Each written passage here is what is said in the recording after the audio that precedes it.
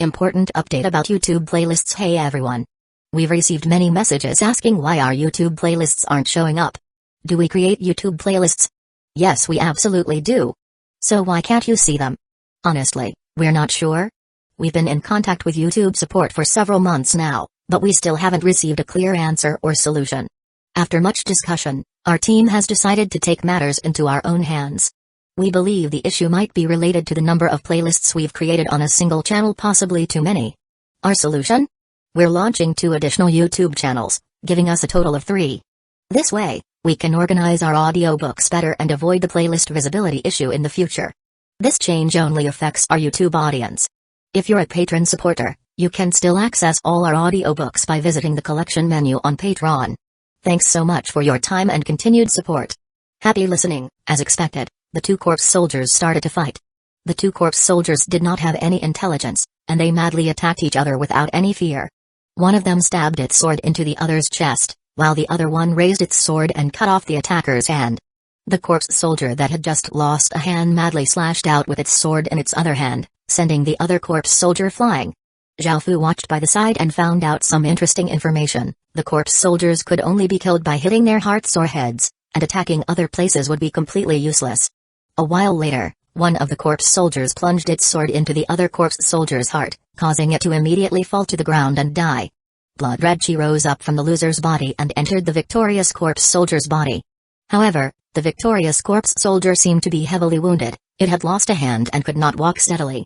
What was key was that it was not quite able to slash out the blood-red sword chi anymore. Despite this, Xiaofu did not act.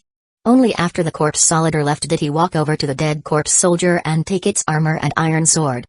The iron sword was still good to use, but there were a few holes in the armor. Luckily, the holes were not too big, so it was still useful. These 2 pieces of equipment were not ordinary equipment and were called corpse soul equipment. They could evolve by killing corpse soldiers, and both of them were currently level 1 corpse soul equipment, the lowest type. 660 corpse soul equipment, corpse soul sword, 0 out of 100. A corpse soldier's sword that can obtain blood chi from killing other corpse soldiers and evolve. This is a piece of soul equipment and can be fused with 1 soul. Corpse soul armor, 0 out of 100. Corpse soldier's armor that can obtain blood chi from killing other corpse soldiers and evolve. This is a piece of soul equipment and can be fused with 1 soul. So they were soul equipment that could be fused with 1 soul. This was the first time that Xiaofu had seen such a thing, and after putting on the armor and equipping the sword, he had become much stronger, and he felt more confident. He caught up to the heavily injured corpse soldier, and seeing him, the corpse soldier roared as it rushed over and slashed at him. However, Xiaofu used his sword to block but was forced back 4 or 5 steps, and the webbing between his thumb and forefinger was torn, causing blood to flow out. Xiaofu had underestimated this corpse soldier. Even though it was heavily wounded, it would not be easy to deal with. As such, Xiaofu could only dodge about to wear the corpse soldier out. After a while, the corpse soldier could barely move anymore and was unable to hit Xiaofu. Seeing that he had worn it down, Xiaofu decided to face off against it directly. The corpse soldier swung its sword, but Xiaofu dodged to the side and stabbed his sword into the corpse soldier's heart. Xiaofu had a lot of battle experience, so with enough strength, Xiaofu could easily kill an enemy. Xiaofu pulled out his sword, and the corpse soldier's body collapsed to the ground. Traces of blood-red chi flowed into his body, and he received 3 system announcements. System announcement. The corpse soul sword has obtained 10 corpse soul chi. System announcement. The corpse soul armor has obtained 10 corpse soul chi. System announcement. You have killed a corpse soldier, and your profession has become corpse soldier. You can kill corpse soldiers to level up. Xiaofu felt quite surprised and found that he was now a level 1 corpse soldier. He felt that this was quite like a role-playing game where he could kill monsters to obtain experience to level up. At the same time, Xiaofu's aura became like that of a corpse soldier's as well. Xiaofu wondered how everyone else was doing in their trial spaces. Now, Xiaofu had the ability to defend himself. Even though he could not directly face off against any corpse soldiers, he could find some weakened ones to bully. Following this, Xiaofu started to search for some heavily wounded corpse soldiers to deal with. 3 hours later, Xiaofu finally sliced off the head of the corpse soldier he was fighting, and he leveled up to level 2. His cultivation was now equivalent to Tier 0 level 5. Because it took quite a long time to find weakened corpse soldiers, leveling up was quite slow. It took him roughly 3 hours to level up once. However, now that he had Tier 0 level 5 strength, he could consider fighting an ordinary Stage 1 corpse soldier. Right now, His corpse soul sword and corpse soul armor were level 2 as well. Zhao Fu started to look for a corpse soldier to fight, but after fighting, Zhao Fu realized that things had not gone as well as he had expected. After all, fighting a stage 1 corpse soldier while he was only tier 0 level 5 was quite difficult. Clang! Zhao Fu used all of his strength to slash out a blood-red sword chi, sending the corpse soldier in front of him flying, but he was also hit by its attack. The corpse soldier quickly got back on its feet and rushed at Zhao Fu. Zhao Fu's expression became determined, and he also charged up. After a few bouts, he finally killed the other side. This battle had taken Zhao Fu more than an hour, and he had taken some damage. However, he did not have much choice except to hunt down weakened corpse soldiers. He just hoped that after leveling up to level 3, he would have stage 1 cultivation, which would make it easier to kill corpse soldiers. As Zhao Fu continued to look for corpse soldiers, he found a region with trees growing densely together. Behind them was a cliff that was hundreds of meters tall. Luckily, Zhao Fu was not traveling quickly, so he was able to stop in time. Otherwise, he could have fallen down. Looking at this cliff, Zhao Fu felt some inspiration and thought of a good way to quickly kill corpse soldiers. A few hours later, Zhao Fu once again threw a rock at a corpse soldier, hitting its head. The next instant, the corpse soldier turned and ran at him, and Zhao Fu immediately ran. Because he now had tier 0 level 5 strength, Zhao Fu was much faster. Because of the distance between them, the corpse soldier was only able to slowly close the distance. Seeing the familiar thicket of trees ahead, Zhao Fu rushed in, while the corpse soldier behind him roared and also followed him in. Bang! A muffled bang sounded out as Zhao Fu gripped a vine and looked at the corpse soldier that had fallen down the cliff with a smile. He then received 3 system announcements. System announcement. The corpse soul sword has obtained 10 corpse soul chi. System announcement. The corpse soul armor has obtained 10 corpse soul chi. System announcement. You have killed a corpse soldier and received 100 corpse soul chi. So this also counted as killing corpse soldiers. Zhao Fu decided to use this method to kill a large number of corpse soldiers.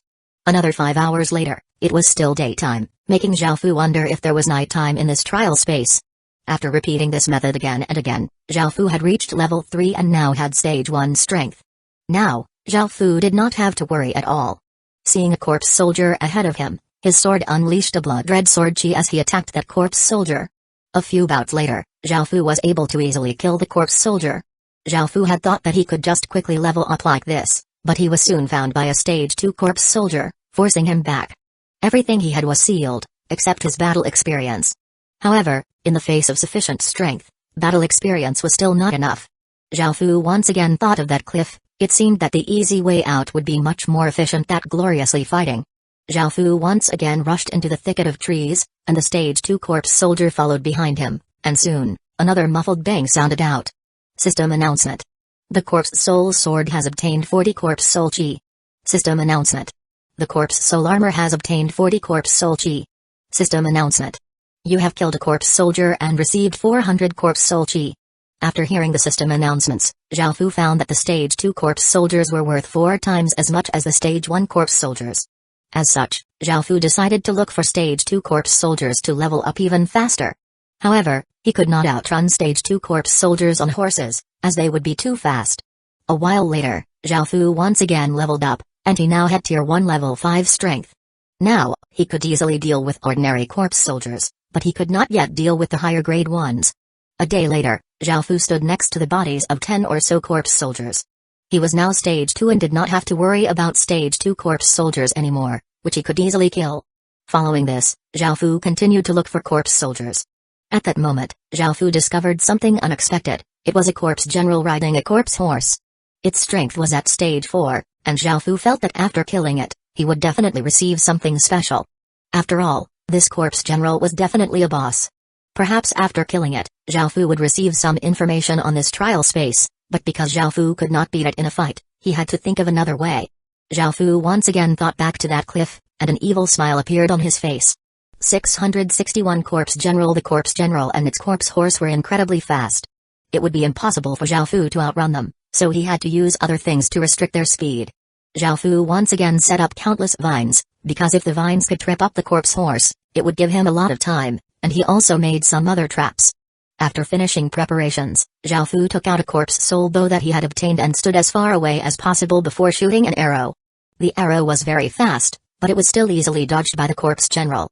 The corpse general's blood-red eyes looked over at Zhao Fu, and they gave off a sense of ferocity. In the next moment, the corpse general and its corpse horse turned into black blurs and shot at Zhao Fu. Zhao Fu was given a big fright, and he did not hesitate to immediately run. In just an instant, Zhao Fu felt a trace of coldness behind him, which was quite terrifying. Zhao Fu gritted his teeth and ran onwards towards where he had bound some vines. After desperately running for a while, he had finally reached his trap area, but Zhao Fu did not slow down. However, he did slightly look back to see how his traps had done. However, Zhao Fu had failed. There was intelligence in the corpse general's eyes, and it was not as stupid as the ordinary corpse soldiers. It had quickly discovered the traps and had used its saber to dismantle the traps and avoid them. This gave Zhao Fu a big fright, and he continued to run at full speed. However, in just a few minutes, he felt a sharp saber chi approach from behind, and he felt as if it could split him in half. Zhao Fu could tell that the corpse general had caught up to him, so he dove to the side. The saber chi obliterated a tree in front of him, and even though he had avoided being split in half, there were some scratches on his face, causing blood to flow out. However, Zhao Fu did not mind this at all, and he continued to run forwards. Boom! Another massive saber chi, giving off immense power, slashed towards Zhao Fu. Zhao Fu once again dodged to the side. Right now, he could only run, or else he would be dead without a doubt. His strength was only at stage 2, so he could not defeat a stage 4 corpse general. If he knew that the corpse general had intelligence, he would not have acted so casually and would have prepared more. Bang! Zhao Fu was sent flying, but he had avoided most of the saber chi and was only hit with a small portion. However, the power behind that attack was quite immense, and a wound appeared on Zhao Fu's body as blood continuously flowed out. The corpse soul armor was quite useful, as he would have been heavily wounded without it.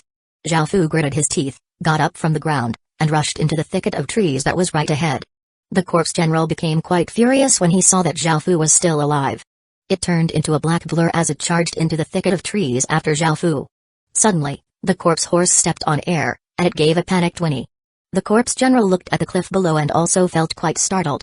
However, it acted immediately, pressing its hands against the corpse horse's body and pushing himself backward. Ha! Zhao Fu loudly roared and sent all of his strength into the corpse soul sword, causing a brilliant blood-red sword light to slash out, seeming to cause the air to explode. It was difficult for the corpse general to move in midair, and facing this attack, the corpse general could only use its saber to block. Even though it had blocked Zhao Fu's attack, its body was sent backward, causing it to fall down the cliff. Seeing this, the corpse general gave a reluctant roar. Bang! A massive impact sounded out, and the corpse general's body smashed out a massive crater like a boulder. Seeing this, Zhao Fu let out a sigh of relief, but he felt quite perplexed, as he had not received any system announcements. Could it be that the corpse general was still not dead after falling from such a height? Zhao Fu quickly descended from the cliff and cautiously approached the corpse general's body. Seeing that it was on its last breath, Zhao Fu was able to relax, and he finished it off with one strike. Apart from the usual system announcements, it also dropped a few items. The corpse soul saber was useless to Zhao Fu, as he used swords, but he put on the corpse general's corpse soul armor. Its armor was level 8 and had incredible defensive power. Apart from the equipment, it also dropped 2 items, one of which was a medallion. The medallion was as big as a palm and seemed to be made out of iron. It was black-colored and had a cold feeling to it, and it had a corpse soldier engraved on it. Corpse soldier medallion. With this corpse soldier medallion, you can change profession to corpse general and have 300 corpse soldiers submit to you. This was very useful to Zhao Fu, as it would let him directly gain control of 300 corpse soldiers. When he thought of the speed at which he would be able to level up, Zhao Fu had a satisfied smile on his face, as expected from something he had taken great risks to obtain. The second item was an orb of light. After looking at it, Zhao Fu found that it was a memory orb, and it contained the corpse general's skills and some memories. This was also quite important to Zhao Fu, as Zhao Fu still had no idea what this trial space was about. Perhaps it would help him understand the trial space more. Zhao Fu used the memory orb and obtained a few skills, but they were all saber skills, which Zhao Fu was not interested in. He then looked through the memories, and he was shocked to find that not only did this trial space have many villages, but there were also even cities and city lords, who had city lord seals. Even though these cities were all basic cities, with the city lord seal's power, the city lords could instantly kill Zhao Fu, and he would not be able to retaliate at all. Zhao Fu looked through the memories and found that if he wanted to complete this trial, he had to obtain at least a corpse soul city. Even though he knew what he had to do, when he thought about a corpse soul city's population, he couldn't help but feel demoralized. All of the excitement he felt from obtaining the corpse soldier medallion was gone. Let alone 300, even if he had 3,000 corpse soldiers, he would not be able to conquer a city. After all, each city had at least 100,000 corpse soldiers, and the city lord had a city lord seal. Zhao Fu felt as if he had no hope at all. However, Zhao Fu realized that since it would be almost impossible to take down a city, he could take over a town, then level up that town into a city. That way, he could still complete the trial. Since time was not a big deal, this seemed like the best method. After putting all of the items away, Zhao Fu left this place and gathered his 300 corpse soldiers. This was Zhao Fu's most basic force, and they were quite important to Zhao Fu's plan. Now, Zhao Fu went to look for a village or a town. Following this, Zhao Fu soon found a corpse soul village. The corpse soul village not only had corpse soldiers but also corpse ghosts. There was not much difference except that one had weapons and armor while the other just madly attacked with nothing. 662 corpse soul village. Even though this was called a village, it was more like a monster den, because the corpse soldiers and corpse ghosts did not have any intelligence. They only knew how to madly attack people like beasts. However, because they were of the same village, they did not attack each other. Zhao Fu found that there were 330 residents in this village, 260 corpse ghosts and 70 corpse soldiers. It was now very strong, and Zhao Fu led 300 corpse soldiers. These corpse soldiers did not have any intelligence, so Zhao Fu could not command them and use any battle tactics. As such, he could only find the best time to attack and just charge. The corpse soul village did not have any walls, and only had some worn-down houses. The corpse ghosts and corpse soldiers were scattered all over the place, with no one defending. This made sense, as none of them had any intelligence. After changing profession to corpse general, Zhao Fu's strength had greatly increased. As Zhao Fu led the 300 corpse soldiers in, both sides roared and ferociously battled. However, Zhao Fu's side had the advantage, and the corpse soul village was forced back. At that moment, Zhao Fu killed his way through to the village hall, where the city heart was. Roar! An incredibly loud roar sounded out, as a corpse ghost that was twice the size of the others rushed out. This was most likely the boss of this village. Zhao Fu narrowed his eyes and slashed out with his sword, and a sharp sword chi flashed at the corpse ghost boss head. The corpse ghost boss used its sharp claws to swipe at the air, sending out an air blade. Bang! An explosion sounded out as the sword chi and air blade collided. The sword chi instantly destroyed the air blade, and continued onwards towards the corpse ghost boss head. The corpse ghost boss mustered its strength and used its hands to defend, and was forced back 5 or 6 steps. The boss of a village of 300 corpse ghosts and corpse soldiers was not very strong. Zhao Fu shot forwards and sent his strength into the corpse ghost sword, causing it to give off a sharp, blood-red light. The corpse ghost boss raised its sharp claws, slashing towards Zhao Fu, but Zhao Fu swung his sword diagonally, cutting the corpse ghost boss arm off. The corpse ghost boss roared in pain, and used its other claw to swipe at Zhao Fu. Zhao Fu did not dodge or retreat, and instead rushed forwards and stabbed the sword towards the corpse ghost boss with both hands. Kai! The blood-red sword easily pierced through the corpse ghost boss heart, and it fell to the ground, and its blood-red chi was absorbed by Zhao Fu. After killing the corpse ghost boss, Zhao Fu walked into the village hall and looked at the city heart giving off a blood-red glow. Zhao Fu walked over and chose to conquer it. A formless shockwave rippled out, and all of the corpse soldiers and corpse ghosts of the village stopped attacking. Zhao Fu's corpse soldiers also sensed something and stopped attacking. Zhao Fu felt quite surprised. As long as he killed the boss of the village and conquered the city heart, all of the corpse soldiers and corpse ghosts would automatically submit. This was an unexpected surprise, and this way, Zhao Fu would be able to quickly obtain more soldiers. Moreover, when Zhao Fu conquered the corpse soul village, Zhao Fu received information that he could bring this corpse soul village with him back to the Heaven Awakened world. However, it would no longer be a corpse soul village, and would instead turn into an unused city heart. Zhao Fu did not relocate the village for now, and tallied up his forces. He found that he had 328 corpse soldiers and 190 corpse ghosts, and he had them stay here for now as he went to look for other villages. This was because traveling with a large group would take quite a long time, so it would be easier for Zhao Fu to move by himself. After finding a village, he would bring his soldiers to attack. Apart from this, Zhao Fu also tamed a corpse horse by creating some traps and binding it. With this corpse horse, it became much easier for Zhao Fu to move around. Soon, Zhao Fu found another corpse soul village, which seemed to have just been through a big battle. There were many bodies on the ground, and the remaining forces numbered around 200. Zhao Fu snuck over and killed the boss, then conquered the village, and the remaining 200 corpse soldiers all submitted to him.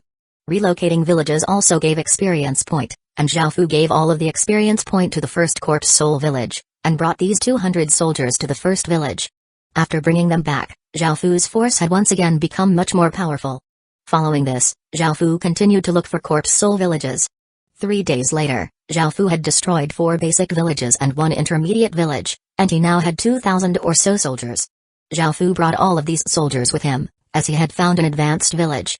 This advanced village had a population of 5,000, and Zhao Fu decided that using some strategies, as well as the 2,000 soldiers would be enough to easily take down this advanced village. If he could take down this advanced village, he would be able to make it his main village, and he would not have to level up his basic village into an advanced village. Zhao Fu coming near, Zhao Fu found that this village did not have any corpse generals, and at most only had some stage 2 and stage 3 corpse soldiers. Zhao Fu first had his soldiers remain some distance away. They did not have much intelligence, so they could not use advanced battle techniques, so Zhao Fu could only use the most simple methods. Zhao Fu rode his corpse horse and came outside the village. He used his corpse soul bow to attack a few times, drawing out a few hundred corpse soldiers. Roar! The corpse soldiers roared as they chased after Zhao Fu. However, Zhao Fu did not worry, because with his corpse horse, he could easily outrun them. Following this, Zhao Fu led them to where his soldiers were stationed, then gave the order to attack. The hidden soldiers all rushed out, easily deciding this battle. After dealing with this wave of corpse soldiers, Zhao Fu used the same method to draw out wave after wave of corpse soldiers. These corpse soldiers had no intelligence, so there was nothing for Zhao Fu to worry about. Finally, the advanced village only had 3,000 or so corpse soldiers, so Zhao Fu brought his soldiers in and charged. Zhao Fu's soldiers roared as they rushed towards the advanced village, giving off a ferocious aura. The village's soldiers also charged up, and the two sides quickly clashed. Zhao Fu rode on his corpse horse and quickly found a boss, and rushed towards it. Clang! The corpse horse galloped, and arrived before the boss in an instant. Zhao Fu slashed towards the boss head ferociously with his sword, while the boss roared and parried his attack. Half an hour later, Zhao Fu successfully killed the boss, but he had received some minor injuries. He went and conquered the advanced village, and now had a force of around 4,000 soldiers, which was double that of before. Zhao Fu was quite satisfied with this. Now, Zhao Fu prepared to use this advanced village as his base and continuously conquer and gather an even stronger force. 663 corpse soul armor. 4 days later, Zhao Fu had expanded his force to 10,000 soldiers, and he once again set out, as he had discovered a basic town. If he could conquer this basic town, he could use it as his new base. After gathering an even more powerful force, he could attack an advanced town, then level it up into a city. That way, he would be able to complete the trial, and Zhao Fu was quite satisfied with this speed. Zhao Fu went to the side of the basic town. This basic town had a force of 30,000 and had a corpse general as well. Zhao Fu was now level 8 and had tier 3 level 5 cultivation, so he was not as afraid of corpse generals anymore. However, Zhao Fu was worried that the boss of this basic town and the corpse general would both attack him. Zhao Fu guessed that the boss would have at least stage 4 strength, and would be a bit stronger than even the corpse general, so it would be best to split them up. Zhao Fu used the same method as before, luring out waves of corpse soldiers and killing them before attacking the town. Zhao Fu went to a hidden location and took out his corpse soul bow. His first target was the corpse general, and if he did not kill it, the battle would be very difficult to win. The arrow flew out like a bolt of lightning, straight towards the corpse general. The corpse general quickly noticed this arrow and swung its spear, knocking the arrow away.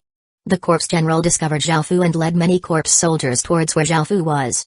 Of course, Zhao Fu could only turn and run. This was because the corpse general also had a corpse horse, and if he was too slow, the other side would catch up to him. Luckily, Zhao Fu was able to lure out the corpse general to the ambush, and he ordered his soldiers to attack while Zhao Fu fought with the corpse general. The corpse general rode its corpse horse and gripped its spear, charging over as it stabbed at Zhao Fu's chest. Zhao Fu also rode over on his corpse horse incredibly quickly, and just as they were about to clash, Zhao Fu leaned to the side, avoiding the corpse general's spear. Zhao Fu's sword gave off a blood-red light as he slashed horizontally at the corpse general's chest. This attack sliced open the corpse general's armor and opened up a gash, causing black blood to flow out and cover its chest. However, before Zhao Fu could rejoice, the corpse general stabbed backhanded with its spear, and Zhao Fu felt an immense impact on his back, knocking him off his horse and onto the ground. The corpse general turned its horse around and stared at Zhao Fu. It once again raised its spear and charged over. Zhao Fu got up from the ground and gripped his sword with both hands, a serious look on his face. Rumble. The corpse horse's hooves galloped on the ground as the corpse general once again arrived before Zhao Fu. Its spear gave off spear light as it stabbed towards Zhao Fu's throat. In this incredibly dangerous moment, Zhao Fu lowered his body as he slashed out with his sword, sending out a blood-red arc of light. The corpse horse whinnied as its front legs were sliced in half by the sword light, and it crashed to the ground, putting a lot of dust into the air. The corpse general also heavily crashed to the ground with it. Zhao Fu grasped this opportunity, slashing at the corpse general as it got up and sending it flying. The corpse general's body flew out 7 or 8 meters and once again crashed onto the ground. Zhao Fu chased after it, and by now, it was heavily wounded and looked quite wretched. Seeing Zhao Fu approach, it swept out with its spear. Zhao Fu could only stop as he avoided this attack, and the corpse general took this opportunity to get up. It started to show signs of wanting to retreat. Since it could not defeat Zhao Fu, it seemed like it wanted to run. Its spear gave off a large amount of cold light, once again forcing back Zhao Fu as the corpse general turned and ran. However, how could Zhao Fu let it go? He immediately chased after it, and after a few bouts, he sliced off the corpse general's head. After it died, it dropped the same things from the corpse general from before, and Zhao Fu did not take too much notice of them after putting them away.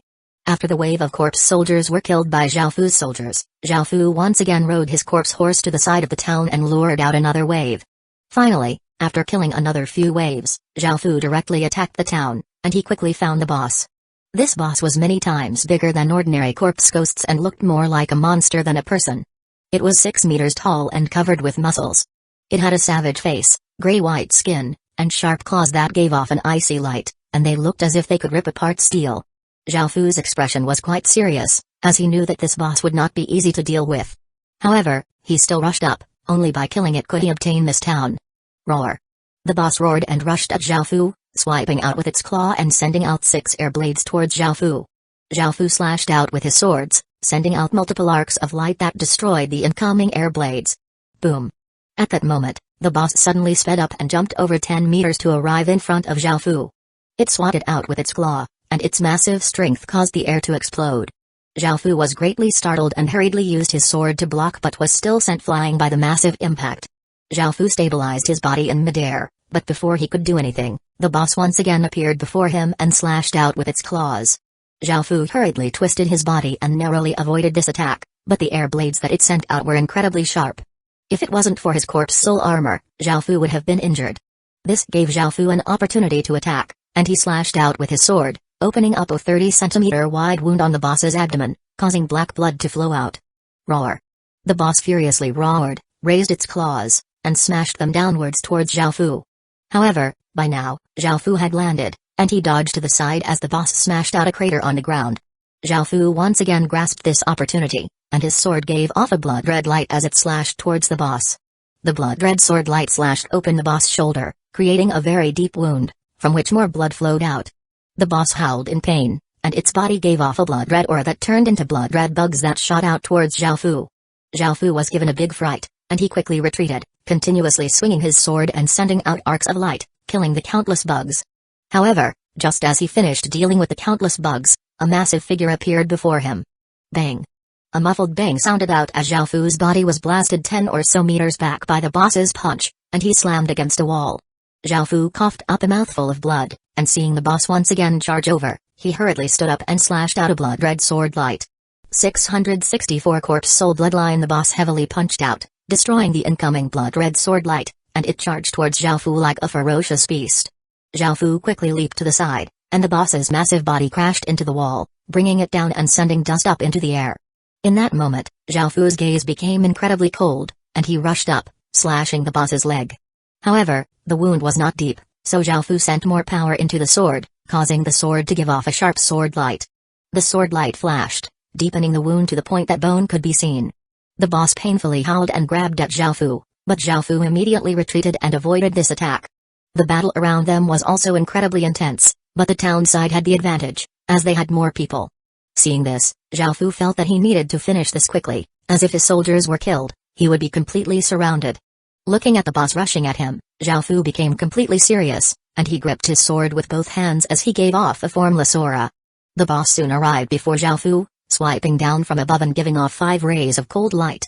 Just as they were about to hit Zhao Fu, his body seemed to give off afterimages as he moved to the side and stabbed his sword through the boss's stomach. Bang!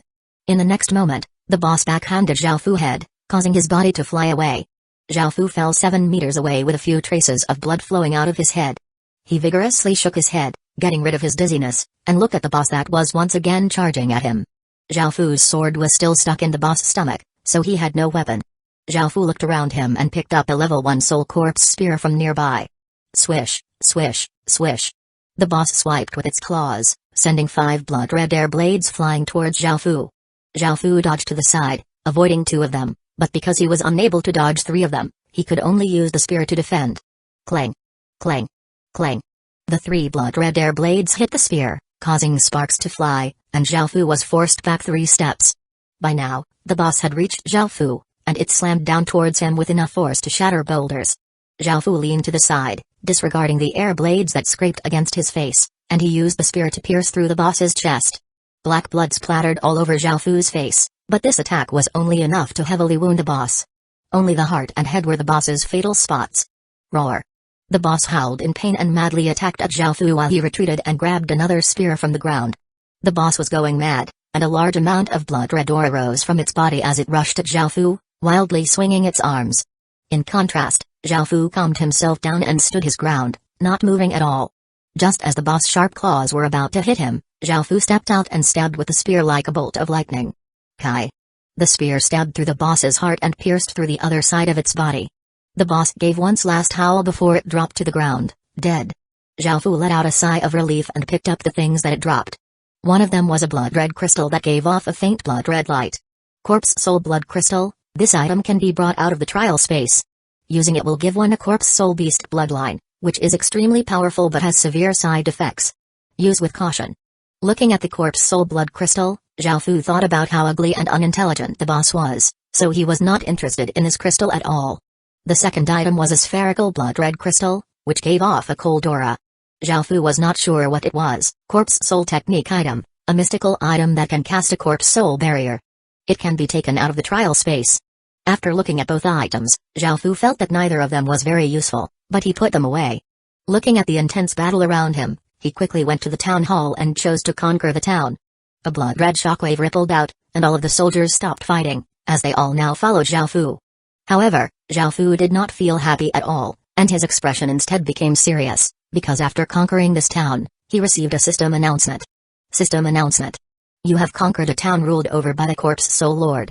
You have invoked the enmity of the Corpse Soul Lord. The Corpse Soul Lord was a city lord and had the power of a city lord seal, and it ruled over this region. Zhao Fu felt that he could no longer stay in this region. Luckily, this was a basic town, so relocating it would not cause it to decrease in level. Zhao Fu did not hesitate to choose to relocate the town. He planned to bring his soldiers and quickly leave because he could not defeat a city lord. Rumble. Suddenly, a massive sound rang out as if there were countless wild beasts charging, causing Zhao Fu's expression to change. He rushed out of the town hall and saw at least 100,000 corpse ghosts rush into the town, and there was a woman standing in the air. The woman wore scaled armor and held a blood-red sword. She had short hair, a pale face, and looked incredibly beautiful. Her figure was quite graceful, but her savage, blood-red eyes were filled with cruelty and bloodthirstiness, and she also had 2 fangs. She was the Corpse Soul Lord, and she gave off an incredibly terrifying aura that weighed down on the entire town, and it was as if it could cause the heavens and earth to dim. Zhao Fu gulped. After sensing how terrifying the Corpse Soul Lord was, he quickly turned and ran. Zhao Fu was not a match for this Corpse Soul Lord, as it had a city lord seal, and she could instantly kill Zhao Fu. Zhao Fu decided to give up on all of his soldiers. American Samoa 15000 against 100,000 had no chance of winning. Zhao Fu could only take the town's city creation stone and run away. With the city creation stone, he could escape to another region and start over. Moreover, this Corpse Soul Lord had arrived a bit too quickly. He had just conquered the town when he had received the announcement, and she had arrived almost right after. Right now, he could only escape, and he did not have time to think about anything else. Since he had conquered a town under her control, she would definitely kill him. If that happened, he would fail this trial. Standing in the air, the Corpse Soul Lord looked at the escaping Zhao Fu, lightly raised an incredibly pale finger, and pointed at Zhao Fu, causing a trace of blood-red chi to flash out. Bang! A muffled explosion sounded out as Zhao Fu felt an immense force slam into him, causing him to smash against a massive rock and cough up a large mouthful of blood. 665 Corpse Soul Lord Zhao Fu inwardly cursed, immediately got up, and turned to run. If he did not run, he would definitely die here. Zhao Fu had witnessed the Corpse Soul Lord's power, and because he was not a match for it, he did not dare to stay at all. Seeing that Zhao Fu was not dead, the Corpse Soul Lord's expression did not change at all as it once again stretched out a finger and pointed at Zhao Fu. A gray beam of light shot out, flashing through the sky. Bang! A 10-meter wide crater was blasted open on the ground, but Zhao Fu was ready this time, and he narrowly avoided this attack. The Corpse Soul Lord continued to icily look at the escaping Zhao Fu expressionlessly. This time, it stretched out a palm and pressed against the air, causing a formless bomb, which gave off an incredibly powerful aura of suppression, to fly towards Zhao Fu. Zhao Fu felt immense shock and ran as fast as he could, trying to dodge this attack. Bang! Another massive sound rang out as the ground trembled and a 10 or so meter wide handprint appeared on the ground. Even though Zhao Fu had dodged this attack, the shockwaves from it still sent him flying 10 or so meters. Blood leaked out of Zhao Fu's mouth, and he once again got up from the ground. His soldiers had mostly been killed by now, and if he could not escape, he would be surrounded by 100,000 soldiers, and he would definitely be killed. However, just as Zhao Fu got up, a figure appeared before him. Seeing the Corpse Soul Lord in front of him, his heart sank, and he knew that he would not be able to escape. He sighed. Could it be that he was going to die like this and fail the trial? He did not have time to think, as the Corpse Soul Lord drew its blood-red sword and was preparing to attack. At that moment, Zhao Fu suddenly got an idea and half knelt down before offering the city creation stone, saying loudly, "I'm willing to serve the glorious Corpse Soul Lord." As Zhao Fu had always been conquering and having others surrender, he had never thought that he would one day have to surrender. However, even though he did this, it was possible that the Corpse Soul Lord would not accept. The Corpse Soul Lord had quite high intelligence, and it looked at Zhao Fu and walked over. Zhao Fu felt quite nervous because if the Corpse Soul Lord wanted to kill him, he had no way of resisting. Luckily, it had walked over to take the city creation stone, and it did not do anything else, allowing Zhao Fu to let out a sigh of relief. "I accept your surrender." A hoarse voice sounded out. Zhao Fu felt quite surprised that the Corpse Soul Lord could speak. Even though it could not speak very well, Zhao Fu still nodded. The Corpse Soul Lord took the city creation stone and walked towards the old town hall while Zhao Fu followed behind. After Zhao Fu had surrendered, all of the fighting had stopped, as they all now belonged to the Corpse Soul Lord. Following this, the Corpse Soul Lord re-established the town and brought Zhao Fu to the Corpse Soul City. The Corpse Soul City was an even bigger gathering place for monsters. Apart from the Corpse Soul Lord, which had relatively high intelligence, the others all had relatively low intelligence. Afterward, Zhao Fu found out that the reason that the Corpse Soul Lord did not kill him was because he could speak well. It wanted Zhao Fu to continuously talk to it, treating him like a toy. Now that Zhao Fu's profession was a corpse general, his aura was not much different to corpse soldiers. Without this aura, he would have been torn apart by the countless corpse soldiers. Zhao Fu could only stay within the Corpse Soul City. Now that he had stayed alive, he needed to find an opportunity to escape. However, the Corpse Soul Lord seemed to know what Zhao Fu was thinking, so whenever it went out or rested, it would use iron chains to bind Zhao Fu, making it impossible for him to escape. Zhao Fu couldn't help but sigh. He could only stay here for now and look for other ways to escape. A week later, Zhao Fu gave up on escaping because he obtained some information about the trial space and found that his original plan would not have worked. Before, Zhao Fu had planned to conquer an advanced town and level it up into a basic city. However, he found that one could only level up villages into basic towns, and after that, they would not receive any more experience point. This trial space only had 4 Corpse Soul cities and 4 Corpse Soul Lords. The relationships between the 4 Corpse Soul Lords weren't good, as they frequently attacked each other. It was said that only by unifying this place could they leave. There was also a possibility of a miracle happening, allowing them to have everything they wanted, but there was only one spot. As such, the 4 Corpse Soul Lords attacked each other, but none of them were able to do anything to each other. As such, Zhao Fu decided to stay to see if he could somehow obtain the City Lord seal. Since he could not level up an advanced town into a basic city, he would have to steal a City Lord seal. As such, Zhao Fu could only wait, and days passed until Zhao Fu finally found an opportunity. On that day, the Corpse Soul Lord once again went to find Zhao Fu to talk, but suddenly, 2 Corpse Soul Lords brought their armies to attack. The situation was incredibly dire, and the Corpse Soul Lord had no time to bind Zhao Fu as she directly took her army to defend.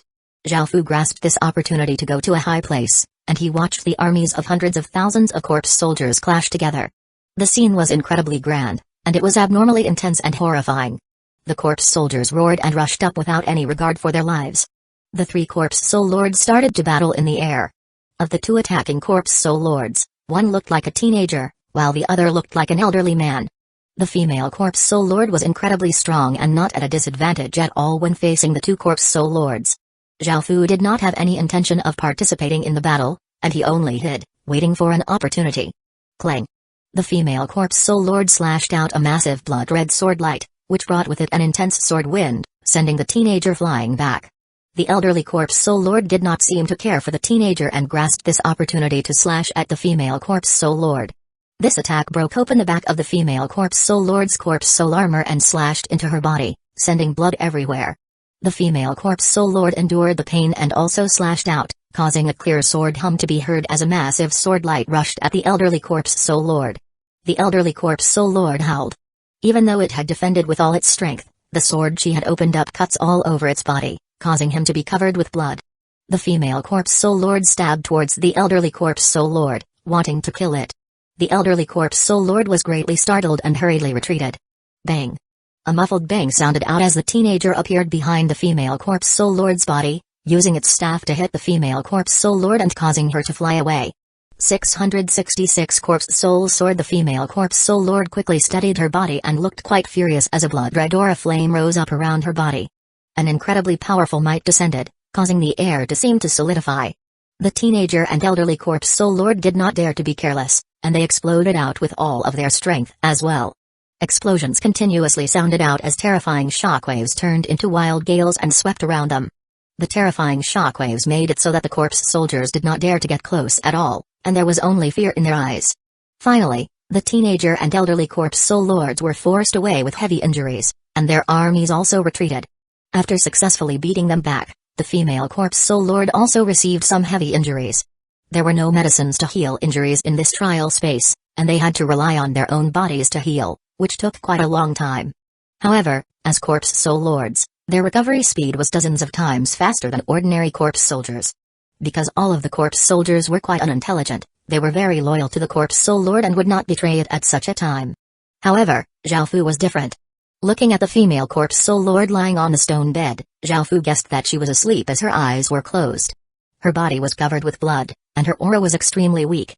Currently, she did not seem as powerful and ferocious, and instead, she had a weak and gentle aura. Xiaofu slowly walked over with a sword. He could not give up on such a good opportunity. If he let this opportunity slip by, it would be almost impossible for him to obtain a city lord seal in the future. Even though this was quite underhanded, how else could Xiaofu kill the corpse soul lord? When she was at the peak of her strength, she could easily kill Xiaofu. Could it be that he had to face against her directly? If he wanted to pass this trial, he would have to do this. He did not want to continue being a toy for her. Xiaofu gripped the sword and cautiously walked over. Xiaofu felt quite nervous, and after walking over to the corpse soul lord, he deeply breathed in and sent his power into the sword before slashing down at the corpse soul lord's neck. Suddenly, the corpse soul lord's blood-red eyes flew open, and Xiaofu was greatly startled. In the next moment, he was blasted backward by an invisible force. Just as Xiaofu fell to the ground, an incredibly pale hand grabbed his neck and lifted his body up. The corpse soul lord's expression was icy cold, and she started to apply strength. Xiaofu could feel his throat being crushed, and he almost couldn't breathe anymore. His face went extremely red, and he desperately struggled. He instinctively grabbed that pale hand, trying to loosen it. However, facing the corpse soul lord power, he could not do anything at all. Xiaofu's consciousness started to go hazy, and he wondered if he was about to die. However, at that moment, the Earth Realm mark on Xiaofu's hand appeared, and Xiaofu felt that he could suddenly use his King's Ring. He sent his consciousness into his King's Ring and saw the Sword Corpse Talisman giving off a strange light. Xiaofu had no time to think. He took out the Sword Corpse Talisman and immediately stuck it on the Corpse Soul Lord's body. The Corpse Soul Lord stared in surprise at the talisman, after which the talisman turned into a white light that covered it. The Corpse Soul Lord felt a trace of danger and started struggling, dropping Xiaofu in the process. Xiaofu crashed onto the ground and desperately gasped for air as he watched the Corpse Soul Lord being surrounded by the white light. She started to hoarsely roar and explode out with power, trying to escape the white light. However, that white light seemed to counter her power, and no matter what she did, she was absorbed by the white light. Soon, the Corpse Soul Lord's struggling became weaker and weaker. Finally, a gray-white sword remained on the ground. Xiaofu was quite shocked and never thought that a Sword Corpse Talisman would be able to deal with this Corpse Soul Lord. However, after thinking about it, he realized why. The Sword Corpse Talisman could turn corpses into swords, and because the Corpse Soul Lord's body was a corpse, it was naturally countered. Moreover, it was also because the Corpse Soul Lord had been heavily injured, or else it would have been quite difficult for the Sword Corpse Talisman to turn it into a sword. Looking at the Earth Realm mark, Xiaofu grinned. It seemed that he did have special privileges, or else he would have died already. Zhao Fu looked at the sword, walked over, and took it into his hand. The sword was about 1 meter long and gray-white. There was a rhombus where the blade and hilt intersected, and it gave off an icy feel as if he was touching an icy corpse. The corpse soul lord had become the sword spirit, and it furiously yelled, "Shameless! Bastard! Scum!" Zhao Fu laughed and looked at the corpse soul sword stats, and he was quite surprised to find that it was a level 1 saint armament. Its stats were quite high, and it could rival even the Regulus sword. However, the Regulus sword was a saint armament forged by humans and was the strongest sword in China, so it would definitely be stronger than the corpse soul sword. In fact, sometimes it would be stronger than even the Sin Dragon sword. Zhao Fu first attached the sword to his waist, then picked up the City Lord seal. The corpse soul lord had effectively been killed, so the entire corpse soul city went into chaos. Zhao Fu quickly went to the city hall and chose to conquer the corpse soul city, and he took over all of its forces. System announcement. You have conquered a basic city and completed the trial. You have 2 options. You may either remain here and receive a higher rating, or you may leave and receive a lower rating. Zhao Fu thought about it and decided to stay in order to get a higher rating and better prizes. Moreover, Zhao Fu knew that the 2 other corpse soul lords were heavily injured, so he could quickly go to deal with them before killing the final corpse soul lord and easily unifying this trial space. Ha ha ha. When he thought of that, Zhao Fu couldn't help but happily laugh. However, the corpse soul sword at his side continuously trembled, not wanting to submit to him. Zhao Fu could no longer use his king's ring, nor could he take swords out of his sword mark, so this corpse soul sword would be his best weapon. It would be important in future battles, so he said, "If you want to leave this place, you must listen to me." After talking with the corpse soul lord for so long, Zhao Fu knew she quite well. She had been here for countless years and had not been able to leave, and she was extremely curious about the outside world. Really? After hearing Zhao Fu's words, the corpse soul sword stopped trembling and spoke with a hopeful tone. Zhao Fu laughed and told her the plan. After hearing this, she also happily laughed. This was the first time Zhao Fu had heard her laugh, and she sounded quite unpleasant and eerie. Following this, Zhao Fu set his plan into motion. 667 Corpse Soul Blood Lake. With the Corpse Soul Lord's help, Zhao Fu quickly found where the 2 other Corpse Soul Lords were. Zhao Fu did not bring any soldiers with him because he did not want a direct fight. Instead, he wanted to sneak in and assassinate the Corpse Soul Lord. After coming to a Corpse Soul city, Zhao Fu found that there were many corpse soldiers defending it warily. The Corpse Soul Lord had most likely ordered them to defend as it recovered. Back then, the 2 Corpse Soul Lords' wounds were even worse than the female Corpse Soul Lords. Zhao Fu held the Corpse Soul sword and snuck into the city. If he had his assassin profession, things would have been much easier. However, even if his assassin profession was sealed, he still had his experience of being an assassin. Adding on the fact that these corpse soldiers were quite stupid, it was quite easy for Zhao Fu to sneak into the city. Following this, Zhao Fu found the teenager Corpse Soul Lord sitting cross-legged on a prayer mat within an ancient-looking temple, where he was recovering from his injuries. There was blood on his chest, and his aura was quite weak, as his wounds were quite serious. His eyes were closed as he focused on using all of his strength to recover. Zhao Fu held his breath and came within 10 meters of the teenager before sending his power into the Corpse Soul Sword. The Corpse Soul Sword gave off a terrifying gray-white sword light, and in that moment, Zhao Fu turned into a black blur and shot towards the teenager. The teenager sensed something and suddenly opened its eyes, but Zhao Fu's sword had already pierced into its heart and stabbed through the other side. The teenager died with a confused look on his face, and Zhao Fu felt quite surprised that he could kill him so easily.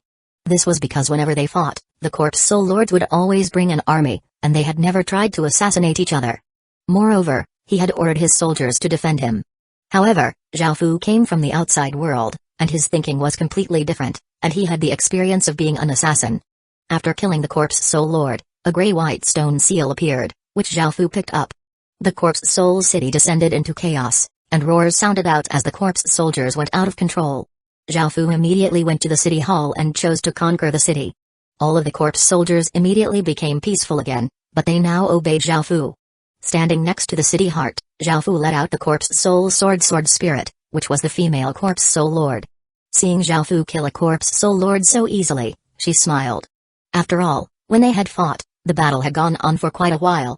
Zhao Fu gave the teenager's City Lord seal to the female Corpse Soul Lord and said, "See if you can use it." Now that Zhao Fu had 2 City Lord seals, he was much more powerful, and he could not waste the City Lord seal. If he gave it to corpse soldiers, they were too unintelligent and would not be able to use the City Lord seal's power. As such, Zhao Fu wanted to give it to the Corpse Soul Lord, who had become a sword. The Corpse Soul Lord received the City Lord seal, tried using it, and said, "I can use it." Zhao Fu felt quite delighted and took her to the next Corpse Soul City. After arriving, they found that the situation here was quite different. There were two armies battling, while a young man holding a sharp sword continuously attacked the elderly Corpse Soul Lord. He had already been heavily injured, and facing the young man's attacks, he could only passively defend. Zhao Fu hid away as he watched this. It seemed that it was not just him who had this sort of idea. "Are we going to fight?" the female Corpse Soul Lord asked. Of course, they could not go out now, they had to wait until both sides were spent. As such, Zhao Fu replied, "Hide your presence, we'll wait for our opportunity." In response, the female Corpse Soul Lord nodded, but Zhao Fu was not sure if she understood or not. Boom! A massive explosion sounded out as the young man slashed out a terrifying sword light that seemed to rip apart space itself.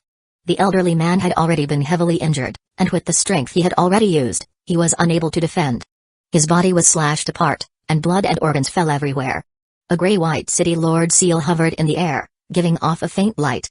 After using his ultimate attack, the pale-faced young man felt quite pleased and was about to grab the City Lord seal. Suddenly, a sword light shot towards the young man, making him feel quite startled. He hurriedly dodged to the side, but another sword light flashed, opening up an injury on his back and causing blood to flow out. There were two enemies. The young man ignored the pain on his back and hurriedly retreated, and he soon saw a man and a woman appear. He recognized the woman to be one of the other Corpse Soul Lords, but he did not recognize the man. Facing the two Corpse Soul Lords, the young man hesitated because he knew how powerful the female Corpse Soul Lord was. As such, after thinking about it, he decided to retreat. However, Zhao Fu did not give him this opportunity. After a massive battle, Zhao Fu slashed off the young man's head and obtained another City Lord seal. After obtaining the 4 City Lord seals, Zhao Fu once again heard a few system announcements. Congratulations, you have unified the Corpse Soul region. Your rating is of the highest grade, and you have obtained 5 million trial points. System announcement. You have obtained Corpse Soul equipment blueprints. System announcement. You have obtained the Corpse Soul Blood Lake. After such a long time, he had finally completed this trial, and Zhao Fu let out a breath of relief. Zhao Fu did not care too much about the trial points, but he was quite interested in the Corpse Soul equipment blueprints. Corpse Soul equipment was equipment that one could fuse with one soul, and it dealt a certain amount of damage to all spirit and soul-type creatures. They were quite effective against such creatures and were many times more effective than holy light-type items, and they completely suppressed the Death Race's equipment. Zhao Fu had a look and saw that one of the materials required was soul iron, which could be created by killing people. It first required a metal mine, then for a magic formation to be set up, and then for people to be killed and for their soul energy to be added to the mine. As for the Corpse Soul Blood Lake, Zhao Fu took a look and saw that it was something that could develop a large number of people with the Corpse Soul bloodline. When he thought about the bosses of the villages and towns, even though they were quite unintelligent, they were incredibly powerful. If they had a large number of those sorts of soldiers, they would be a massive killing tool for Great Kin. Zhao Fu would not make his own soldiers use the Blood Lake, as the side effects were too powerful. Rather, he planned to use it on captives who refused to surrender. After being given the Corpse Soul bloodline, their consciousness would be destroyed, and Great Kin would be able to control them anyway. Apart from the 3 system announcements, Zhao Fu found that he could now use his King's Ring and Sword Mark, and he could leave the trial space whenever he wanted. Zhao Fu smiled and looked at the countless soldiers' corpses, and he started to take their Corpse Soul equipment. It was a pity that he could not take their bodies, or Great Kin's army's strength would have been greatly boosted. 668 The Emperor has arrived in total. Zhao Fu obtained 500,000 sets of Corpse Soul equipment, all of which had 1 weapon and 1 piece of armor. Zhao Fu smiled as he then left the trial space. A rainbow light once again flashed, and Zhao Fu's body disappeared as he appeared in another place. Looking around him, Zhao Fu felt quite surprised, as he had not returned to the Heaven Awakened world but was instead in front of an imperial palace. All of his equipment, cultivation, and skills were once again sealed, and Zhao Fu had once again become an ordinary person with no strength. Zhao Fu felt quite confused. He had left the trial space, so why had he appeared here? He looked at his clothes and found that they seemed to be a eunuch's clothes. Zhao Fu instinctively touched his lower region and felt that his genitals were still there, making him feel relieved. However, looking at the imperial palace, Zhao Fu did not know what to do. He did not know where or when this was. Zhao Fu looked beside him and saw a little eunuch, and he went over and asked, "Little brother, where is this place?" The little eunuch looked at Zhao Fu with a puzzled expression and said, "This is the Chanyang Palace." "What, are you lost?" Zhao Fu did not know what the Chanyang Palace was, so he could only awkwardly ask, "What is Chanyang Palace?" The little eunuch looked at Zhao Fu as if he was an idiot and said, "Chanyang Palace is one of Great Tang's palaces." Great Tang Palace? Hearing this, Zhao Fu frowned. Why had he come to one of Great Tang's palaces? Seeing Zhao Fu frown like that, the little eunuch immediately left. It was best not to associate himself with strange people, or else they would bring trouble to him. Zhao Fu looked at the palace and understood that this was most likely another trial. However, his power had been sealed, and there was most likely no way to raise his power. That meant that he most likely had to pass this entire trial as an ordinary person. In actuality, cultivation was quite a mystical thing, and even in ancient times, most people were just ordinary people who did not have any special powers. Zhao Fu decided to look around to see if he could find some way to complete this trial. "The Emperor has arrived!" Someone shouted, and everyone around him, whether they were guards, eunuchs, or palace maids, all knelt on the ground. Zhao Fu half knelt, playing along with them. As a Chinese person, kneeling was a very big deal, as it represented one's pride and dignity. As the saying went, there is gold beneath a man's knees, and one could only kneel to the heavens or to one's parents. In Zhao Fu's experiences, he had only knelt for his mother before. When he was truly forced to, he would at most only half kneel with one knee and would never kneel with both knees, as he felt that that was incredibly humiliating. Zhao Fu slightly raised his head and saw a slightly pale-looking middle-aged man wearing a dragon robe walking with a group of eunuchs and palace maids. Of course, Zhao Fu did not recognize this emperor, but since this was one of Great Tang's palaces, this man was most likely one of Great Tang emperors. As such, Zhao Fu obediently lowered his head. The emperor did not have any time to look at the eunuchs or palace maids, but one of the older eunuchs looked around and found that Zhao Fu was only half kneeling. His gaze became cold, and he thought, "You damn slave, you dare to not kneel when greeting His Majesty?" However, he did not say anything, as it was just a little eunuch, and there was no need to bother His Majesty and make him unhappy. The older eunuch left with the emperor, and after a while, everyone got up. Zhao Fu also started getting up, but in the next moment, he was pressed down by two guards. Zhao Fu felt quite surprised at first but then realized that other people had seen him half kneeling. Immediately, Zhao Fu started to struggle, because not kneeling for the emperor was a crime punishable by death in the ancient times. However, Zhao Fu had no strength, and no matter how hard he struggled, he could not break free from the two powerful guards. Finally, Zhao Fu was dragged into a room and was pressed down against the ground. Another big man holding a large stick walked in and did not say anything as he started to savagely beat Zhao Fu. Zhao Fu's body was racked with immense pain, and he couldn't help but cry out. However, the big man showed no mercy and continued to hit Zhao Fu with the big stick. By now, Zhao Fu's back was a mess, and blood stained his clothes. Zhao Fu did not have the strength to struggle anymore, and his pained howls were only groans. However, the big man still did not stop. After all, they had received an order to beat Zhao Fu to death. As the stick repeatedly landed on his body, his consciousness gradually faded into blackness. System announcement. You have died.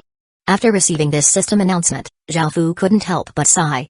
Since he had died, he had failed the trial. Zhao Fu felt quite unsatisfied. On one hand, he wanted to complete the trial, but on the other hand, he wanted to preserve his pride and dignity. In the next moment, a white light flashed, and Zhao Fu was once again in front of the Chanyang Palace. Zhao Fu felt quite surprised, as he had not immediately failed the trial but had been able to start again, and the people around him were the same as well. The emperor has arrived. Someone shouted, and everyone started to kneel. Zhao Fu once again hesitated. He was Great Qin's legatee, the future ruler of Great Qin, so how could he kneel with both knees to someone? In the next moment, Zhao Fu was once again dragged to a room and was beaten to death, and he was once again presented with the same scene. After dying 5 times, the immense pain caused Zhao Fu to realize the situation he was in. Here, he was nothing, only a lowly eunuch who could be killed at anyone's whim and fancy. If it had been red life, he would have died without any chance of respawning. The emperor has arrived. Someone shouted. This time, Zhao Fu deeply breathed in and threw away all preconceptions, and he held on to his current identity. He obediently kneeled with both knees and lowered his head. Even though he felt extremely uncomfortable, that was the situation he was in. He either had to submit or die. After Zhao Fu properly kneeled, no guard came to kill him, but Zhao Fu could not feel happy at all and instead felt quite complicated. Following this, Zhao Fu found someone who knew him. He was a tall and skinny eunuch called Zhao Jizi, while Zhao Fu's name was Zhao Fuzi. Zhao Fu quickly accepted this identity, and he started to go about his job, which was to polish the floors. The palace floors were made of polished marble, which was extremely valuable. Only palaces had marble. Zhao Fu's job was to use a cloth to wipe the floor every day, and Zhao Fu did this while looking for information about this trial. After working for a while, he had finished cleaning the floor of the palace, and he took a bucket of dirty water outside to pour it out. 669 Damn slave. However, as Zhao Fu carried the bucket, someone bumped into him, and some of the dirty water was knocked onto that person. It was a young man with fair skin, wearing elegant clothing. He had a trace of arrogance about him and looked like someone from the imperial family. Even though it was the other person who had bumped into him, Zhao Fu immediately apologized because there was no right and wrong, only different statuses. "I'm sorry, sir. This lowly one did not see you. I'll help you wipe your clothes." By now, Zhao Fu had come to terms with his reality.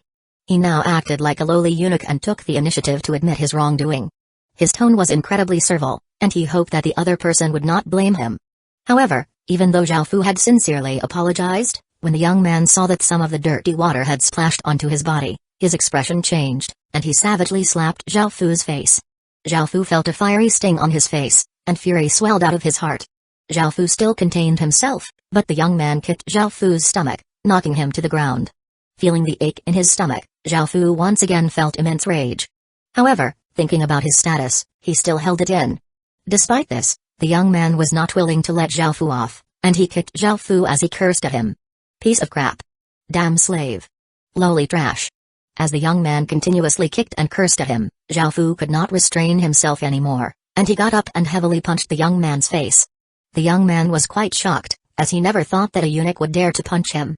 At that moment, a team of guards passed, and the young man angrily pointed at Zhao Fu and said, "This damn slave dared to hit me. I want you all to slash him to death." Yes.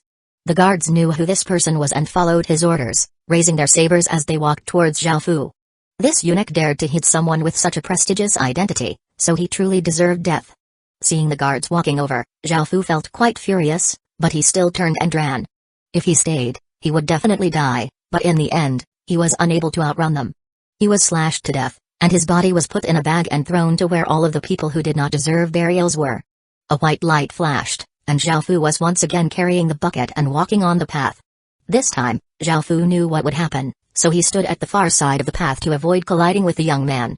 However, when the young man passed, he looked over at Zhao Fu and slapped him for no reason, making Zhao Fu's face sting. Back when the dirty water had splashed on the young man's clothes, there was a reason to be angry, but this time, there was no reason at all. This made Zhao Fu feel quite furious, and he clenched his fists and gritted his teeth. However, he held it in. The other side had a prestigious identity, so anything he did was right, while he had a lowly identity, so anything he did was wrong.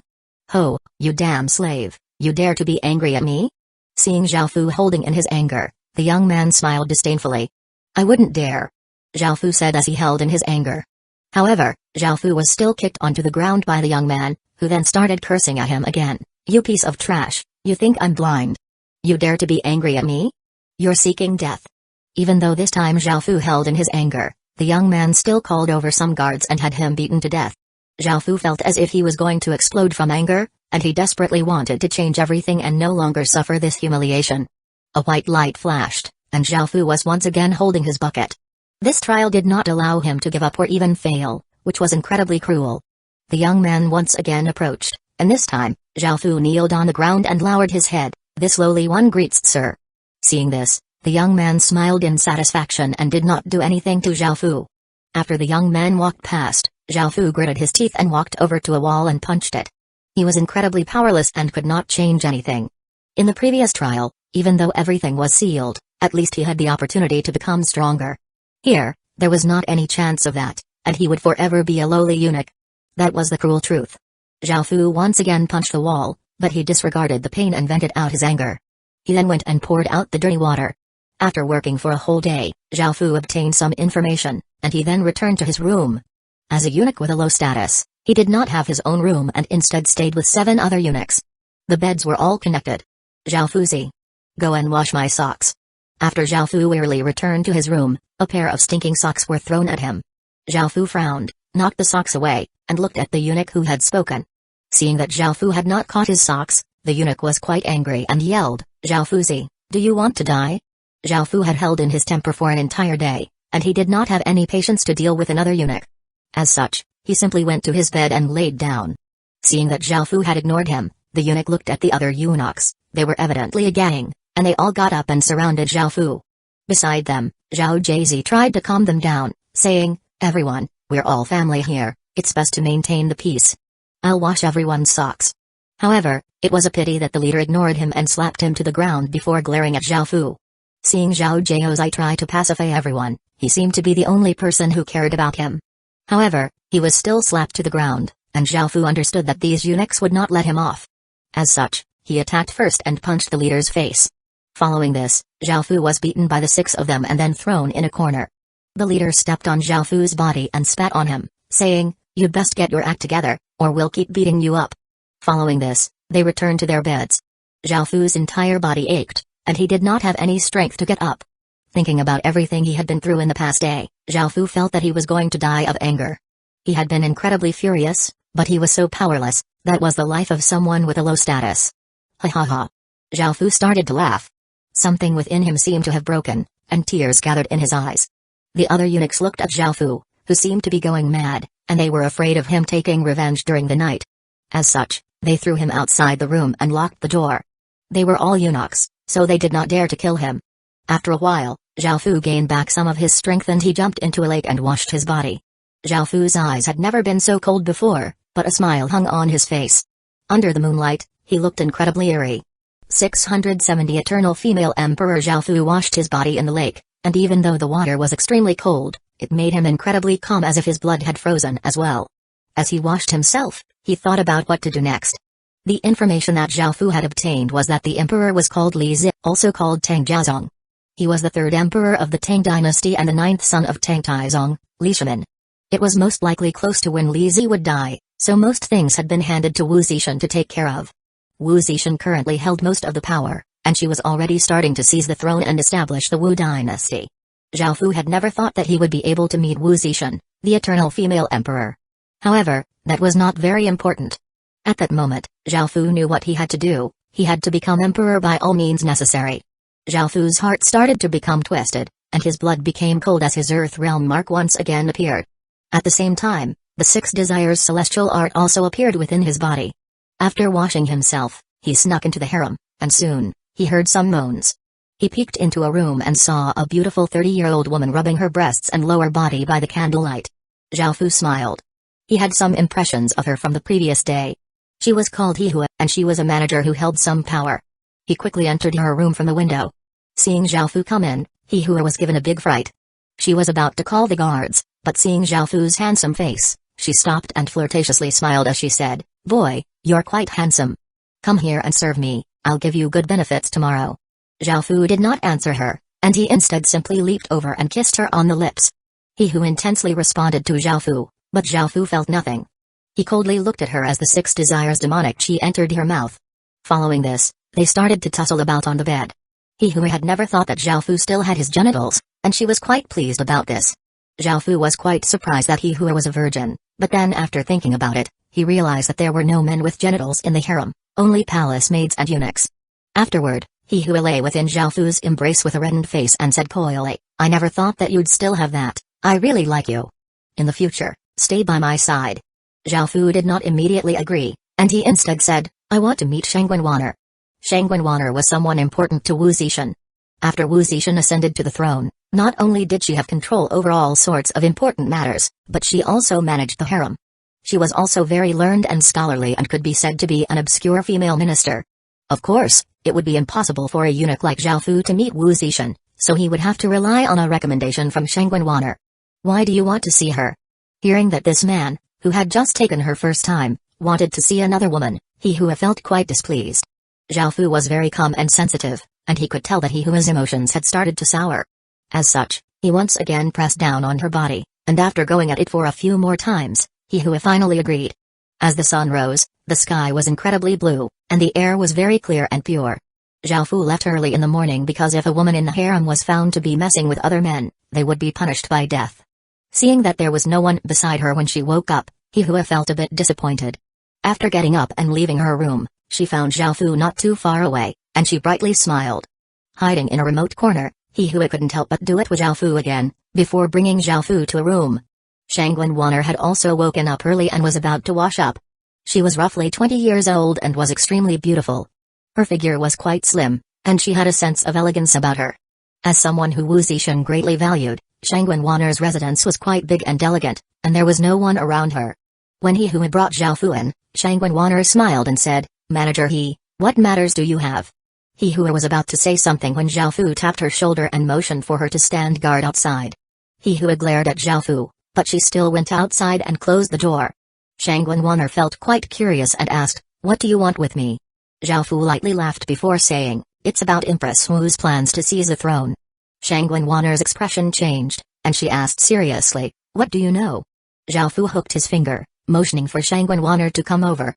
Because this could affect Wu Zixin's grand plans, she did not dare to be careless, and she seriously walked over to hear what Zhao Fu had to say.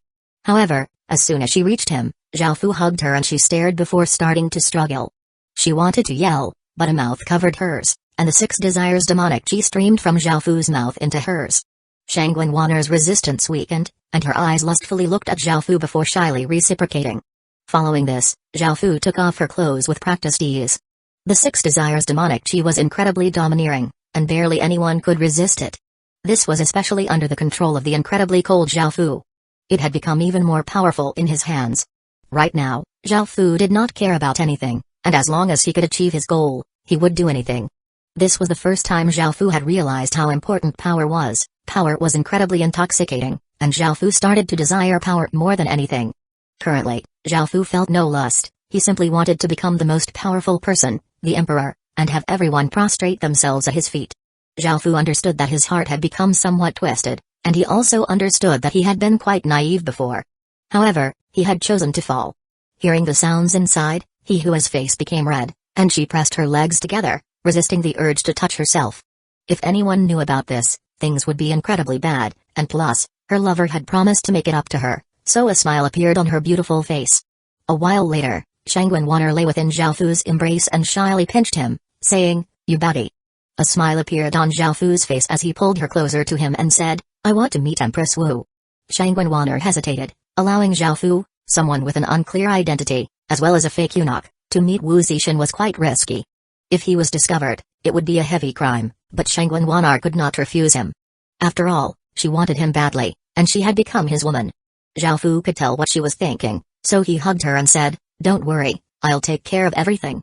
Shangwen Wanner felt a warmth within her heart, and she kissed Zhao Fu as she said shyly, "Husband, don't tell me you're going to do to Empress Wu what you did to me?" Zhao Fu did not try to hide anything and replied, "Yes." Following this, Shangwen Wanner helped Zhao Fu put on his clothes, and they walked to a large palace. There, Zhao Fu would meet the epic rank eternal female emperor. 671 Path of Emperors above, there was a woman dressed in a golden palace dress sitting on a golden dragon chair. Even though she was nearly 40 years old, she looked as if she was only in her 20s. Her looks were incredibly beautiful, and she was tall and slim. The aura she gave off was incredibly domineering, majestic, forceful, and heroic. After personally seeing the eternal female emperor, he was slightly shaken by her aura. Very few women could have such an aura. The sun had just risen, and it was roughly 7 a.m. However, Wu Zixin was already reading through memorials to the emperor. It could be seen just how ambitious and diligent she was.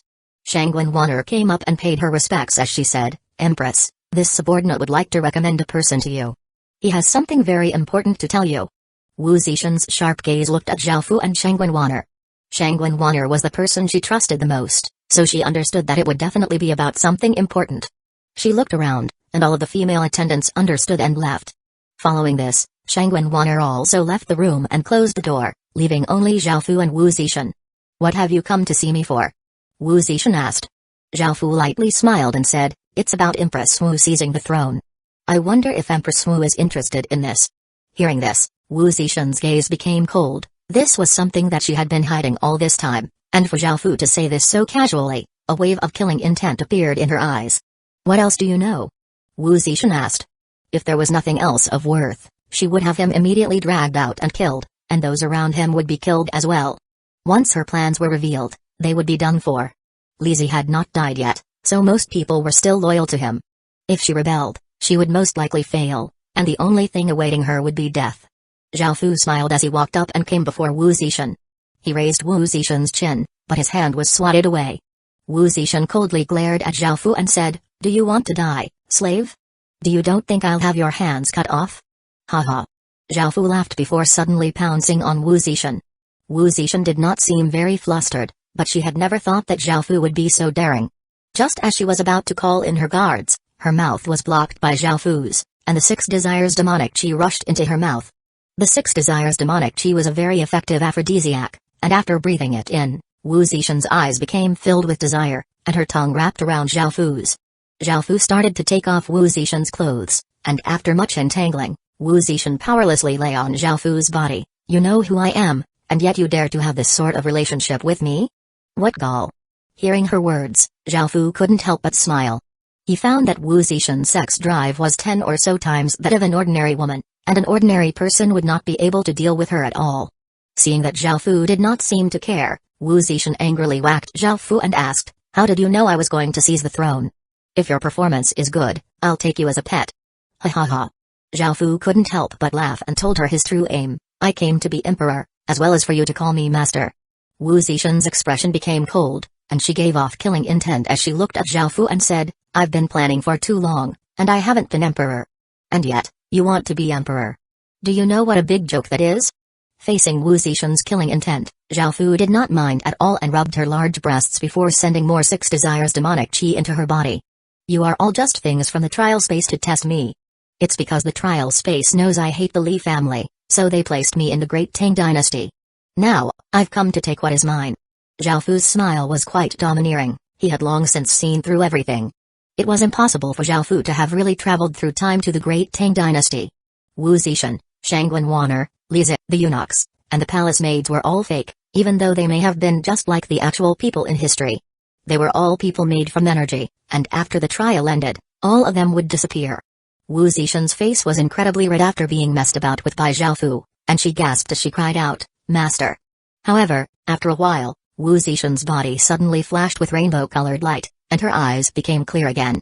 Her gaze was again as sharp as a knife, and she said coldly, "Zhao Fu, do you really think things are like that?" Zhao Fu was given a big fright, and his body stiffened. He had never thought that Wu Zixin would call him by his actual name, and her words seemed to contain another meaning.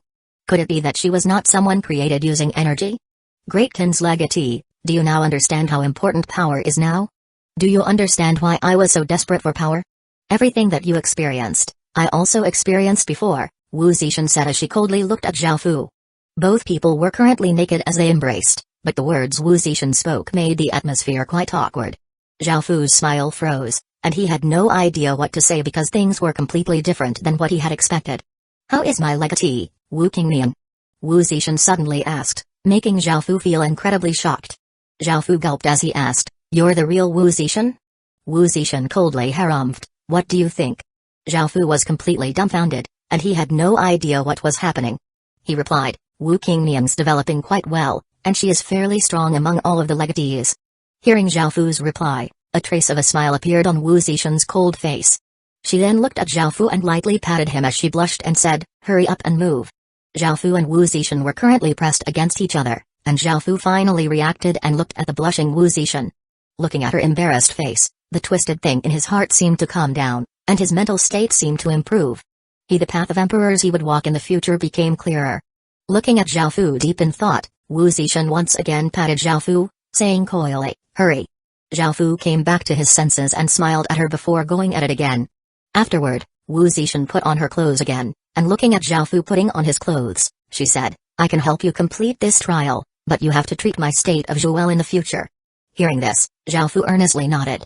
Afterward, Zhao Fu left with the red-faced Shangguan Wan'er. Looking at her, Zhao Fu wondered if she was the actual person from history as well. Zhao Fu was not sure about this, but he only had one goal, which was to take the position of emperor and complete this trial. Wu Zixin also started to make preparations for Zhao Fu. 672 Great General. The second day, Zhao Fu once again went to the palace, where Wu Zixin gave him a 7th-ranked petty official position so that he could formally appear at the center of Great Tang's power. There was no hurry, as seizing the throne would take quite some time. After returning to the palace that she rested in, Wu Zixin had all of the palace maids leave and summoned Zhao Fu in. When Zhao Fu walked in, he found a graceful and heroic-looking woman with tanned skin next to Wu Zixin. Zhao Fu walked in and paid his respects, saying, "I humbly greet the Empress." Seeing this, Wu Zixin lightly laughed and said, "There are no outsiders here, so you don't have to make appearances. This is my daughter, Princess Bing. Her name is Li Linayu, and she is now your woman."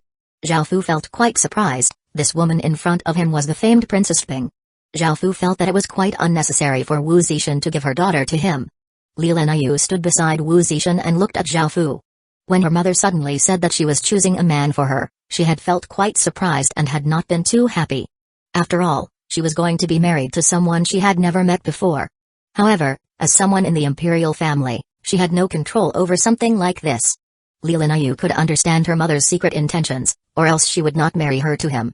Wu Zixin could tell what Zhao Fu was thinking, and she looked at him as she said, "You'll know why in the future. Hurry and accept. Don't make my daughter feel awkward." Hearing this, Zhao Fu lightly laughed. Even though he did not know what Wu Zixin's goal was, Zhao Fu still walked up. Looking at the heroic and beautiful Li Linyu, he hugged her and brought her towards the bed by the side.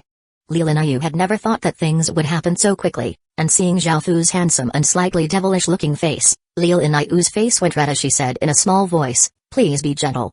Zhao Fu nodded and placed her on the bed before lying down on her body and kissing her lips. In front of Wu Zixin, Li Linyu held herself back, but after seeing her mother entangle with that man, she no longer restricted herself and sank in the pleasure. Because it was Li Linyu's first time and they had gone on for so long, she fell into a deep sleep afterward as she lay on Zhao Fu's left side. On Zhao Fu's right side, Wu Zixin powerlessly lay on his chest and told him about her plan, and she told him what he needed to be aware of. Half a month later, Li's illness became critical, and Wu Zixin began her plan. In order to seize the throne, she had to first gain the important powers, and the central one was the military. With military power, one would have speaking rights, and without military power, becoming emperor would just be a dream. By now, Zhao Fu had been promoted into a first-ranked great general, and he controlled 70% of Great Tang's military. His position had advanced incredibly quickly to the point that it was shocking. Next, they had to force to death those who were still loyal to Li Zi. Those who had made great contributions with Li Shimin had mostly died of old age, but there were still a few like Zhang Sunwuji and Chu Silian, who held a lot of power. As such, they had to die. Even though they were loyal only to Great Tang and not to Zhao Fu and Wu Zixin. Letting them go would be like letting a tiger back to its mountain, giving them the opportunity to come back and kill them. When it came to such things, they could not be weak or merciful. Some of the important ministers were accused of treason and conspiracy, and they were executed. Some people related to them were sent to penal servitude at the borders. At the same time, they also promoted some people to maintain popular support. Everyone in Great Tang could feel some dark undercurrents, and some intelligent people started to choose sides. Zhao Fu was, without a doubt, the most important person by Wu Zixin's side, and countless ministers came to give him gifts. Of course, Zhao Fu did not reject any of them and accepted them all. After all, they needed support to seize the throne. As Li Zi's illness worsened, the entire Great Tang was sent into unrest. Zhao Fu also gathered his military power so as to prevent any chance of a rebellion. Another week later, a shocking piece of news passed through Great Tang: Li Zi had died, and the entirety of Great Tang sank into mourning. Right now, no one dared to suggest for the crown prince to ascend to the throne. Such people were already either dead or sent to penal servitude at the borders. Everyone decided to see what sort of decision Wu Zixin would make, while she currently had not made any decisions. This was because Li Zi had just died, and if they did anything, they could lose popular support. As such, they had to wait for an opportunity for Zhao Fu to ascend to the throne. Zhao Fu understood this, so he was not in a hurry. He sat in a room and looked through the military reports sent to him. If he suspected any rebellions, he would immediately quash them. Moreover, the eunuchs and guards, who had beaten Zhao Fu before, were all casually killed at his command.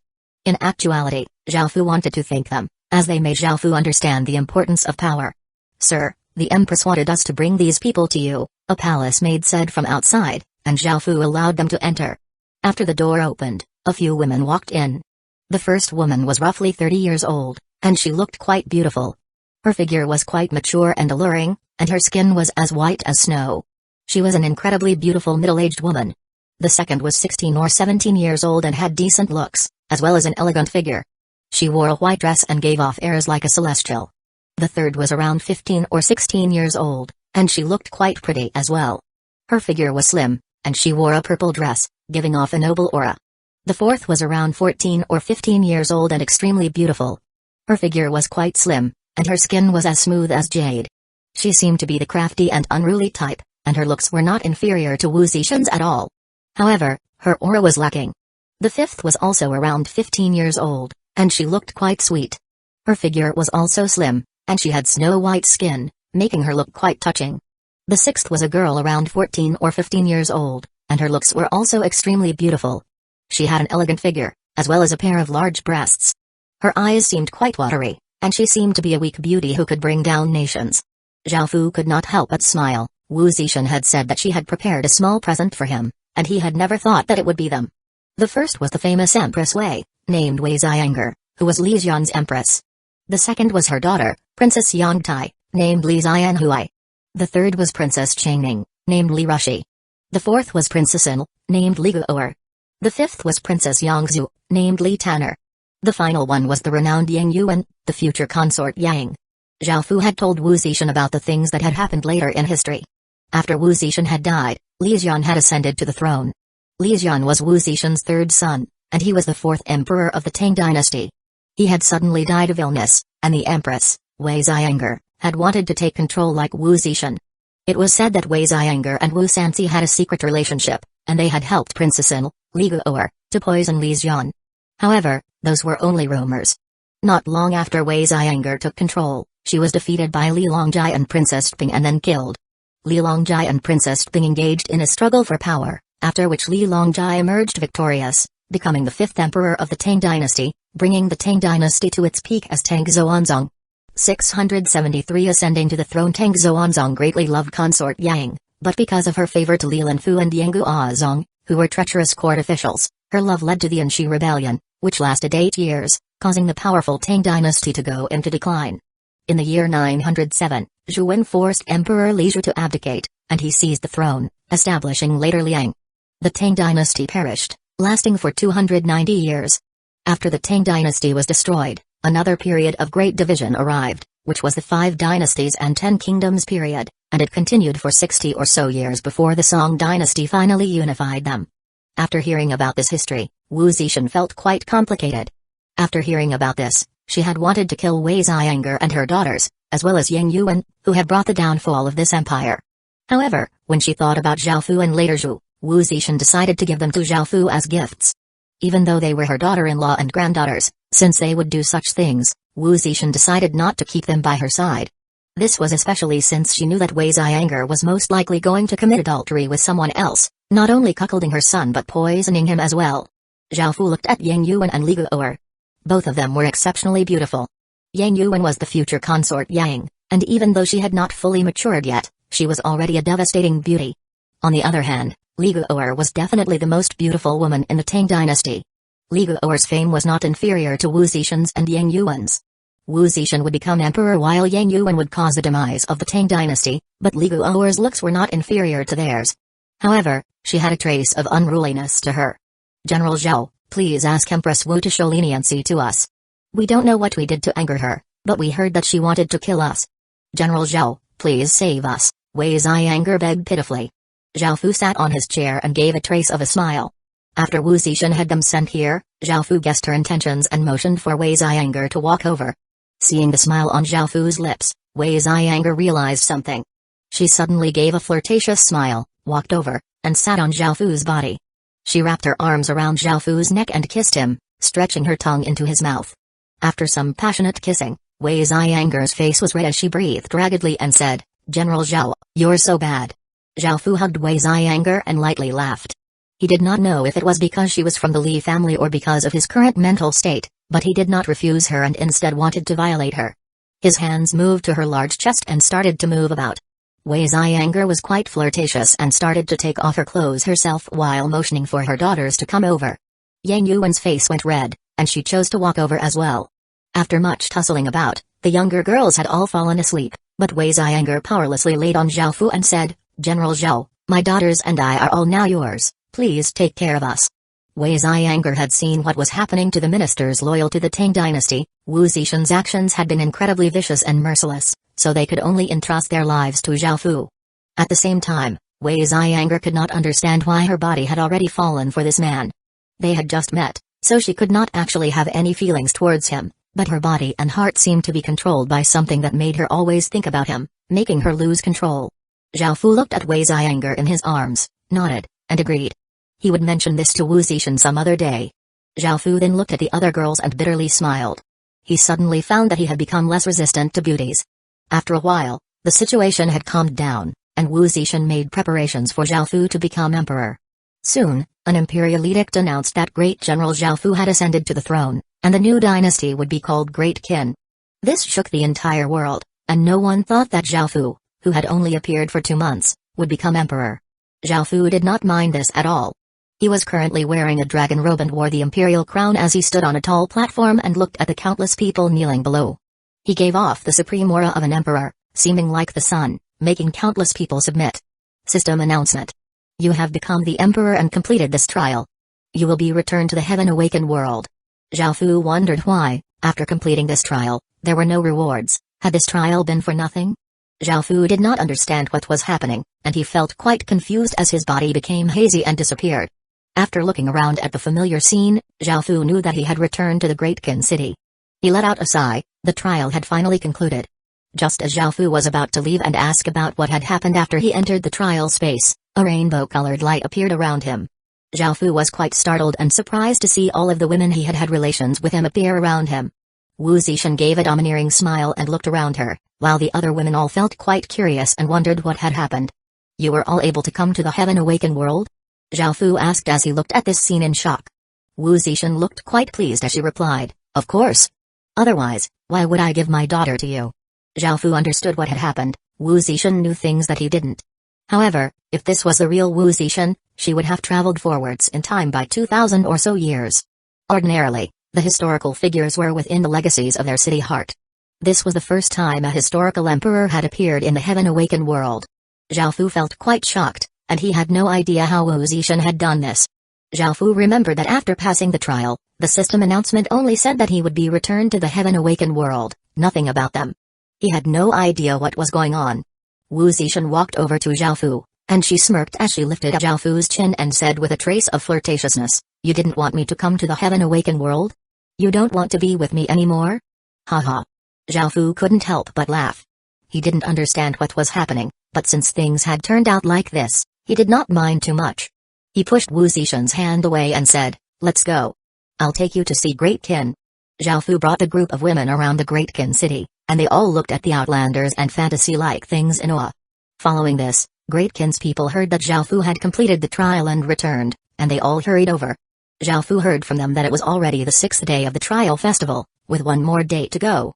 What shocked Zhao Fu was that he was not within the 8 legatees. 674 human world. What was going on?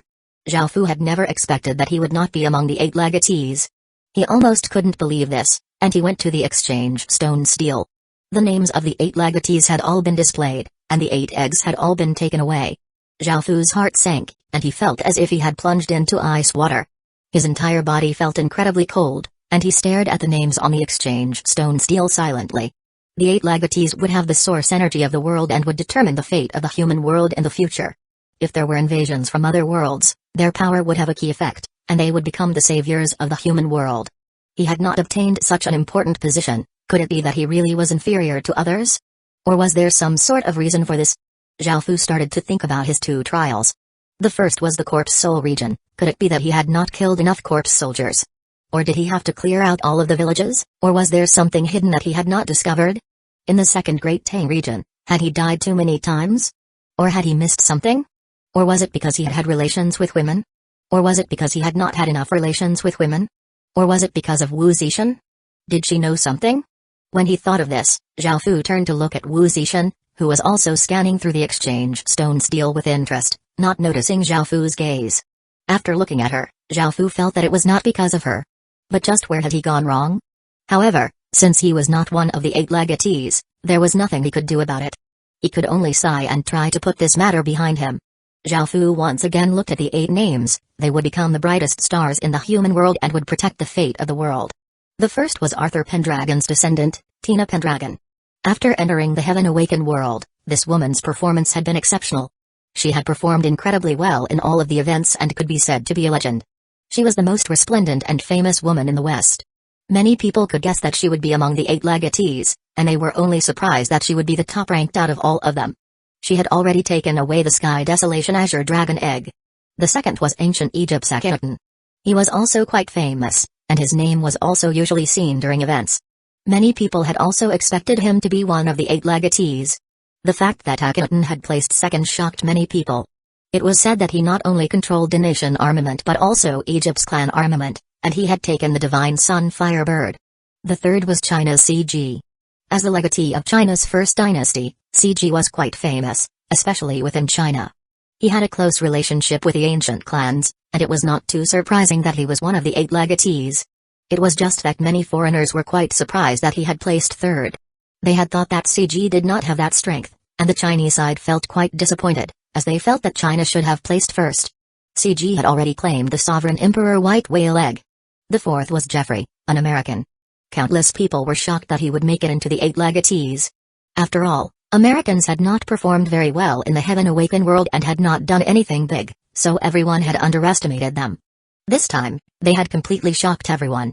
As a modern nation, America did not have any legacies, but Jeffrey had appeared as a member of the Vatican. He took the 9 celestial enchanting deer egg. The fifth was Babylon, the legatee of ancient Babylon. He had a clan armament but no nation armament. His identity was quite mysterious, as he had suddenly appeared. Otherwise, everyone would not even have known that he existed. Ancient Babylon was one of the 4 great civilizations, but it had perished long before the other 3. No one knew how much of it was left, and he had taken the primal chaos egg. The 6th could be said to be an enemy of China, Russia's legatee, Oleg. He was the one who had led a large number of Russian players to invade China last time. After being forced back by China, he had become one of the 8 legatees, making everyone feel quite surprised. Now that Oleg had become one of the 8 legatees, he had become even more arrogant and started to provoke China, saying all sorts of prideful things. He had taken the Fenrir egg. The 7th was Misanori Hano, the Japanese girl who had performed well during the Divine Fish Festival. It was said that she had obtained the Shutenji bloodline and looked incredibly bewitching. She was loved by countless Japanese people, and many people were shocked to find that she was one of the 8 legatees. For a small country like Japan to produce a legatee, countless people felt admiration and envy. The Japanese people knew how terrifying her power was. Now, she had taken the Yamato no Orochi, which was quite a coincidence, as the Yamato no Orochi was from a Japanese legend. The 8th was Ramses from the Inca Empire. The Inca Empire was the first Southern American country, and Ramses was extremely famous there but not anywhere else. The Inca Empire was relatively weak compared to other countries. After hearing about Ramses being one of the 8 legatees, everyone felt that South America did not have anyone strong, but they had to have a legatee from there as it was a major continent. That was why he had been chosen. He had already taken the Garuda egg. In actuality, if Shama hadn't lost to Zhaofu and had his nation armament and clan armament taken away, he definitely would have been one of the 8 legatees. This was because India was one of the 4 great civilizations, and the Maurya dynasty was one of the most powerful dynasties. Shama had a nation armament and clan armament, and it was almost impossible for someone like him not to be one of the 8 legatees. It was a pity that Shama had been defeated by Great Kin, making countless Indian people feel grieved. If they had known this would happen, they would not have invaded China and would have peacefully waited for this day. With a legatee protecting them, their nation would have been much safer. After looking through the information in the exchange stone steel, Zhaofu felt quite complicated. He had thought that he would be number 1 and be able to take the Sky Desolation Azure Dragon. He knew the Sky Desolation Azure Dragon's power, so he wanted an egg with that bloodline. However, reality was cruel, and he had been too confident. Not only had he not been able to take first place, but he had not been able to enter the top 8, making him feel quite sad. As such, he felt some admiration towards Tina Pendragon, who had obtained the Sky Desolation Azure Dragon egg. Zhaofu looked down and looked at his Earth Realm mark. He didn't know how to feel. It had helped him during the trials, but it could not help him become a legatee. There was still one final day, and he had no idea what would happen. Countless people were shocked that Great Kin's legatee had not made it into the 8 legatees and started to discuss this. 675 Forbidden Technique. Great Kin's legatee was someone who the entire world had expected to be one of the 8 legatees, and they had all expected him to be the top-ranked out of all of them. However, he had not even made it into the 8 legatees, making countless people feel quite shocked. With Great Kin's strength, even without doing a trial, Great Kin's legatee should definitely be a legatee, but he had missed out. Even though no one could believe it, this was reality. Countless people wondered what had happened to Great Kin. Could it be that something big had happened?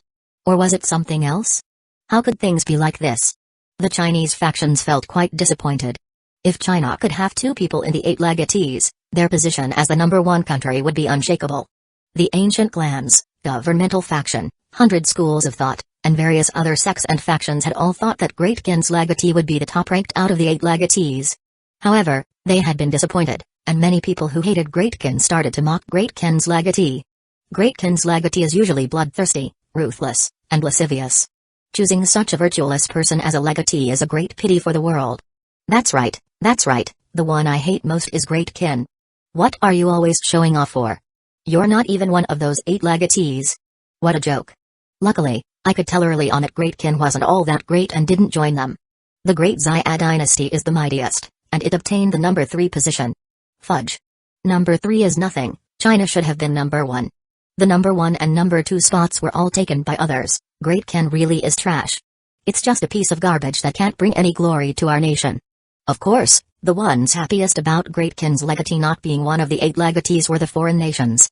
If China became too powerful, what chance would they have? The thing that they liked seeing the most was China underperforming. The smaller nations around China mocked it as much as possible. Because of what had happened to India, they did not dare to directly mock Great Kin, as they were afraid of revenge, so they mocked China indirectly. You claim to be the Celestial Empire, what a joke. Someone else is number 1, and with Tina Pendragon leading us, we'll definitely surpass you. Moreover, Egypt might even surpass you all.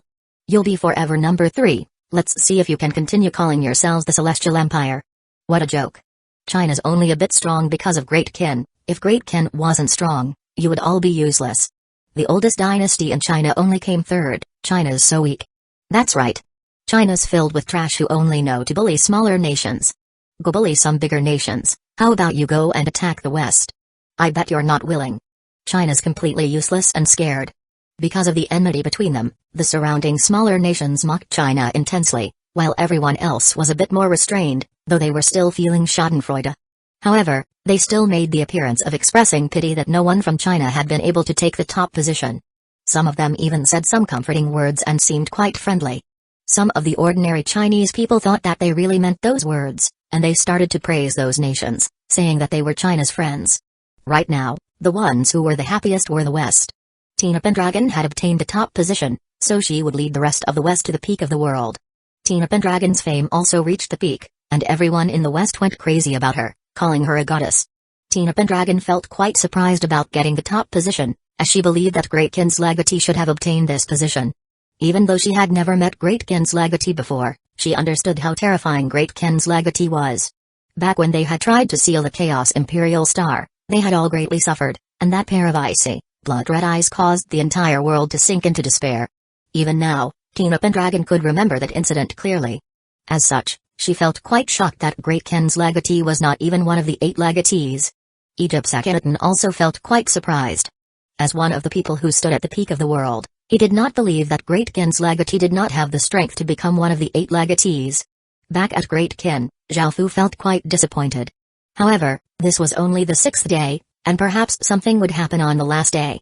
This festival was mainly for players, but because indigenous residents of the Heaven Awakened world were inside the Legacy lands, they could also participate, but they could only receive the most basic prizes.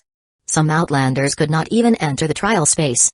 Everyone had already completed their trials by the 6th day, and there was one more day of this festival until the human world would have its final festival. Zhao Fu tried not to think about not becoming one of the 8 legatees. He had 5 million trial points, so he decided to exchange for a few useful items. Following this, Zhao Fu decided to tell his subordinates about the Corpse Soul equipment and the Corpse Soul Blood Lake. He had 500,000 sets of Corpse Soul equipment, and he wanted to know how the effects of the Corpse Soul Blood Lake were. Zhao Fu looked at Wu Zixin beside him and said, "I'll have people prepare a room for you. It might be a bit simple, and it won't be able to compare to the Great Tang Palace." Hearing this, Wu Zixin lightly laughed and said, "That's fine, but I want to walk around and take a look at this interesting world." Zhao Fu nodded and had people take her around Great Kin. As for the other women, Zhao Fu made some arrangements for them too. Following this, Zhao Fu went to an empty region and prepared to set up the Corpse Soul Blood Lake. The Corpse Soul Blood Lake was actually a type of forbidden technique, which could convert living people into monsters. Those monsters belonged to the death race and were strengthened in various ways. They had resistances to many things, including holy light skills. It was just that their intelligence was greatly lowered, so they would only be killing machines. Zhao Fu started to set things up. He first ordered people to dig a 100-meter wide, 20-meter deep pit. They then needed ghost stones, which were stones that contained yin qi. They were not very rare, so Zhao Fu ordered people to buy some. They used ghost stones to create a circular lake. Zhao Fu then ordered the talisman masters to carve runes on the ghost stones. Talisman masters were quite important and used in all sorts of situations. After engraving the runes, Zhao Fu took out a large gray crystal that gave off an eerie aura. This was the core material of the Corpse Soul Blood Lake, and only with this crystal could the Corpse Soul Blood Lake be created. After placing the gray crystal at the bottom, the surrounding runes instantly came to life, and Zhao Fu started to throw in corpses. The information said that the best types of corpses were human and animal corpses, only then would the Corpse Soul bloodline produced be more powerful. 676 Final trial. The corpses quickly melted into bloodied water without leaving behind any hairs or bones. Zhao Fu had about 1,000 corpses thrown into the lake, which gave off a pungent bloody smell. Zhao Fu then threw in some Stage 1 and Stage 2 spirit grass. Now that Great Ken mainly used Stage 3 medicinal pills, Stage 1 and Stage 2 spirit kinds of grass weren't very useful. Afterward, Zhao Fu also threw in 1,000 energy crystals. All of this was done per the instructions he had received from the Corpse Soul Blood Lake. The Corpse Soul Blood Lake was a forbidden technique, and creating new life was like something out of a science fiction movie. The spirit grasses and energy stones would cause the created lives to become even more powerful. The spirit grass and energy stones quickly fused into the bloody water, and the pungent smell became stronger. The bloody water roiled as if it was boiling. Zhao Fu looked at the soldiers beside him and motioned at them, and they dragged 10 people to the edge of the lake before pushing them in. Og! Pained howls sounded out, and those people seemed to have been dropped into a boiling pot. Their facial features were distorted in pain, after which their bodies slowly sank to the bottom of the lake. Their cries gradually died down but did not fully disappear. Even at the bottom of the blood lake, they were still howling in pain, but because of the bloody water, their cries were quite faint. Zhao Fu's expression did not change, and he stood beside the blood lake and quietly waited for the results. Time gradually passed, and soon, it was night time. There were now torches around the blood lake to illuminate the surroundings, and at that time, there was finally a reaction from the blood lake. 10 monsters that were 4 meters tall and had muscular bodies, gray skin, and ugly, savage faces rose up from the depths of the blood lake. Their eyes were closed, and they floated on top of the blood lake, not moving. Zhao Fu waved his hand and shot out a black light, enlivening the blood lake's powers. The monsters above the blood lake suddenly opened their blood-red eyes and gave off bestial roars. Zhao Fu ordered them to climb up before coming to their side. The 10 monsters gave off powerful auras and breathed raggedly like beasts. Even if they hated Great Ken previously, they were now completely subservient to Zhao Fu. However, Zhao Fu was a bit disappointed, as their strength was only about Stage 3. Zhao Fu looked at the Corpse Soul Blood Lake's description carefully and ordered people to bring over a captive with Stage 1 cultivation, and he had him thrown into the lake. Because there was only one person, the process was much faster. A few hours later, a 6-meter-tall monster appeared. This monster had Stage 4 strength, and seeing it, Zhao Fu gave a trace of a smile. The Corpse Soul Blood Lake could convert 35 Stage 3 monsters and 1 Stage 4 monster per day. Calling them monsters was not a good name, so Zhao Fu decided to name the Stage 3 monsters Corpse Soul Guards and the Stage 4 monsters Corpse Soul Commanders.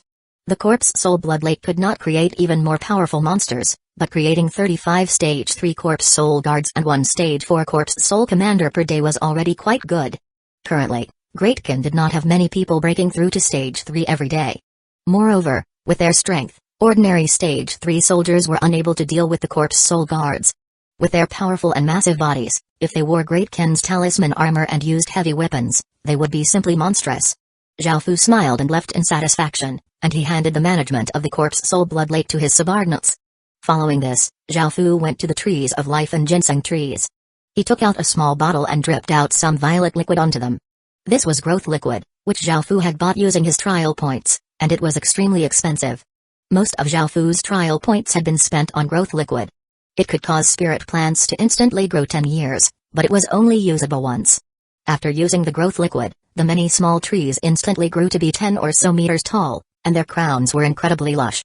However, none of the trees of life or ginseng trees were usable yet. They had only grown by 10 years, and they would need to grow by at least 30 years in order to be used. Finally, Zhao Fu re-established the city creation stones that he had obtained from the Corpse Soul trial space. After taking them out of the trial space, they became unused city creation stones that could be immediately used. After doing these things, it was nearly daybreak, and a bit of light started to show over the horizon. Zhao Fu had wanted to take a short rest, but at that moment, a system announcement sounded out. System announcement. The 7th day of the trial festival has arrived. The final trial will begin, and all ability users and espers with villages may participate. Zhao Fu did not understand what this final trial would be. After thinking about it, Zhao Fu called over Xianru and Jiao Li. Both of them were ability users, and because they had their own cities, they should be able to participate in this final trial. Lord Husband. I also want to go in to have a look, Nulu said as she hugged Zhao Fu's arm and looked at him expectantly. Looking at Nulu, Zhao Fu smiled. As Nuwa's descendant, she had obtained many gains during the trial festival, and she was even more beautiful than before. Her aura was even more alluring, and Zhao Fu did not worry that she would not have the strength for this trial. He had just re-established a basic city and had not found a city lord for it yet, so he decided to give it to Nulu and had her become a city lord. Zhao Fu was still not sure what the final trial would be, and he did not know if they would enter a trial space again or be together when they went in. Looking at the three women in front of him, Zhao Fu asked, "Are you all ready?"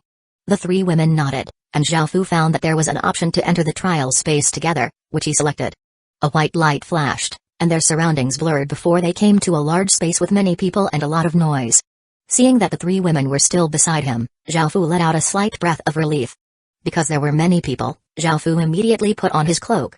This space did not restrict spatial rings or other powers, only city lord seals, nation armaments, and clan armaments. At the same time, the three women also put on a cloak. They were simply too beautiful, especially Nulu. As the number one person on the ancient beauty rankings, many people would recognize her. In order to avoid any troubles, all of them put on cloaks to hide their appearances. They had no idea how big this space was, but there was already an ocean of people. There were people from all over the world, and they were most likely all people with villages. At the center of the region, there was a flight of stairs that reached the sky. The stairs were incredibly big and passed through the clouds, and they gave off a majestic, boundless aura. 677 Rainbow Orb. The final trial was to walk up these stairs. The higher one went, the better the rewards would be. No one had any idea what the rewards would be, but they could all guess that they would be quite valuable. Each stair was 15 centimeters high and 100 meters wide, and there were already many people climbing up. However, their expressions were all distorted as if there was some sort of power preventing them from advancing. Zhao Fu looked over and said, "Let's also go up." Xianru nodded, and Nulu smiled as she happily hugged Zhao Fu's arm. Looking at them, Jiao Li felt the desire to do the same, but she was quite shy, so she could only follow behind Zhao Fu. After stepping onto the first stone stair, Zhao Fu felt a very weak power weighing down on his body. To Zhao Fu, it was an incredibly weak power, but to normal people, they would feel an immense force. Zhao Fu and the three women walked up 1,000 meters almost effortlessly. There were now fewer people. The pressure weighing down on was now massive, and no ordinary people would endure it anymore. A big and muscular man was covered with sweat, and he breathed raggedly as he yelled, "I can't do it anymore. This isn't something humans can endure. Aljong, how the hell are you able to keep going?" An honest-looking middle-aged man breathed raggedly and said, "The higher you walk, the more benefits you'll receive. No matter how difficult it is, we should endure it, that way, minor figures like us will be able to have a chance. We can't compete with those genius-level people." As he spoke, the middle-aged man pointed at a group of mysterious cloaked figures. The four cloaked figures seemed to be fine and did not seem to be bearing any pressure, and they were walking easily. One of them was even intimately hugging the arm of one of the other people, making countless people around them incredibly shocked. Just how powerful were they? No one could compare to them. Facing the countless people's gazes, Zhao Fu and the others did not mind them at all and continued onwards. As they walked higher and higher, there were fewer and fewer people, and Xianru and Jiao Li felt a trace of pressure. However, Nulu was still quite relaxed, and Zhao Fu was still completely fine. After continuing onwards, Xianru and Jiao Li both started to feel that it was quite difficult, while Nulu also felt some pressure. However, they were able to endure it and arrived at a large stage. The stage was quite big, and it was 10 or so kilometers wide. However, there were not many people there, less than 10,000 or so. This place was tens of thousands of meters high, and looking down, the people at the bottom seemed as tiny as ants. The ones who could reach this stage were all the most powerful people in the world, and all of them were extremely mighty. Because there were many people from different races and nationalities, there were different groups of people gathered together. At the center of the stage, there was a gigantic rainbow orb floating in the air. There were many people standing below it, and they were mainly split into 8 groups with the 8 legatees at the centers as if they were moons surrounding by stars. Zhao Fu walked up but stayed at the outer boundaries, and he saw many people he was familiar with, such as Zhang Heng, Wu Qingmian, Liu Yi, and people from the ancient clans. Almost all the people with great power and authority were gathered here, and most were gathered around the 8 legatees while a small minority were scattered about. Zhao Fu saw Wu Qingnian, but he could not go over or he might be exposed. There were many men and women around her, and it seemed that her relations with other people were quite good. Zhao Fu then looked at the 8 legatees, the future saviors of the world. There were 4 people Zhao Fu took notice of the most. The first was Tina Pendragon. She had a peerlessly beautiful face, golden hair, and golden pupils. She wore a silver white night dress and had a golden sword at her waist. She gave off a powerful aura that made people want to respect her and submit to her. This woman was undoubtedly his greatest opponent, and this was the first time that Zhao Fu had seen her before. As such, his gaze lingered on her for a short while, and she seemed to detect this. She turned, looked at Zhao Fu in the distance, and gave a slight smile. Zhao Fu nodded in response before looking at Akhenaten. Because of where he lived, his skin was quite tanned. He looked quite handsome, and he controlled both a nation armament and clan armament. CG was someone Zhao Fu was familiar with because he was also from China, so he only glanced at him and did not pay much attention to him. The third person was America's Jeffrey. Before, America had been incredibly low profile and had not done anything big, acting incredibly weak. However, it had suddenly exploded out and shown its strength. Jeffrey had short, blonde hair, and he had a brilliant, sunny smile. His entire body seemed to give off light and warmth. The fourth was Babylon's legatee. He wore traditional Saudi clothing, and his face was partially covered, making it difficult to see his face. However, it could be seen that his body was very tough and fit. As the legatee of one of the 4 great civilizations, Zhao Fu couldn't help but take notice of him, as clan armaments were far superior to nation armaments. Zhao Fu also glanced at the other legatees but did not take much notice of them. It was just Atmazen or Ihano, who was simply too bewitching and enchanting, causing Zhao Fu to stare for a bit longer. Zhao Fu then looked at some of the others, mainly China's dynasty legatees. One of them was the Great Tang's legatee, Li Beiqing. This was the first time Zhao Fu had met him, and he was technically his half-brother. After coming out from the trial space, Zhao Fu no longer shunned his identity. He coldly smiled. Everything from before would be resolved in the future. Lord Husband, can I go over to the ancient clans? I haven't seen them in a long time and want to go and see them, Nulu asked in a small voice as she hugged Zhao Fu's arm. Hearing this, Zhao Fu nodded.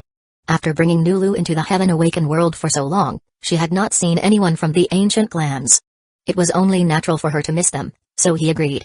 Nulu happily kissed Zhao Fu on the cheek before running over to some people and called out, Big Bro Naiu. Lil Sis Lee. Fatty. Lil 11. 4 people had been talking to each other, and hearing this familiar voice, they all looked over. They had all been together since they were young, so they were very familiar with each other. After hearing this voice and looking over, their bodies froze. Seeing this cloaked figure, they called out uncertainly, Nulu? Nulu took off her hood, revealing her beautiful face, causing the 4 people to be incredibly delighted. 678 I don't believe I Big Sis Lu. The only young woman out of the 4 people yelled first before happily jumping into Nulu's embrace. Nulu also smiled and lightly hugged the young woman. By now, everyone else had come back to their senses. Nulu's original body had entered the Heaven Awakened world, and she had become Great Kin's legatee's concubine, so why had she suddenly appeared here? Everyone felt quite curious. The eldest out of the 4 people, who was a muscular man Nulu referred to as Big Bro Naiu, asked in concern, Lil Sis Lu, have you been well since you went to Great Kin? Has Great Kin's legatee been bullying you? Also, why are you here? Nulu sweetly smiled as she said, I've been quite well. You guys don't have to worry about me. Lord Husband cares about me a lot, and I came with Lord Husband. Lil Sis Lu. Before Nulu could finish speaking, she was cut off by someone. Hearing this familiar voice, Nulu's body froze, and she turned to look at a handsome young man who was walking over with an expression that was extremely happy. Xoani Uensayu had never expected that the woman he had been thinking about night and day to suddenly appear here. His eyes teared up, and he spread out his arms, wanting to hug her. However, Nulu smiled but gently stopped him, making him stare in surprise. Nulu said, long time no see, Big Bro Xoani Uen. I have a husband now, so please don't be like this. Hearing her words, Xoani Uensayu's heart started to ache, and he couldn't help cry. Seeing this, a trace of hurt appeared on Nulu's face, and she said, I'm really sorry, Big Bro Xoani Uen, I've let you down. Xoani Uensayu shook his head and said with a trace of hatred, Lil Sis Lu, it's not your fault. It's all Great Kin's legatee's fault who stole you away, it's all his fault. Seeing this, Nulu felt quite uncomfortable, and she said, Big Bro Juan, it's not Lord Husband's fault, it was my choice. Also, please don't talk about Lord Husband like that. Hearing the woman he loved calling someone else Lord Husband, Flames of fury erupted in Xuan Yuanzayu's heart. He grabbed Nulu's hand while saying, "Lil Sis Lu, let's leave and find a place where there's no one. We can live there without caring about anything else. With how violent Great Ken's legatee is, I'm sure you've been bullied a lot. Leave with me." Seeing that Xuan Yuanzayu seemed to be going a bit mad, she felt quite bad but still struggled away from him and said sincerely, "Big bro Xuan Yuan, Lord husband treats me very well. Right now, both my body and heart belong to him. It's over between us, so stop being like this." "I don't believe it." Xuan Yuanzayu yelled madly, unable to accept that the woman he loved now loved someone else. As he yelled, he once again grabbed Nulu's hand and tried to drag her away. Seeing this, the others couldn't help but try to convince him, saying, "Xuan Yuan, Lil Sis Lu has already made things clear, so don't make things difficult for her. I don't believe that she likes another man. Don't poke your noses in my business." Xuan Yuanzayu was quite obsessed and yelled in a crazed manner. His shouting drew the gazes of many people, and seeing who he was dragging, many people exclaimed, "She's Nulu, China's #1 beauty." This drew even more gazes, and people saw that it was indeed Nulu. It was the first time that many people had seen Nulu, and after seeing her beauty, they were quite amazed. Moreover, they couldn't help but wonder why Great Ken's legatee's concubine would be here. "Let go of her." A cold voice sounded out. Seeing that Zhaofu had arrived, Nulu struggled out of Xuan Yuanzayu's grip and leaped into Zhaofu's embrace. Her eyes were a bit wet as she said apologetically, "I'm sorry, Lord Husband." "What?" Nulu had leaped into that person's embrace and called him Lord Husband. Was that Great Ken's legatee? This caused almost all people present to look over. Almost everyone, including the 8 legatees, as well as the various legatees from other countries, heard this and couldn't help but look over.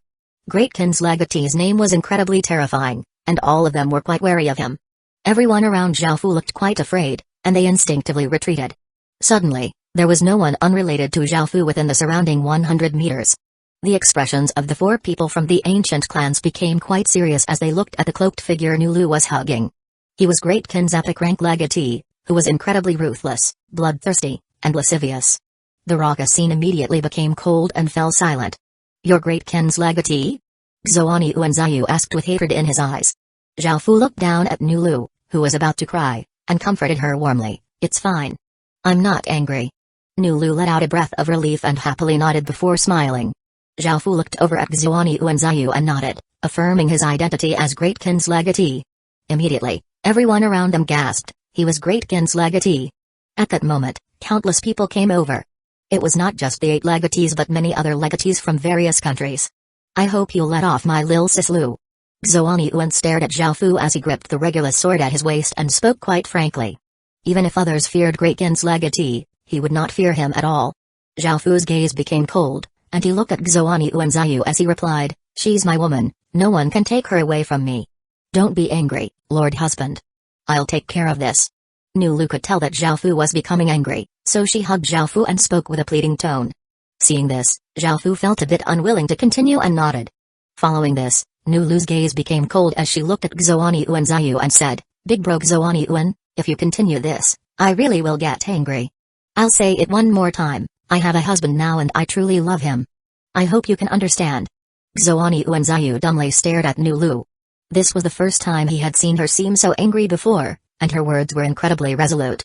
He felt as if his heart had fallen into an icy pit, and he did not say anything else. His body gradually disappeared, he had most likely exited the heaven-awakened world. Many people from China felt that this was quite a pity.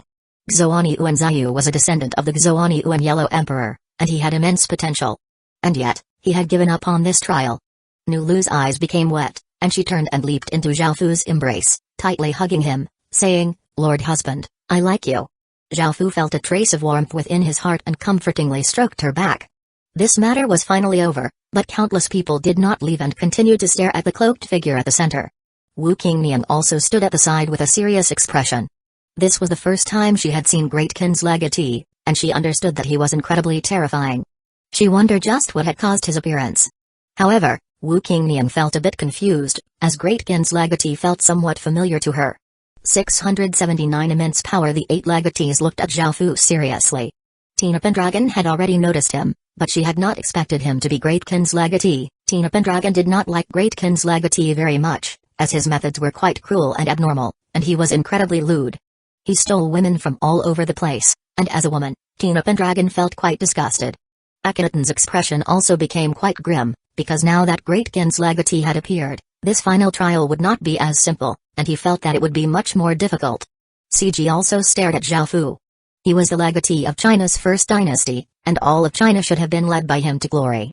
However, all the fame and glory had been snatched by Zhao Fu, making CG feel some jealousy. At the same time, he viewed Zhao Fu as his strongest opponent. Everyone else's expressions were quite unsightly as well, and they all had their own thoughts.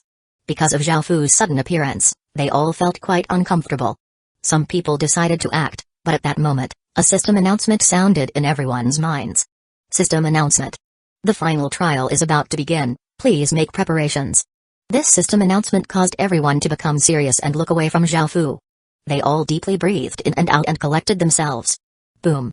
About a minute later, a gigantic explosion rang out in all directions, and the rainbow orb at the center gave off an even brighter light, causing a massive, formless energy to weigh down on everyone's bodies. Everyone felt as if there was a boulder weighing down on their bodies, and they were unable to move at all. Their bodies were covered with sweat, and many people's legs started to tremble. Right from the beginning, some people could not endure it. Their legs gave way and they fell to the ground, raggedly breathing.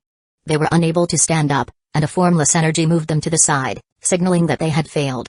Zhao Fu looked at the people struggling and felt quite curious. He did not feel even a bit of pressure on him, so what was going on? Boom. 10 minutes later, another explosion sounded out, causing the pressure to double.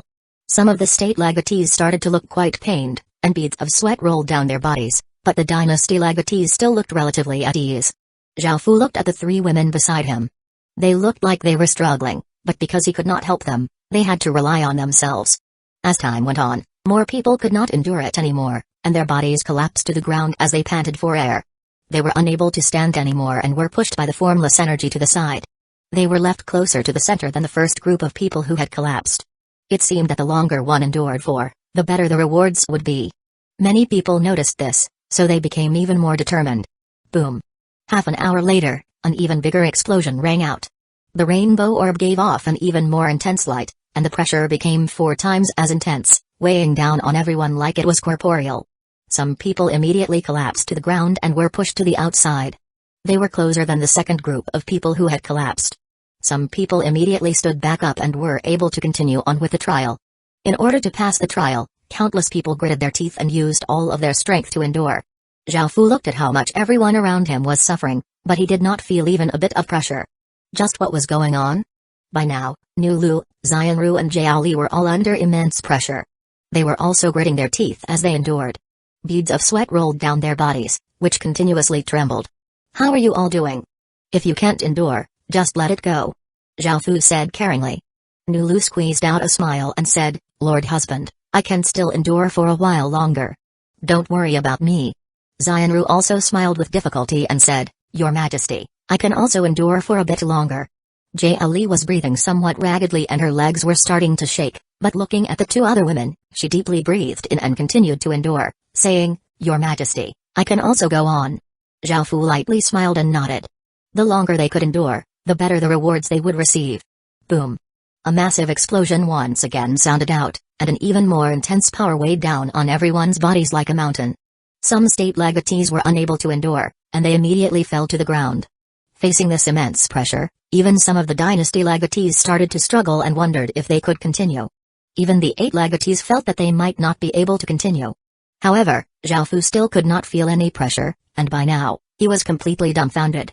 Jiao Li's legs were fully shaking now, and she was panting heavily. It seemed that she would not be able to go on for much longer. Seeing this, Zhao Fu thought that since he was not enduring much pressure and did not even have to use his strength to withstand the pressure, he could give her some of his strength. Streams of black aura rushed out of Zhao Fu's hand and entered Jiao Li's body, and with that power, the pressure weighing down on Jiao Li decreased, and it was not as difficult for her anymore. Seeing that this was working, Zhao Fu smiled. However, he felt that there was something off with Jiao Li. Even though she was enduring, her face had become bright red, and her eyes were hazy, her body giving off an intoxicating aura. Suddenly, Zhao Fu realized that what he had given her was the 6 desires demonic chi, and his expression became a bit awkward. He had forgotten that he was cultivating the 6 desires celestial art, which caused his cultivation power to become 6 desires demonic chi. This power could not be rashly used, as it had an aphrodisiac effect. After realizing his mistake, Zhao Fu immediately sent his king's power into Jiao Li's body to suppress the 6 desires demonic Qi. Jiao Li's expression was quite embarrassed as she looked at Zhao Fu. Following this, Xianru could not hold on any longer, and Zhao Fu sent some of his king's power into her body as well. Finally, even though Nulu was still holding on, Zhao Fu could not bear to watch her in agony, so he also gave her some of his king's power. With Zhao Fu's help, the 3 women were barely able to hold on. This scene caused everyone else to feel quite shocked. None of them had thought that Zhao Fu would have such immense strength to be able to help 3 other people while remaining so unflustered. He did not seem to be enduring any pressure at all. Just how powerful was Great Kin's legatee? Zhao Fu's appearance was a big blow to many people, including the 8 legatees. Their expressions fell because they all felt immense pressure. Just bearing the pressure alone was incredibly difficult, let alone help others. 680 World Protector. Seeing how carefree Zhao Fu seemed, it was a big blow to others. All of them inwardly at how terrifying Great Kin's legatee was. He was simply a monster. However, none of them knew that Zhao Fu was not enduring any pressure at all. An hour later, the thousands of people had been reduced to only a few hundred. With Zhao Fu's help, the 3 women had been able to endure as well. Even without Zhao Fu, Nulu would have been able to endure it, but it would have been quite difficult. As for Xianru and Jiao, they were completely reliant on Zhao Fu, and without him, they would not have been able to last for so long. At that moment, the pressure disappeared, and everyone let out a sigh of relief. Some people disregarded their image and plopped down to the ground, breathing raggedly. "Thank you, Lord Husband." Nulu sweetly smiled as she hugged Zhao Fu's arm. Xianru and Jiao also expressed their thanks to Zhao Fu. Without Zhao Fu, they would not have been able to endure, and this was especially so for Jiao. Back then, she had completely despaired. Zhao Fu didn't mind much and smiled, and he had them rest for a bit as they waited for the next stage. The 3 women nodded and started to rest. An hour later, the rainbow orb's light became a bit fainter, but the light it gave off became quite bewitching and seemed to contain an illusory effect. The next stage of the trial had arrived, which tested one's heart. The sky was a deep blue color, and a very big, silvery moon hung in the sky, giving off cool moonlight. A slight breeze blew over the grassy plains, causing the grass to tremble. Tina Pendragon was dressed in a silver-white knight's dress and gripped a golden sword with both hands as she faced off against a sea of enemies by herself. Akhenaten lay within a sealed sarcophagus with scorpions and all sorts of other insects crawling all over his body. They continuously tore at his body, causing him to painfully howl. During the era of prehistoric beasts, it was incredibly difficult for humans to survive. CG swore to create a safe haven for humanity and engaged in battle with many ferocious beasts. In a place with a blood-red sky and black ground, Jeffrey's body gave off a golden light, making him look like a sun that illuminated this entire world. In the next moment, countless demons rushed towards him. In a remote desert, the sun hung high in the sky, giving off blistering sunlight. There were no humans or animals, only Babylon walking by himself. Oleg, a noble prince, appeared in a farmer's family and was the son of the farmer. Not only did he have to endure his father beating and cursing at him, but he was also looked down on by everyone else. Masan or Ihano appeared in Japan's Han period, back when there were all sorts of ghosts and devils. After appearing, countless monsters started to attack her. Rames quickly ran within a forest, not daring to stop at all, because behind him was a tribe of cannibals chasing after him. Every person's body was frozen in place, with rainbow lights shining in their eyes. All of them were going through different trials of the heart. The 3 women by Zhao Fu's side were also going through similar trials. Nulu appeared in a world that was filled with all sorts of disasters and experienced all sorts of catastrophes. Xianru appeared in a 5-elements world, where there were all sorts of talisman monsters. Jiao's trial was in the wilderness. As time gradually passed, people started to fail, and they collapsed to the ground and were pushed to the side by the formless energy. These people's faces were pale as if they had just experienced a massive battle. They still had not fully come back to their senses, and their bodies trembled as if they had been dropped into icy water. Afterward, they realized that they had failed the trial, causing their expressions to dim. When they looked at the center, they couldn't help but feel quite shocked. Everyone at the center stood there like wooden blocks, but there was someone walking around and looking quite bored. While everyone else was completely immersed in their trials, he was completely awake, and yet, he had not been pushed to the outside. This meant that he had already passed the trial. This was simply too fast. Seeing someone else complete the trial so easily was a big blow to one's confidence. They had failed the trial so quickly, while that person had completed the trial so quickly. It was extremely infuriating. However, when they realized that the person was Great Ken's legatee, how could they compare to him? Great Ken's legatee's strength was epic rank and could cause anyone to shiver. Zhao Fu felt quite bored, But it was not because he had quickly passed the trial, rather, he had not even been given a trial. Looking at everyone else going through a trial, Zhao Fu could not understand what was happening. Was there a problem somewhere? He had not even been given an opportunity to participate in a trial. This was quite hurtful. Zhao Fu couldn't help but worry. The positions of the 8 legatees and the 8 eggs already belonged to others. He had wanted to redeem himself in this final trial, but he was not even given a trial, which was quite infuriating. At that moment, within the trial, Tina Pendragon unleashed a shocking sword light that killed the remainder of her enemies, causing her to wake up. She looked at the dazed people around her and did not pay them much mind, but then, she saw that Zhao Fu had long since woken up and was looking quite bored as he walked around. Tina Pendragon felt quite dumbfounded and thought inwardly, Great Kin's legatee is simply too powerful. He finished this trial a lot faster than me. Following this, Akhenaton weakly sighed as he woke up. The pain he had endured from countless insects fighting him was not something that ordinary people could endure. Seeing that Tina Pendragon had already woken up, he felt quite disappointed. He had lost to her again. However, Tina Pendragon motioned for Akhenaton to look at Zhao Fu. Following this, Akhenaton came to the same realization, and his expression became even dimmer. Next, CG loudly laughed as he woke up from his trial. Based on how well he did in the trial, he expected to place first or second, but after opening his eyes, he found that Tina Pendragon and Akhenaton had already woken up, causing his expression to darken. Akhenaton also motioned for him to look over, and CG turned to see Zhao Fu pacing around in boredom. After seeing this, CG felt even worse. Following this, many people started to wake up, while others failed. Jie Ali and Xian Ru were part of the ones who had failed. In the end, there were less than 50 people remaining. They were all elites of the elites, and they were the creme of the crop. System announcement. Please defeat the World Protector of the final trial. Everyone's expressions changed, and they all felt quite nervous. They were about to face the most terrifying thing in this world. From the information they had received, the World Protector was incredibly terrifying and cruel and had shocking power. As everyone anxiously waited for the World Protector, Zhao Fu felt quite confused as he looked at the Earthrealm mark on his hand, and his body uncontrollably flew towards the rainbow orb.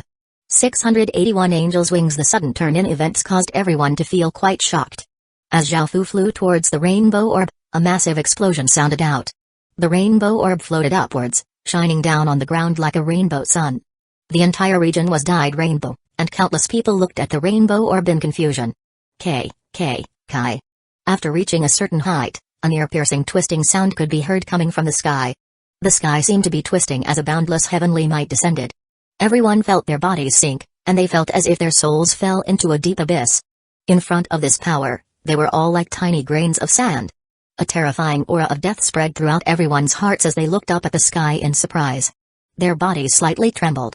This included not only the people on the platform but also those still on the stairs. All felt this terrifying power. Just what had happened on that platform? The people on the stairs wondered. The countless people on the platform were also quite shocked.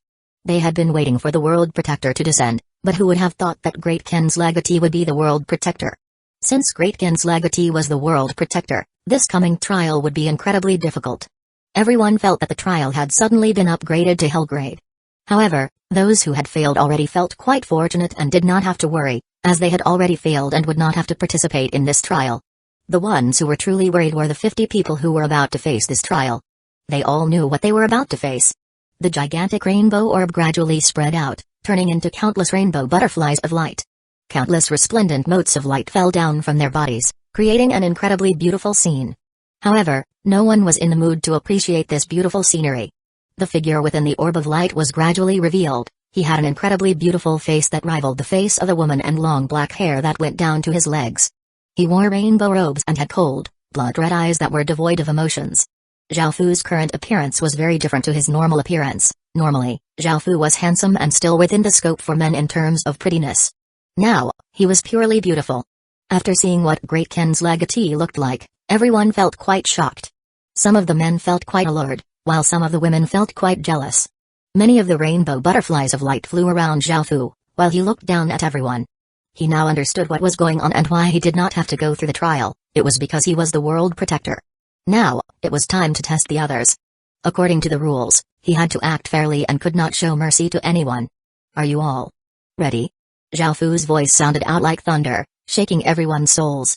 The 50 people below all looked incredibly serious as they made preparations.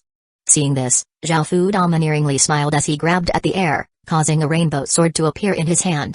He pointed the sword to the sky, causing the surroundings to change as if they had suddenly been transported into another world. The sky was blood-red colored, and there was a blood-red crescent moon in the sky, giving off a cold moonlight. Everyone was standing on lush, green grass, and even though there seemed to be life all around them, there was an aura of silence and deathliness. Zhao Fu's smile did not change, and he suddenly turned into a ray of light and shot down towards the people below. Immediately, everyone felt quite startled. Tina Pendragon quickly shouted for everyone to disperse, and everyone quickly spread out. Boom! It was as if a meteorite had smashed into the ground, and a shockwave that was almost corporeal rippled out, annihilating the ground around it. Countless rocks flew about in all directions with immense force, enough to pierce through bones. Tina Pendragon gripped her golden sword with both hands and blocked in front of her, forming a semicircular barrier, blocking the flying rocks. CG stretched out his hand, causing a violet dragon inscription barrier to appear. It seemed that he also had King's power, and everyone else used their various techniques to defend as well. Shing! A clear sword hum sounded out as a massive sword wind slashed through the surroundings. The rocks and dust in the air were immediately cleared, and the massive sword wind caused some of the weaker people to be pushed back a step.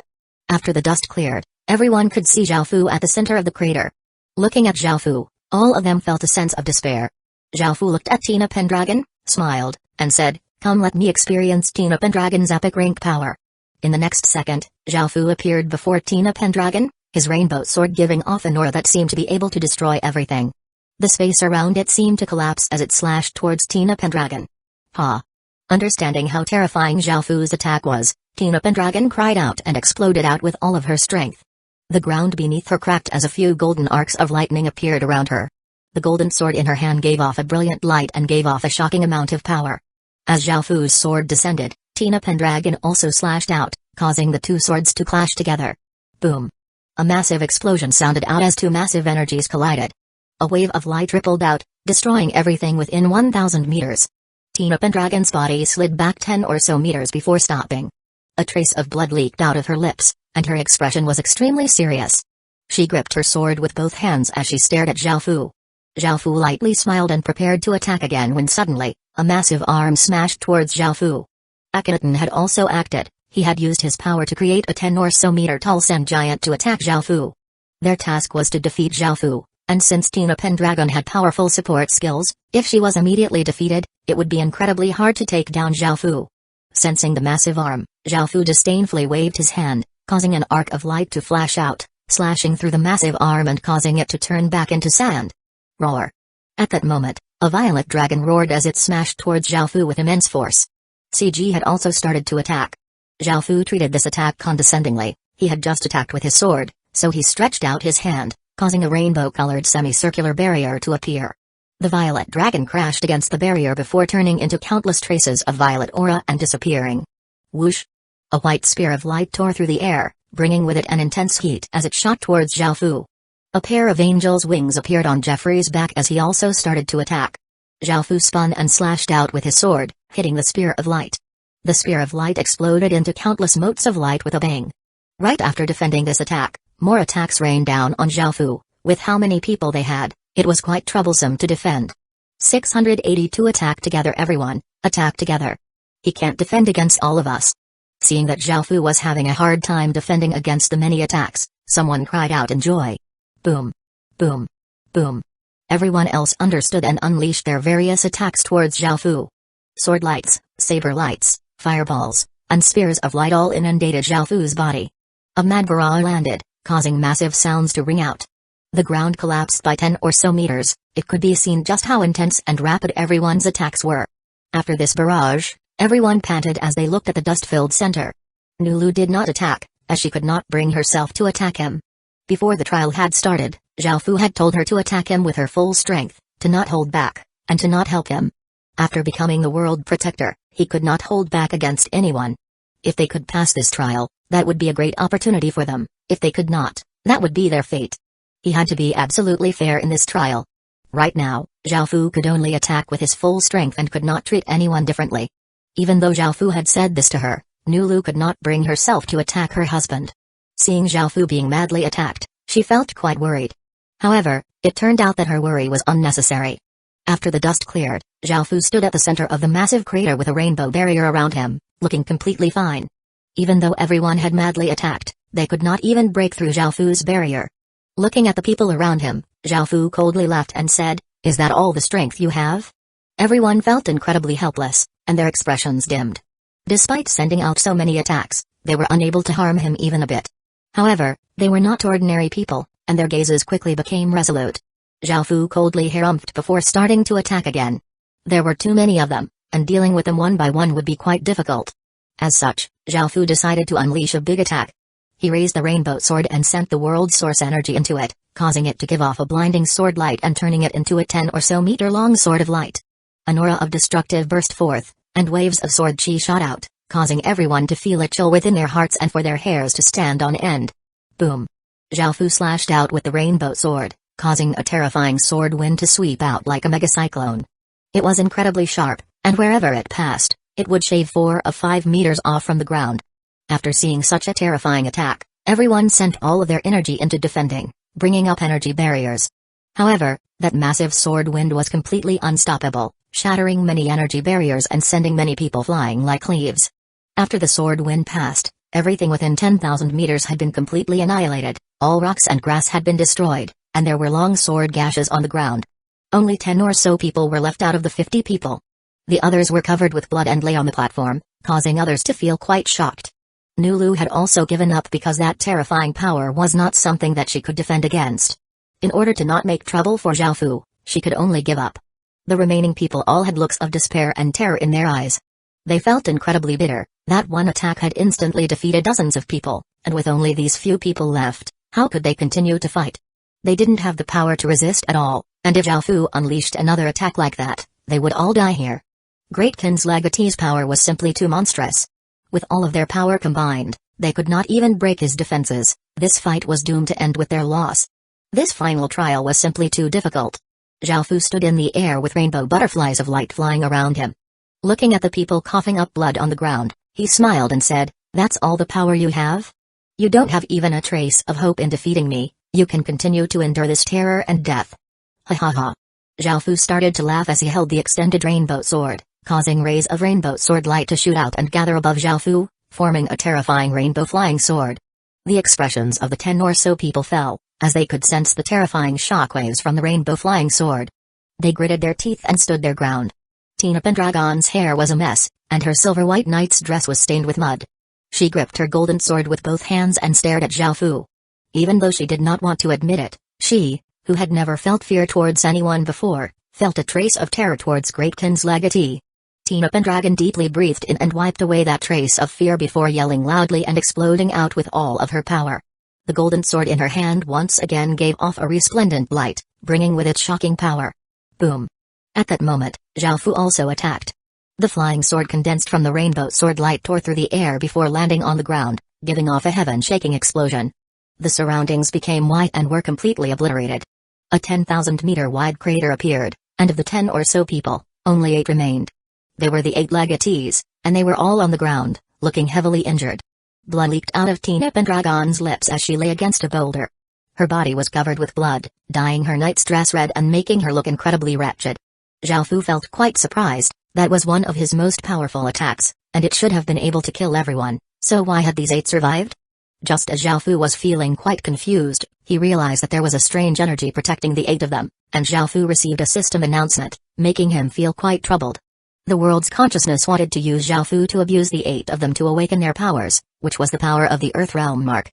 As for the method, the more humiliating and crueler, the better. Zhao Fu felt like he had become a tool of the world's consciousness, and he would draw much hatred from these 8 people. However, given the benefits offered to him by the world's consciousness, he still agreed. Zhao Fu dispersed his rainbow sword and came before Tina Pendragon, mocking her as he said, "This is the power of the Pendragon family?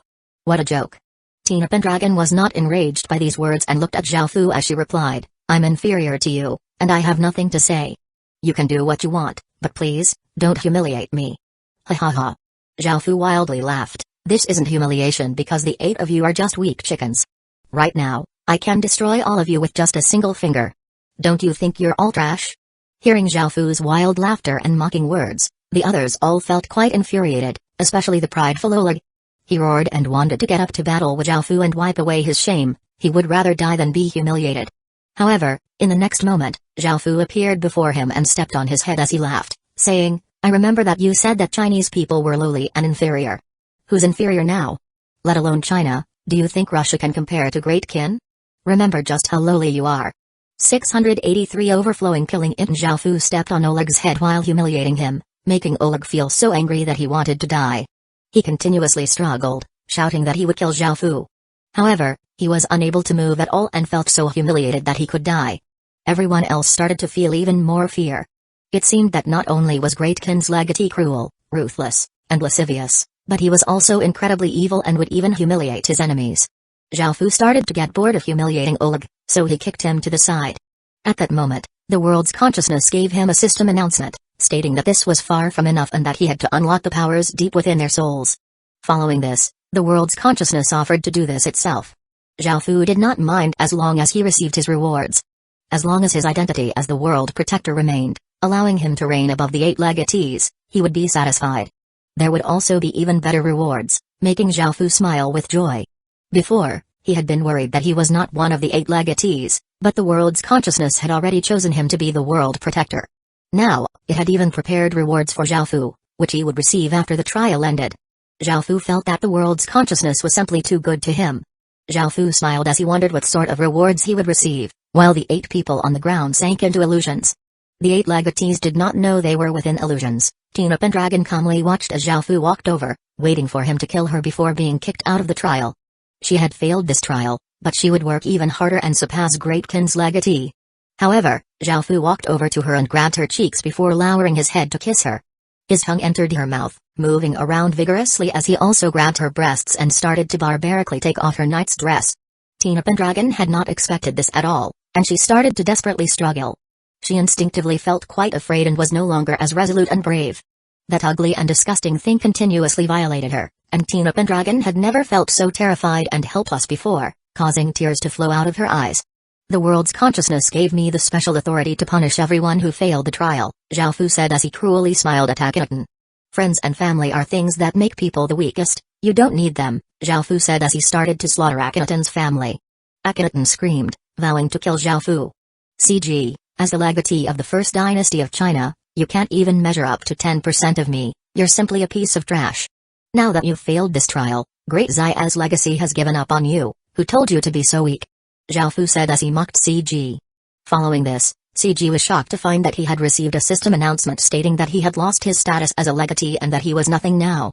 Zhao Fu laughed as he chopped off a cute-looking little girl's head and threw it to Jeffrey's side, saying mockingly, "You believe in the light? What a joke. It's all fake nonsense. I'll kill as many people as I want, can you do anything to stop me? Can your god do anything to stop me? Your god is just a pile of crap." Jeffrey's heart was filled with fury, and he exploded out with all of his strength as he rushed toward Zhao Fu.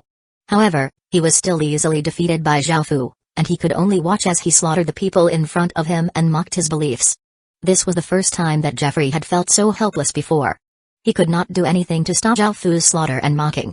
"Lowly slave, are you trying to retaliate?" Zhao Fu said disdainfully as he stepped on Oleg's head. Oleg was furious and tried to resist, but Zhao Fu pressed his head tightly against the ground. Following this, Zhao Fu pulled down his pants and started to piss on Oleg's head, making him angry to the point that he could die. With how prideful he was, this was even worse than being cut by tens of thousands of knives. However, he could not resist and could only continue to be humiliated by Zhao Fu. "Babylon. Is this your little sister? She looks very cute." Zhao Fu lewdly stretched out his tongue and licked a little girl on the face, causing her to cry in fear. Seeing the person he cared most about being treated like this, Babylon's expression became savage and he roared, "Let her go, or I'll definitely kill you." "Ha ha ha." Zhao Fu wildly laughed, "You think you can kill me? Do you still not understand the situation? Don't blame me, you can only blame yourself for being too weak to the point that you can't protect the people important to you." The Zhao Fu in the illusion started to violate Babylon's little sister right before his eyes, causing him to madly howl. "Are you alright? I'm so sorry, I couldn't control my body just then, which was why I did those things," Zhao Fu said as he gently helped Masen Orai Hano up. Masen Orai Hano's face went red as she looked at Zhao Fu's handsome, yet beautiful face, and her heart rate sped up as she lightly shook her head. "Thank you," Zhao Fu said as he lightly smiled. Masen Orai Hano's face was completely red as she mustered up her courage and said in a small voice, "It's all right. I know you're not that sort of person, And there must have been some reason for you to become like that. I've often heard of you in Japan, and I've wanted to meet you all this time. Really? Zhao Fu smiled as he took Misun Orihano's hand in his own. I've heard about you too. Misun Orihano's face became even redder, and she became at a loss for words. Even though she looked incredibly bewitching, she was still a pure young woman. Following this, the two of them started to talk intimately, and Misun Orihano started to feel that she truly loved Zhao Fu. She couldn't help but confess to him under the tree they were laying against, but suddenly, a sharp knife pierced through her heart. Zhao Fu coldly smiled as he said, "Do you really think that I'd fall for you? I was just toying with you. Don't tell me you really believed it?" Misun Orihano's tears continuously flowed as she looked at Zhao Fu while her life ebbed away. Zhao Fu bit into Rami's flesh, munching on it as blood flowed out of his mouth, making Zhao Fu look especially savage. "Your flesh is quite delicious." Rami's desperately struggled with an expression of terror as a chunk of his leg was bitten off by Zhao Fu. Rami's howled in fear and pain as he watched as his body was bitten off bit by Zhao Fu. He had never felt so terrified and helpless before, and he nearly went mad. Outside of the illusions, Zhao Fu stood as he looked at the 8 unconscious people, feeling quite impatient. Would they be able to awaken the power of the Earth Realm mark? Right now, Zhao Fu was feeling quite excited about what his rewards for becoming the world protector would be. Screams sounded out, and Zhao Fu felt quite startled and moved a bit away. He saw blood-red light rising up from the 8 people's bodies, which turned into blood-red pillars of light that shot up into the sky. The 8 legatees slowly opened their eyes, looking at Zhao Fu with overflowing killing intent, making him feel quite confused. 684 second round 8 rainbow-colored runes that gave off a mysterious light rose up from the 8 legatees' foreheads as they gave off an incredibly terrifying aura. Their auras were tens of times more powerful than before, and the air seemed to solidify under their pressure. Their eyes were all blood-red, and Zhao Fu wondered what they had experienced, as their eyes were filled with only hatred and killing intent as if they had irreconcilable hatred with Zhao Fu. Zhao Fu did not understand what was going on. Didn't he just mock them a bit? Why did they hate him so much? Moreover, now that they had all awoken the Earth Realm Mark's power, did that mean that his task was complete?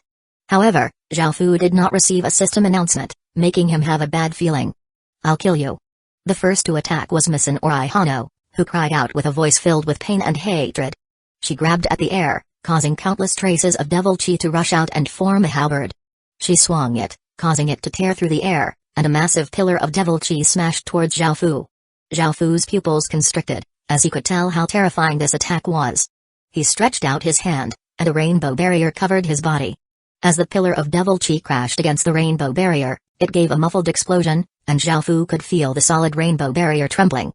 Following this, the devil chi rippled out, covering the surrounding 100 meters and obscuring everyone's vision. "You piece of trash!" A roar suddenly sounded out from Zhao Fu's side as Babylon held a saber and stared at Zhao Fu before sending out a boundless wave of saber chi towards the barrier. Crack!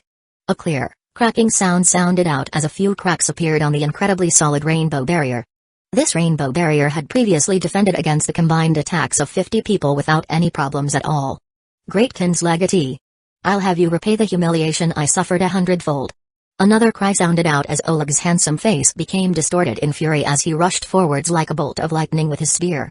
He had no regard for his own safety and seemed completely fixated on killing Zhao Fu. Crack! Another clear cracking sound could be heard as the spear gave off an immense piercing energy and slammed against the rainbow barrier, causing a few more cracks to form. "True sword of justice!" Someone yelled, causing Zhao Fu to feel quite startled. Tina Pendragon's eyes were incredibly cold, giving off dense killing intent, as she raised her golden, glowing sword with both hands. She then ferociously slashed it down towards Zhao Fu. A massive golden sword light, giving off an energy that seemed to be able to slash through everything, flashed out, causing everyone's hairs to stand on end. Crack! The rainbow barrier shattered like glass, and there was also a sword gash that was hundreds of meters long on the ground. Zhao Fu felt quite shocked, but luckily, he had leaned to the side, or else his body would have been split apart by this attack. Suddenly, another figure appeared above Zhao Fu. CG gripped his violet sword as he slashed down towards Zhao Fu. This sudden attack startled Zhao Fu, but he grabbed at the air, causing the rainbow sword to instantly form, after which he slashed out. Clang! The two swords collided, resulting in a massive clanging noise. CG looked at Zhao Fu with eyes full of hatred and roared, "Greatkind's legatee, do you really think I'm inferior to you? Today, I'll kill you to prove myself." CG gritted his teeth as he used all of his strength to press down against Zhao Fu's sword. Zhao Fu coldly harumphed and gripped the rainbow sword as he vigorously slashed out, sending CG flying. However, Zhao Fu was once again surprised to sense a spear light that gave off a white, burning energy, stabbing towards his back. He turned and saw Jeffrey with a pair of angel's wings on his back, giving off white light. He was holding a white spear of light, his face a mask of fury as he roared, "I'll purify you, you demon." Zhao Fu hurriedly spun and sent out an arc of sword light towards Jeffrey.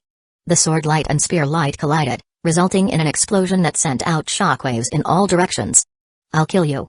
A voice twisted with pain and terror sounded out as Rami swung an iron club down at Zhao Fu, giving off a massive whooshing sound and forcing Zhao Fu to dodge to the side. Scree-ee. A massive black bird ferociously dove at Zhao Fu while he was still dodging, so he could only use the rainbow sword to block in front of him. Bang! Zhao Fu's body slid back by 10 or so meters before he stopped, leaving 2 tracks on the ground. After receiving this attack, a trace of blood leaked out of Zhao Fu's mouth. Akhenaten glared at Zhao Fu in hatred and anger, saying, "I'll take revenge for them today, you deserve to die 1,000 times." Zhao Fu's expression became cold as he wiped away the blood from his lips. He looked at the 8 maddened people and wondered why they hated him so much.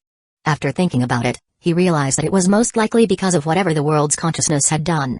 The 8 people ferociously attacked, and seeing this, Zhao Fu coldly harumphed and decided to use his full power, or else he would be killed here.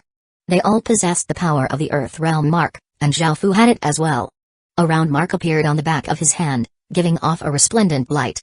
Zhao Fu pointed the rainbow sword toward the sky as he roared, causing a rainbow pillar of light to shoot into the sky. Within the pillar of light, Zhao Fu's aura rose, causing a terrifying might to descend and making it seem as if the whole world was shaking. Boom! Boom! Boom! Massive explosions rocked the heavens and the earth. No matter how strong Zhao Fu was, the 8 legatees did not show any signs of backing down, seeming as if they were willing to die to take down Zhao Fu. They once again began to unleash their powerful attacks. Facing so many terrifying attacks, Zhao Fu raised the rainbow sword and slashed out horizontally, sending out a 1,000-meter-long crescent that collided with the 8 legatees' attacks. Boom! A shocking explosion sounded out, and even the people below felt an immense feeling of fear. Even though they could not see just what was happening, just from these shockwaves, they could understand just how intense their battle was. Many people had witnessed Great Ken's legatee's power, which had been powerful enough to instantly kill dozens of people. These people, who were at the peak of the world, were like ants in front of him, and they had been unable to retaliate at all. However, the 8 legatees had received some sort of power and were now able to fight on almost equal grounds with the world protector, Great Ken's legatee. The others couldn't help but feel admiration towards the 8 legatees and fear towards Great Ken's legatee. Nulu's expression became quite anxious as she started to worry for Zhao Fu. Back at the battlefield, a 10,000-meter wide crater had appeared, and it was dozens of meters deep. That massive collision had resulted in a massive explosion, and the 8 legatees had all been blasted back by the shockwave, traces of blood leaking out of their lips. 685 Legend Ha! Masen Ori Hano cried out as she attacked first, gripping her halberd as she flew forwards, her hatred towards Zhao Fu as high as possible. The hatred she felt was as if Zhao Fu had killed her 100 times, and it had been engraved on her heart. Everyone else also rushed together, their blood-red eyes staring at Zhao Fu as if they were trying to kill him with their stares alone. Seeing the 8 legatees charging at him, Zhao Fu decided to act first. If these people attacked together, Zhao Fu would be in a very disadvantageous position. Zhao Fu swept out with his sword, causing sword gashes to appear on the ground as countless traces of sword chi formed a massive sword wind that rushed towards the 8 people. At the front, Masen Ori Hano swiped out with her halberd, sending out a crescent that cut apart a portion of the sword wind. She darted through that area and stabbed her halberd towards Zhao Fu. Zhao Fu leaned to the side, while his sword gave off a shocking sword light and slashed towards Masen Ori Hano in response. This terrifying attack caused Masen Ori Hano to feel a chill in her heart, and she quickly withdrew her halberd and used it to block in front of her. Clang! A metallic clanging sound rang out as sparks flew everywhere, and Masen Ori Hano was forced back 5 or 6 meters. Roar! A massive roar sounded out as Akhenaten's jet black staff, socketed with gems, released a massive sphinx. The sphinx gave off a mighty aura as it flew towards Zhao Fu, opening its mouth as it ferociously bit at Zhao Fu.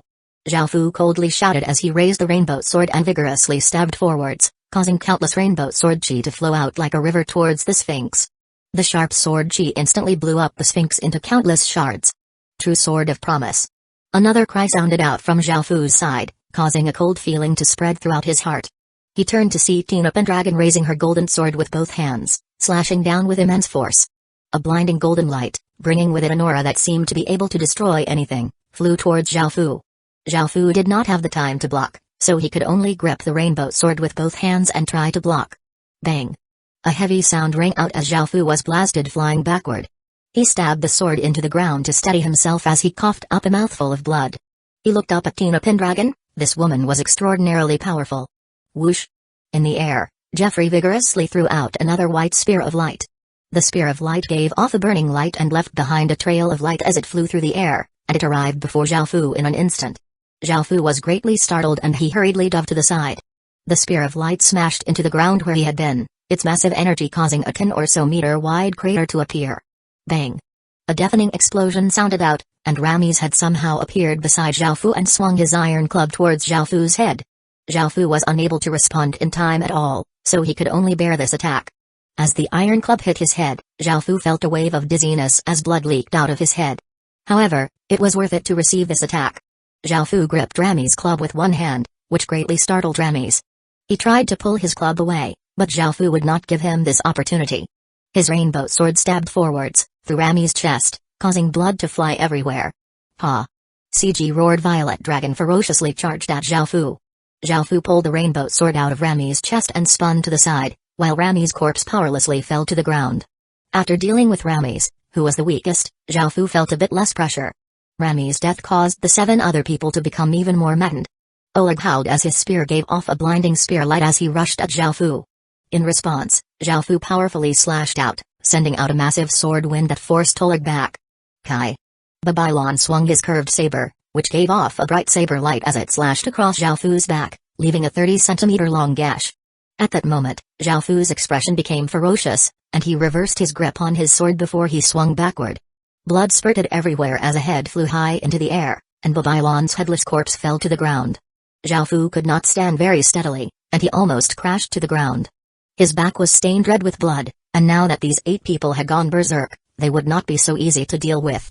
However, now that he had dealt with another one, there were only 6 of them to face now. The pressure he felt once again decreased.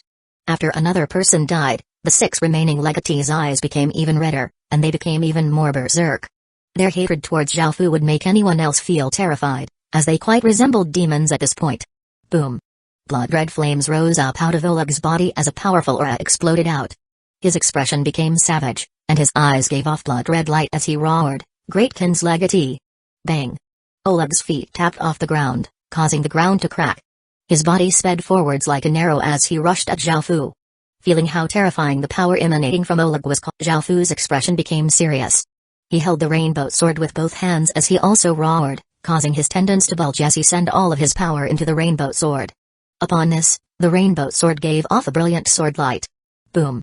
Just as Oleg reached Zhao Fu slashed out a terrifying strike that seemed to be able to tear apart space itself. The massive sword light flashed forwards, inundating everything in its path. After unleashing this attack, Zhao Fu stabbed the rainbow sword into the ground as he powerlessly half-knelt and coughed up a mouthful of blood. In front of him, there was now a 10,000-meter-long, hundreds of meters wide ravine. The sides of the ravine were completely smooth, and they extended quite far down. After Oleg's body had been inundated by the sword light, he had been completely obliterated. At the same time, this strike reached Akhenaten as well. He had been preparing to attack, but he had suddenly been hit by that sword light, causing him to fall to the ground. Akhenaten felt quite unwilling to just die like this, and tears leaked out of his eyes. Thinking about how Zhao Fu had killed his family and friends, he was filled with hatred and screamed, "I beg you all, kill him." After giving this final cry, he died in reluctance and pain. Rames, Babylon, Oleg, and Akhenaten had all died, leaving only 4 legatees. Akhenaten's final cry caused the remaining 4 legatees to reach the peak of their madness. Blood-red flames rose up from their bodies, and the rainbow-colored runes on their foreheads gave off incredibly resplendent light, giving them even more terrifying power. Legend, obliterating all evils. Jeffrey opened up 8 blood-red wings, giving off boundless blood-red light and making him seem like a little blood-red sun. As he yelled this, the entire world seemed to tremble. At that moment, the fatigued Zhao Fu's expression fell, as he felt his body and soul being squeezed by the world to the point that they felt like bursting. 686 Sword of Promise. The massive pain caused Zhao Fu to continuously roar, and traces of blood appeared all over his body. Zhao Fu had used up most of his strength by now, and the massive power had squeezed Zhao Fu into a ball. Og! Just as Xiaofu was about to explode, he cried out in pain, and the Earth Realm mark on the back of his hand gave off a bright rainbow light, and a rune appeared on Xiaofu's forehead. This rune was quite unique, and it seemed to be formed from many different runes. It gave off a mysterious aura. Shing. A clear sword's hum sounded out, and everyone saw a sword light that seemed to tear through the sky. That terrifying power caused everyone in the trial space to feel as if they had dropped into icy water, and their bodies and souls trembled. Just what had happened? Why was their battle so terrifying? By now, everyone could see just how monstrous this battle was. The countless people on the stairs could not understand what was happening, but they were all incredibly curious and afraid. They wanted to see just what was happening, but it was a pity that they were too weak to reach the top.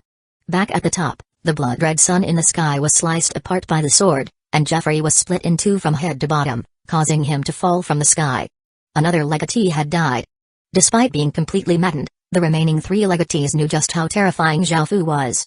Xiaofu was currently standing in the air with a rainbow flame around him, causing his clothes and hair to flutter. His eyes were completely blood-red, and he was no longer holding an incorporeal rainbow sword but a crystal sword. Roar, roar, roar. 9 dragon roars sounded out as CG raised his sword and sent the remainder of his power into the sword, unleashing his most powerful attack. 9 violet dragons, which had violet chi surrounding them, gave off a shocking amount of power as they rushed towards Xiaofu in the air.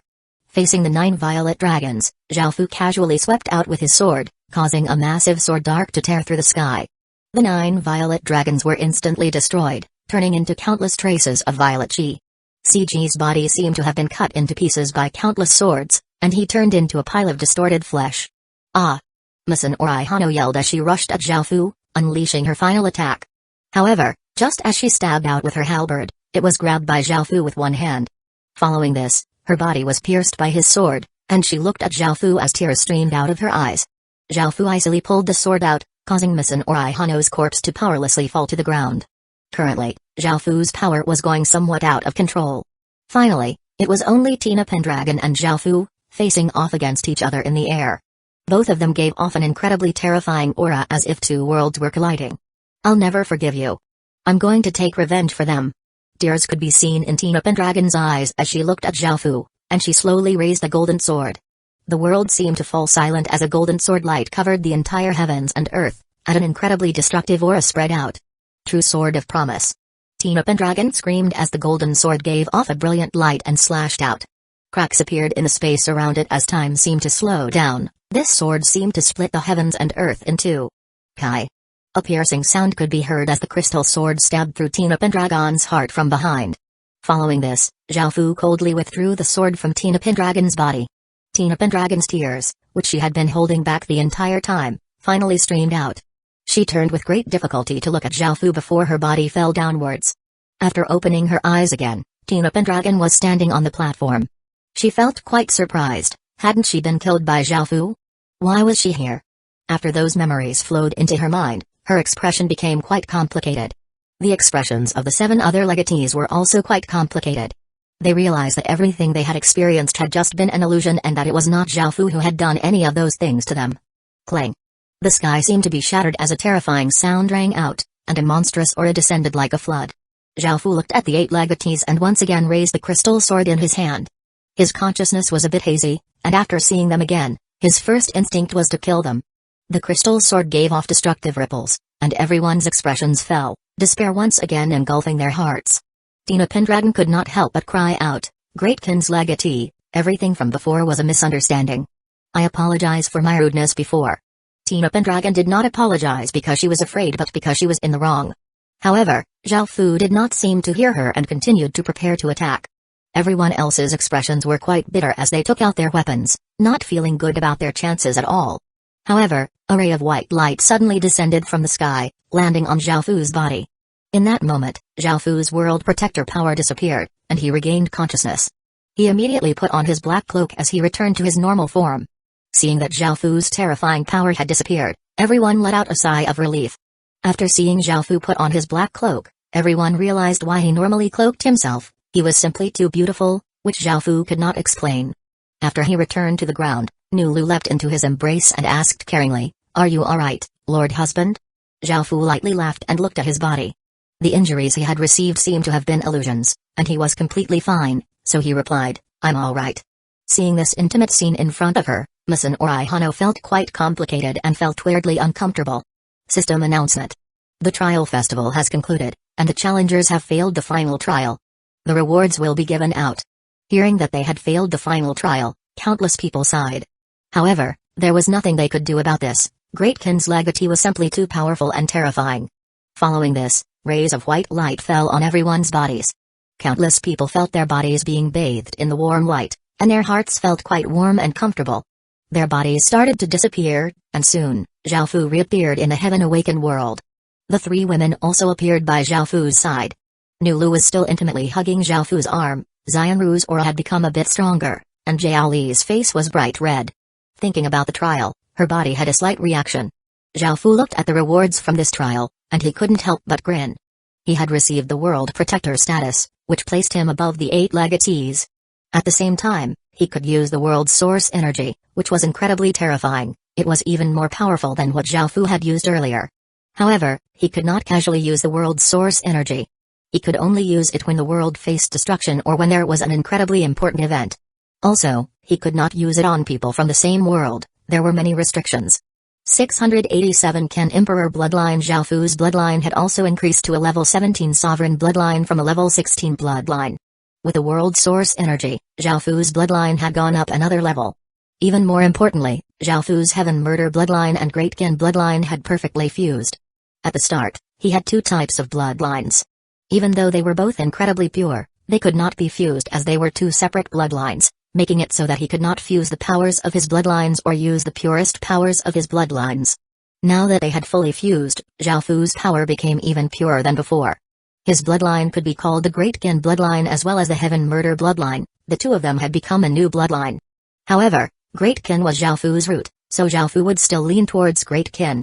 Even though the Heaven Murder Empire was quite powerful, it did not have much of a connection to Zhaofu. On the other hand, Zhaofu's relationship with Great Kin was incredibly tight, whether it was in terms of legacy, bloodline, or ideology. It was impossible to separate him from Great Kin. Zhaofu felt that he liked Great Kin much more because he understood it, so he decided to call this new bloodline the Ken Emperor bloodline. In actuality, Zhaofu now had 3 types of bloodlines. The first was from when he had obtained king's power, giving him the king's profession and the royal bloodline. What's more, it was an early-stage royal bloodline, which was even more prestigious and purer than the Ying family's bloodline. The second was the god-killer bloodline, which he had obtained from killing a god, Kerr, and it greatly countered ordinary godly spirits. The third was the heaven murder bloodline, which Zhaofu understood to be an extremely terrifying bloodline. It was of an even higher grade than the royal bloodline and god-killer bloodline. What made Zhaofu even more excited was that his king's power had evolved into emperor's power. Before, Zhaofu had been quite short-sighted and had thought that king's power was the most powerful type of power. After all, one could only obtain king's power by establishing a nation and becoming a king. However, now that Zhaofu had personally seen how vast and terrifying the Heaven-Awakened world was, king's power was not as amazing anymore. However, it was still quite a rare power, as only 1 out of a few 100 million people would have it. Now, Zhaofu had seen greater things, so he was not as moved by king's power. Now that he had emperor's power, he was delirious with joy. This was because normally, emperor's power would be something that could only be gained after establishing an empire, and it far surpassed what a king would have. An emperor's authority far outstripped a king's authority. The kingdoms in the Heaven-Awakened world were split into baronies, marquisates, dukedoms, royal kingdoms, imperial kingdoms, empires, and holy empires. There were 9 levels for each of them, and given that only empires could have sovereign bloodlines, Zhaofu was already far ahead of others. Even the Devil Horn Empire, which was the greatest threat right now, was only a level 1 dukedom, so their bloodline level would definitely be lower than Zhaofu's bloodline. However, the other side had a mighty military, so their overall strength was quite powerful. Based on the information he had from God Kerr, Zhaofu was the only person with emperor's power without having even established a nation. What's more, Zhaofu's current bloodline was an early-stage emperor bloodline. Apart from the bloodline, Zhaofu also obtained a pet. This pet's grade was higher than the 4 guardian beasts, and it reached world grade. A world could only create one such creature, and even within the Heaven-Awakened world, such a creature was incredibly rare. This pet had not hatched yet, and it was still an egg. Following this, Zhaofu took out the egg. The egg was about as big as a fist and oval-shaped. It gave off a rainbow light and looked extremely beautiful. The egg already gave off some might and a vigorous aura of life. World Cleansing Butterfly, grade, World description: a world beast created by a world that contains the world's power. An extremely terrifying creature. Zhao Fu made a cut on his hand, allowing blood to drip down onto the egg. He was not sure how long it would take this egg to hatch, but he knew that he had to use his blood. That way, after it hatched, it would be intimately connected to him and would be completely loyal to him. The other 8 eggs would also be hatched with this sort of method. Looking at the egg absorbing his blood, a trace of a smile appeared on Zhao Fu's face, and he put away the world-cleansing butterfly egg. After the trial festival concluded, everyone received many rewards. Most people's bloodlines became purer, and their stats and powers became stronger as well. Afterward, Zhao Fu heard about some of the things that the women who had gone in with him had obtained. Nulu had refined her own 5 rainbow divine stone, Xianru had obtained a 5 elements spirit talisman, and Jia Li's bloodline had been upgraded. Jia Li had also obtained a powerful piece of equipment. Following the conclusion of the trial festival, Zhao Fu once again gathered his army and started to clear out regions. Because the trial festival had used up so much time, Great Qin needed to move faster. Great Qin's gears once again started to turn, and they began to clear out regions while constructing the inner Great Wall again. Afterward, news about what had happened during the final trial started to spread. Countless people did not know how to react after hearing that Great Qin's legatee had become the world protector, something that was above even the 8 legatees. Everyone was extremely shocked, but they had all had some premonitions after Great Qin's legatee had not been one of the 8 legatees. Since that was the case, it was possible that there was a higher position. How could Great Qin's legatee be so ordinary? Just from the things he had done already, he had far surpassed Tina Pendragon. Right now, they all felt quite uncomfortable. Great Qin's legatee seemed to be invincible. No one could shake his position, and everyone before him felt much weaker. They all felt immense despair as if they were weighed down by a mountain. The ones who were happiest were the Chinese. Of course, this was only for the factions that had no ambitions to rule. Since they did not have lofty ambitions, they just wanted China to become more powerful and for China to stand at the peak of the world.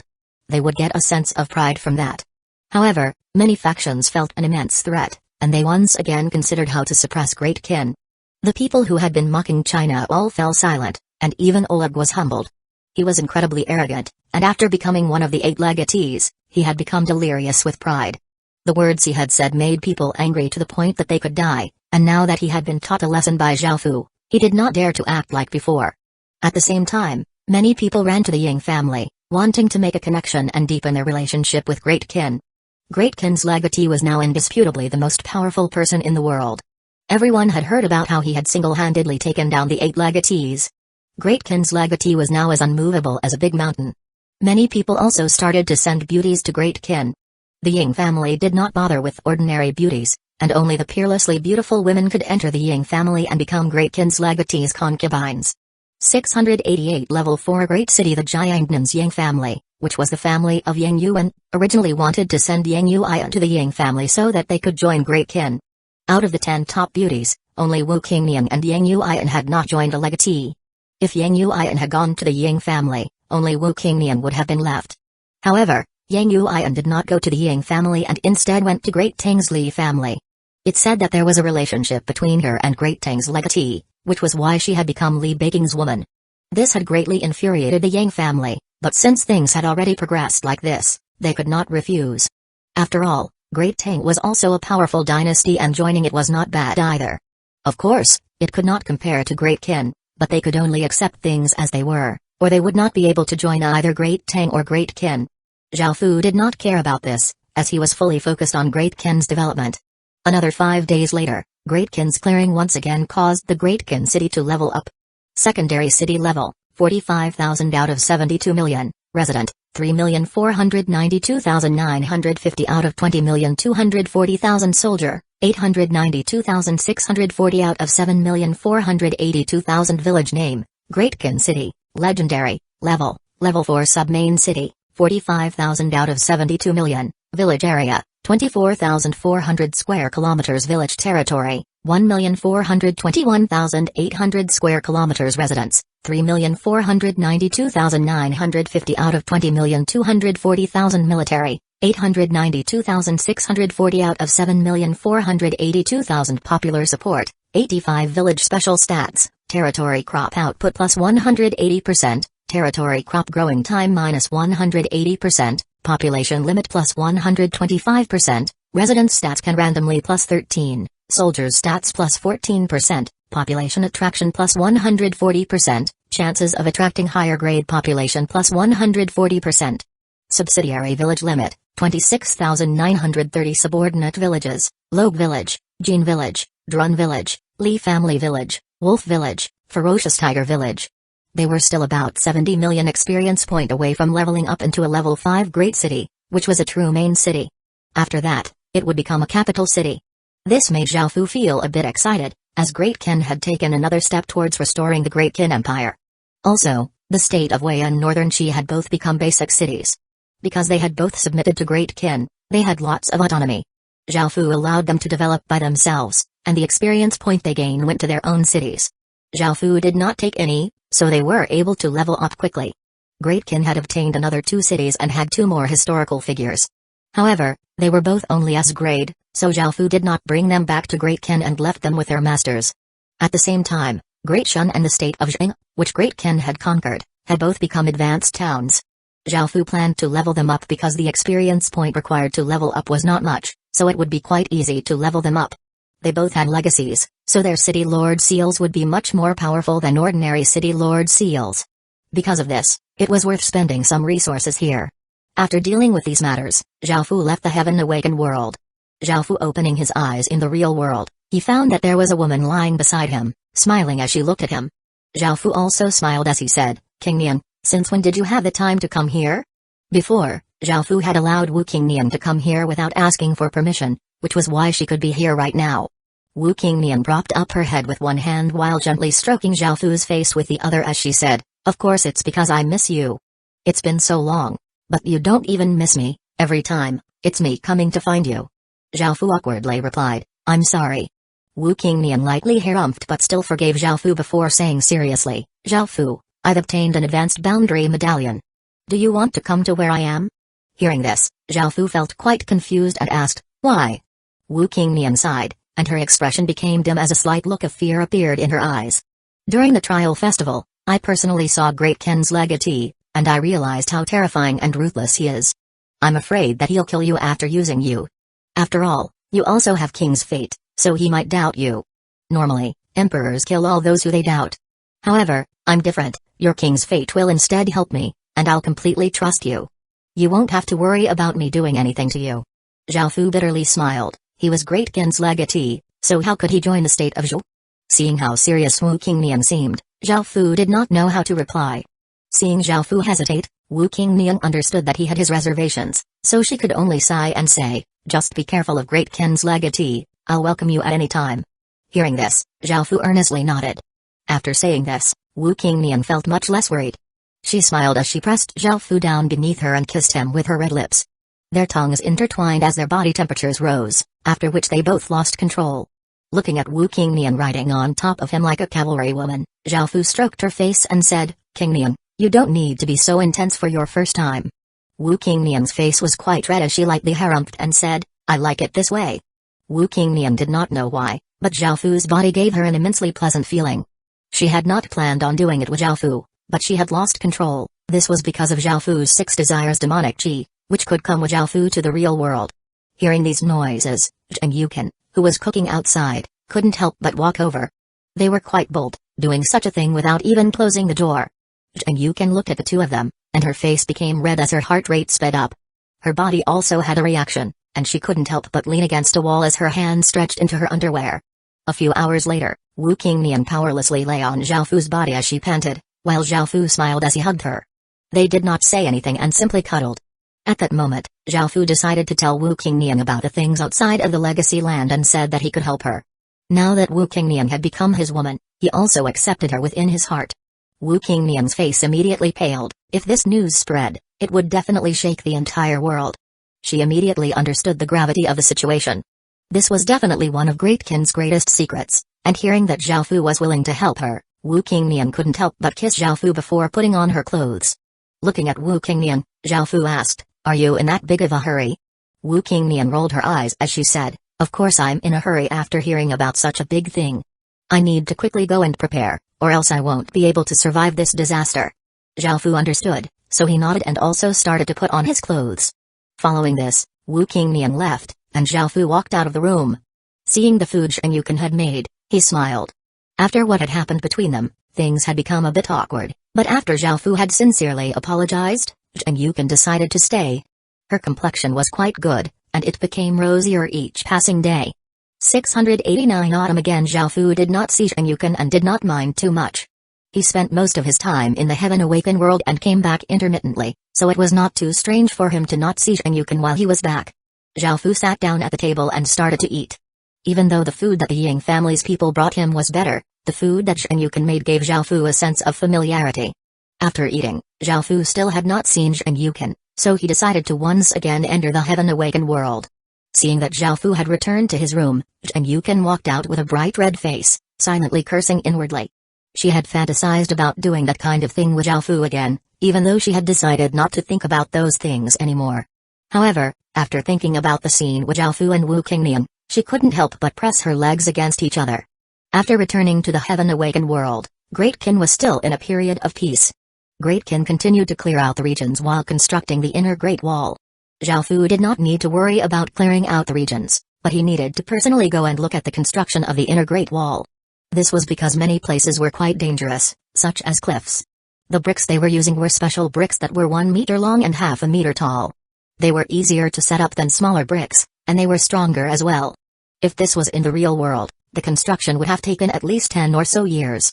The transportation alone was incredibly difficult, as there were no roads or cars, and they needed to move everything manually. Moreover, they did not have enough people for construction, and those who were already working extremely hard.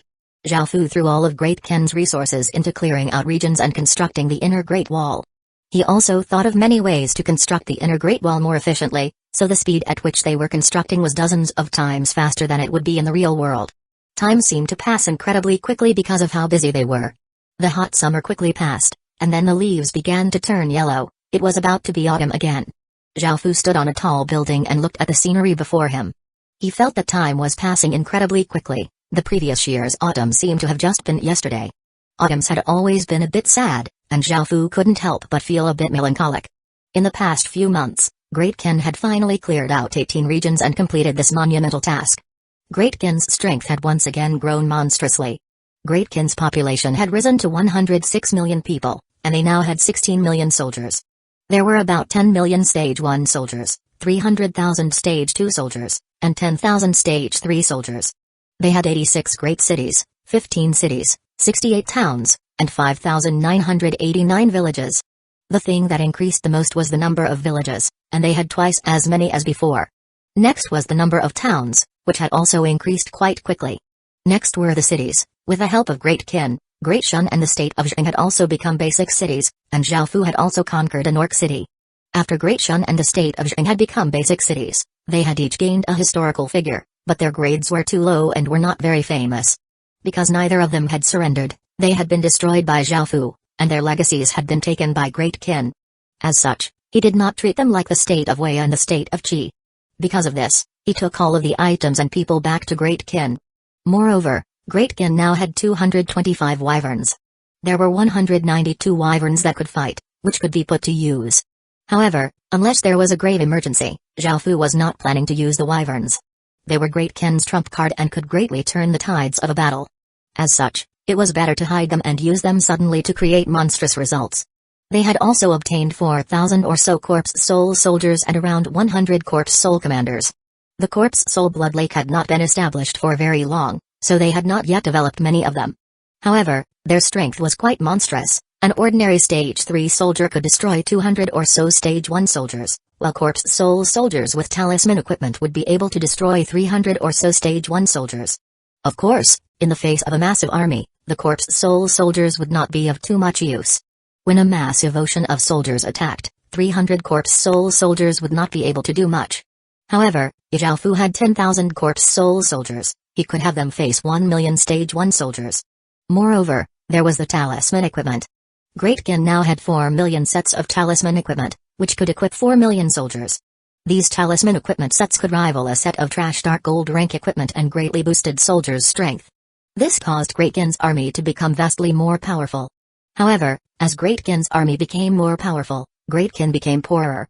The Stage 1 corpses and talisman stones all cost a large amount of money. All of the equipment that Great Ken had taken from enemy players and the gold coins taken from system main cities had been spent on these things. Now that Zhao Fu had spent so much money, he was no longer able to spend money as extravagantly. After continuously trading with Great Ken, the Swan Goose Group had become the largest group in the Kershi Kingdom and was far superior to other groups. They were now certain that Zhao Fu's identity was not simple at all, because the vast amount of money Zhao Fu had spent would be difficult for any ordinary kingdom to take out. They would not be able to spend money so easily like Zhao Fu, so they decided to hide their transactions with Zhao Fu. After all, some people had noticed the changes in the Swan Goose Group, and even the Kershi Kingdom's government started to secretly investigate how the Swan Goose Group had grown so quickly. If they were not careful, their transactions would be discovered, which was not beneficial for Zhao Fu or the Swan Goose Group. Now, money was one of Zhao Fu's biggest problems. High-grade corpses and talisman stones were essential to Great Ken now. Also, after such a long time, Great Ken's inner Great Wall was finally complete. It was incredibly grand and majestic and looked like a long dragon. With his inner Great Wall's protection, Zhao Fu was finally able to set his heart at ease, as he now had a sense of security. Now, no matter what happened, at least Great Ken had some form of defense. This was what Zhao Fu had wanted the most. Before, Zhao Fu had not felt any confidence at all in facing things in the future. The Devil Horn Empire was becoming more and more powerful, and the situation was becoming tenser and tenser. Zhao Fu did not want to be completely defenseless in the face of danger. Now that they had finished clearing out the regions and constructing the inner Great Wall, Zhao Fu looked at the regions around Great Ken. Great Ken still needed to speed up the restoration of its empire. 690-120 regions. Zhao Fu did not decide to directly attack the four directions and instead decided to convince them to surrender. With Great Ken's strength, as well as the inner Great Wall, it would be quite easy for Great Ken to defend against their attack. Moreover, with Great Ken's massive power, Zhao Fu had the confidence to ask them to surrender. The system main city's city lords most likely knew that the real world would be devoured by the Heaven Awakened world, meaning that they would not be able to remain neutral. When that time came, the players would still have the advantage, because players had become more powerful and no longer feared the system main cities. In the future, the system main cities would be in a worse and worse situation. Now that it was quite a few stages into the chaotic world, there were battles between nations, and they were about to reach the final stages. In the final stage, it would be people killing any people, not just foreigners. When that time came, the system main cities would not be spared and would be forced to get involved as well. Zhao Fu was not completely sure, but the city lords most likely knew these things. Zhao Fu was sure that they would think responsibly for the future, as the dangers in the future would not be something a single region could defend against. As such, they would have to rely on people more powerful. Right now, this was the best decision for Great Ken. Great Ken had unified 31 regions and had constructed an inner Great Wall, so it was a massive figure. It was undisputedly the most powerful existence in Great Ken and attracted many people. Zhao Fu gave all sorts of benefits to those who surrendered, such as not taking their position as city lord, as well as not killing their residents, treating them all as Great Ken's subjects. Now that they had unified their territory, Zhao Fu took out their map and gathered his generals to talk. He once again decided which regions to take over, which were the regions outside of the inner Great Wall. This time, the eastern boundary was the Center-Hold region, the western boundary was the Five-Color region, the northern boundary was the Clear Sun region, and the southern boundary was the Lone Shadow region. This encapsulated 120 regions outside of Great Ken's territory. Thinking about how long it had taken Great Ken to unify 31 regions, doing the same for 4 times the number of regions would be an incredibly monumental task. However, by the time, Great Ken would be establishing its nation soon. When he thought of this, Zhao Fu felt quite glad. Great Ken's great plans were advancing step by step. The factions around Great Ken were once again split into 4 factions, north, south, east, and west. The strongest side was still the eastern side, with 20 regions allied together. They had 70 system main cities and roughly 7 million Stage 1 soldiers. Relying on their strength, the eastern side had tried to attack while Great Ken was still constructing its inner Great Wall to disrupt its plans. However, they had been scared back by Zhao Fu's army, as they did not dare to commit to large battles and only wanted small skirmishes to disrupt the construction. The second most powerful was the western side. There were 17 regions allied together, which had 60 system main cities and had roughly 6 million Stage 1 soldiers. Next was the southern side, which had 15 regions allied together, with 50 system main cities and roughly 5 million Stage 1 soldiers. Finally, the weakest was the northern side, which had 10 regions. This was because 2 more regions past the north of Great Ken was the border with the Vietnamese side. It would be impossible for the Chinese system main cities to ally with the Vietnamese system main cities, as they were extremely antagonistic towards each other. Seeing the Chinese system main cities being destroyed, the Vietnamese side felt incredibly happy, so how could they help the Chinese side? After destroying some more regions, Great Kin would have to face the Vietnamese side. However, Zhao Fu did not mind, as Great Kin would have to fight against Vietnam sooner or later. Many of the regions that Great Kin had set its eyes on included Vietnamese regions.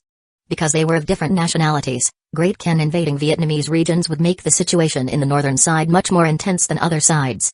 Moreover, the Vietnamese guard would also be of great help as well. Zhao Fu started to order his people to write letters to try to persuade the system main cities to surrender and had them delivered to the city lords. He mainly gave them to the eastern, western, and southern sides, as there would be some city lords who would be interested. Even if there was not a single city lord who surrendered, this would at least make it so that they were not as united. When it came for Great Kin to destroy them, it would be much easier. As for the northern side, Zhao Fu did not bother to write them any letters, as he planned to directly conquer them. They only had 10 regions and had 35 system main cities, with only 3.5 million soldiers. Even though they were all stage 1 soldiers, in front of Great Kin's massive power, they would barely be able to resist. After sending out the letters, all they could do was wait. Zhao Fu left 1 million soldiers to defend against the eastern, western, and southern sides. Now that Great Kin's territory was so vast, they would not be able to respond to threats as quickly, so they had to keep some soldiers stationed at key places at all times. Otherwise, if they attacked someone, it was possible that they themselves would be attacked by others. Without any soldiers stationed there, they were in danger from the 3 other sides, as they could attack Great Kin at any time. 1 million soldiers would be able to stall them for some time and would allow Great Kin to send over reinforcements. As such, Zhao Fu did not fear the 3 other sides too much and he gathered his massive 13 million soldier army and headed off towards the northern side.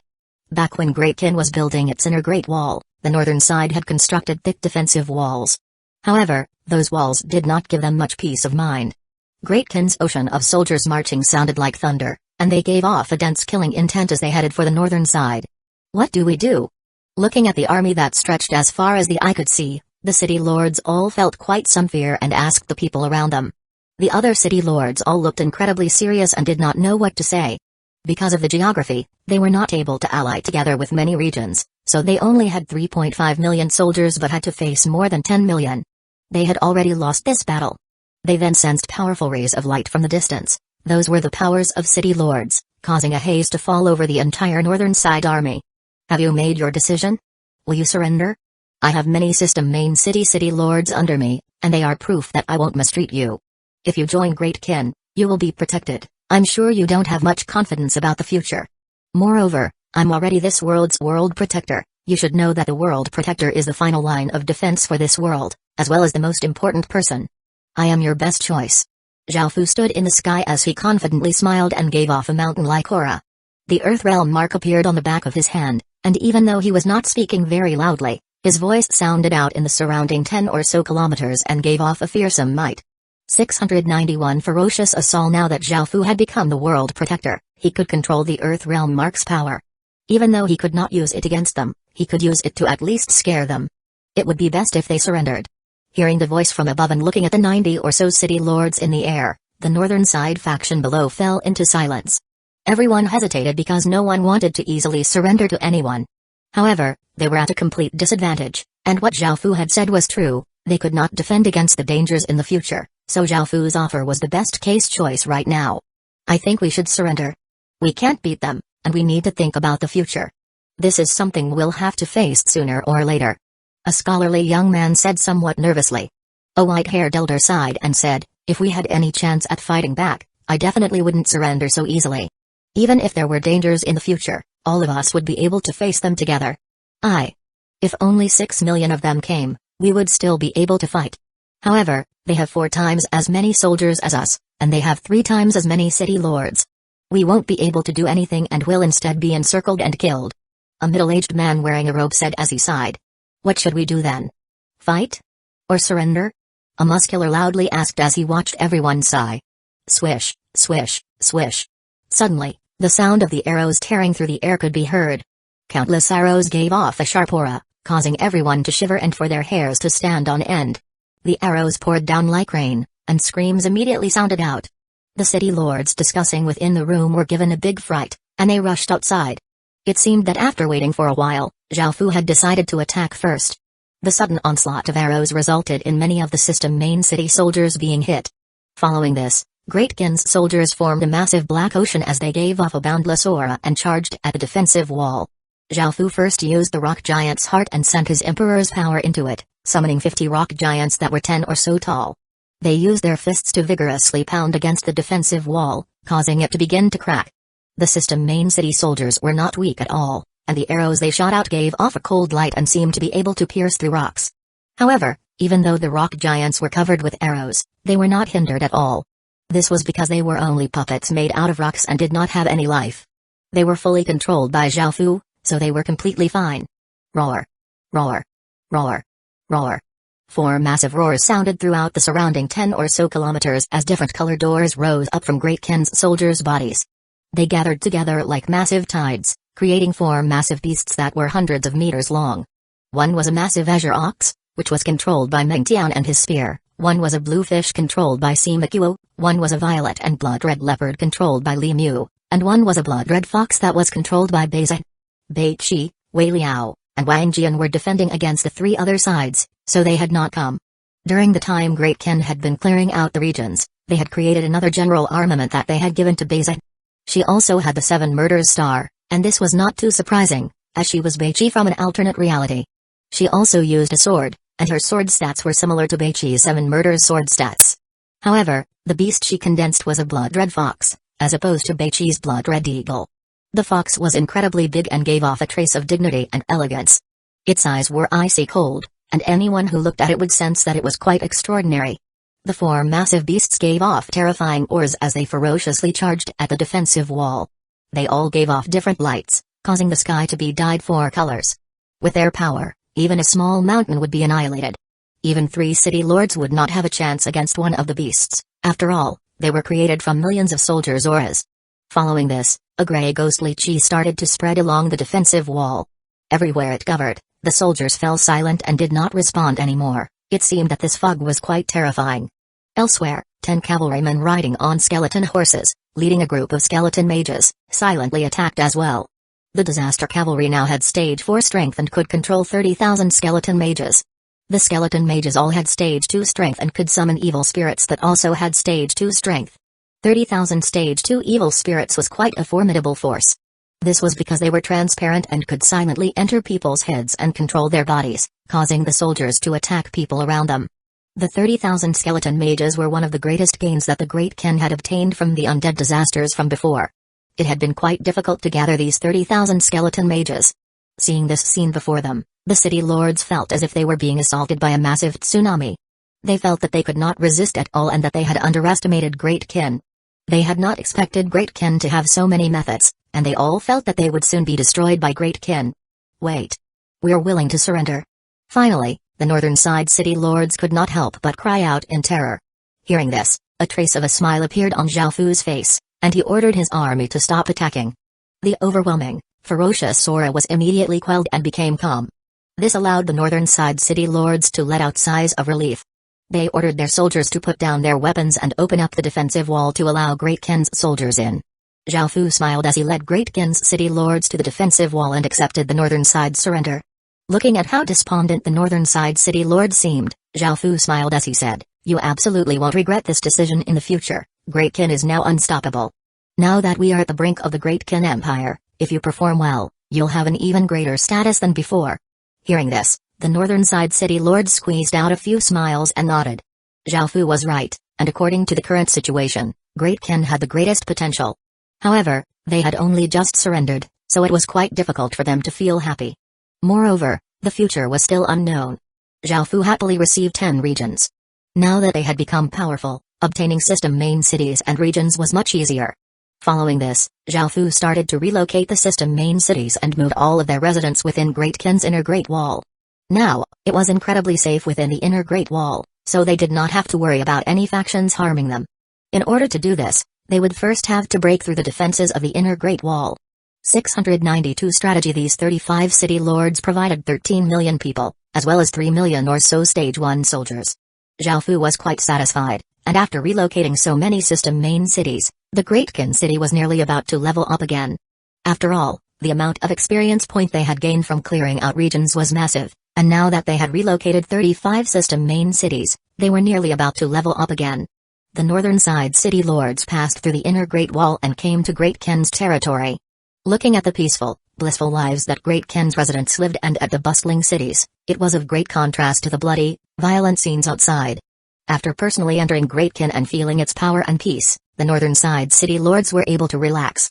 Before, they thought that Great Ken was incredibly bloodthirsty and ruthless and that its subjects lived difficult lives.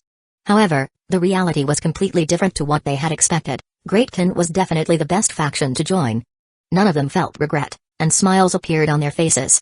In this incredibly chaotic world, Great Ken had already created a place of peace. This was something that they would not be able to do. Now that they had joined Great Ken, they would not have to worry about the future. They would not have to worry about the players or any other factions. They could simply live out their lives as city lords peacefully. Now that the northern side city lords had been pacified, Zhao Fu felt much more at ease. These 10 regions now belong to Great Ken, meaning that Great Ken's territory now bordered with Vietnam. Zhao Fu did not yet have any plans to invade Vietnam, because this would result in retaliation from the entirety of Vietnam. They could use reality-harming talismans to scare off players, but they would definitely hate Great Ken, though they would not dare to do much. Moreover, the Vietnamese system main cities would all ally together closely, as this was essentially an invasion from another country. No one felt much about internal conflict, but no one would be happy about another country invading. Moreover, the Vietnamese players were quite a big problem. Even though they were afraid of reality-harming talismans, after the real world was devoured by the Heaven-awakened world, they would still be a great problem. If they were backed into a corner, they would still retaliate. When that time came, the reality-harming talismans would essentially be useless, as their real bodies would have entered the Heaven-awakened world. Regardless of reality-harming talismans or not, they would still die a true death. Defending against a nation would not be a big problem for Great Ken, but destroying a nation would be quite difficult. As such, Zhao Fu did not plan on invading Vietnam for now. At the same time, Zhao Fu ordered his people to start constructing some simple defensive walls at the borders in order to prevent the Vietnamese side from attacking first. Zhao Fu did not know when he would make a move against Vietnam, and the matters at the northern side concluded. Before, Zhao Fu had planned to look at the other sides and destroy them, but after talking to his generals, Zhao Fu decided to lay aside this plan. After all, attacking the 3 other sides would bring in more regions. Because the 3 other sides were all on the Chinese side, attacking them would result in countless city lords' retaliation, so they had to take this into consideration. Some of the regions far away from Great Ken had not declared where they stood yet, but if Great Ken attacked, they could only join. When that time came, the 3 sides' forces would become many times more powerful, unlike the northern side. As such, Zhao Fu decided to slow down their pace and first digest these 10 regions. Great Ken's attitude became milder, and Great Ken asked the city lords to surrender and join Great Ken. With Great Ken's strength and defenses, it was the best decision for them. A few days later, even though Great Ken had sent out many letters, not a city lord surrendered, making Zhao Fu feel quite disappointed. At the meeting hall, Sun Hengxiang said, "Your Majesty, I think they're still hesitating because surrendering to a faction and giving their lives to another person is not something easy. How about we open our gates, invite them into Great Ken, and show them what Great Ken really is like? This will be many times more effective than just sending out letters. Right now, the outside world is in complete chaos.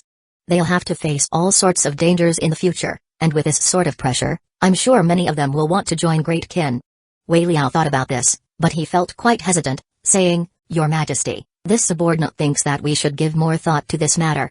After all, if they came to Great Ken's strength and defenses will be on display. If they do not choose to surrender, they may gather an even greater force to attack Great Ken. The situation will be incredibly disadvantageous for Great Ken. How about Your Majesty sign a contract with them? Divide them before destroying them." Zhao Fu sat above as he thought about their suggestions. Sun Hengxiang's method was filled with confidence and domineeringness. Its benefit was that they would not have to expend a single soldier to gain many system main cities and a lot of people. On the other hand, Wei Liao's method was much safer and cautious, and it was also a good method. However, it would take a lot of time because they would not be able to gain those city lords' trust in a short amount of time. "What do you all think?" Zhao Fu asked as he looked at the people below. Bei Qi cupped his hands as he stepped forward and said, "Your Majesty, I believe that we should first digest these 10 regions and gather our forces before rapidly and ferociously attacking one of the sides. That way, They will not be able to react in time before being destroyed. By the time, Great Kin will have a much greater force, and it will not be too difficult to deal with the two remaining forces. We'll use slaughter and overbearingness to force them to capitulate. Zhao Fu felt that Beiqi's suggestion was not bad either. It was incredibly intense, but they may have to sacrifice many soldiers. Moreover, it was possible that the two other sides would attack during that time. However, with Great Kin's massive population, defending the inner Great Walls would not be a big problem. However, many people would die, and all of Great Kin would be put under pressure. Li Si also stepped out and gave his own suggestion. Your Majesty, right now, all of the system main cities are under immense pressure. They understand how difficult the future will be, so you can marry some of the city lords' relatives. With this relationship, they will be able to trust Great Kin more and may join Great Kin. You can also choose some women and give them to the city lords. This will make them even happier with Great Kin. After hearing Li Si's words, Zhao Fu couldn't help but glare at him. Even though this was a good suggestion, Great Kin was not weak to the point that they had to use women to solve its problems. Following this, a few more people gave their suggestions, and Zhao Fu considered them carefully. Right now, the main concern was that if they attacked any of the sides, it was possible that more city lords would join them out of fear. 693 Endless Flames. Zhao Fu considered which method to use, but he could not quickly make a decision. At that moment, Go Binglin walked in and gave a report in a very grave voice. An impending conflict had finally exploded. The information that Go Binglin had received was that the system factions were starting to make a move against players. All of the powers binding system main cities had disappeared, and the system main cities could now fearlessly attack players without worrying about anything. The system main cities had always been wary against the players, and their attitude towards players had generally been quite disdainful.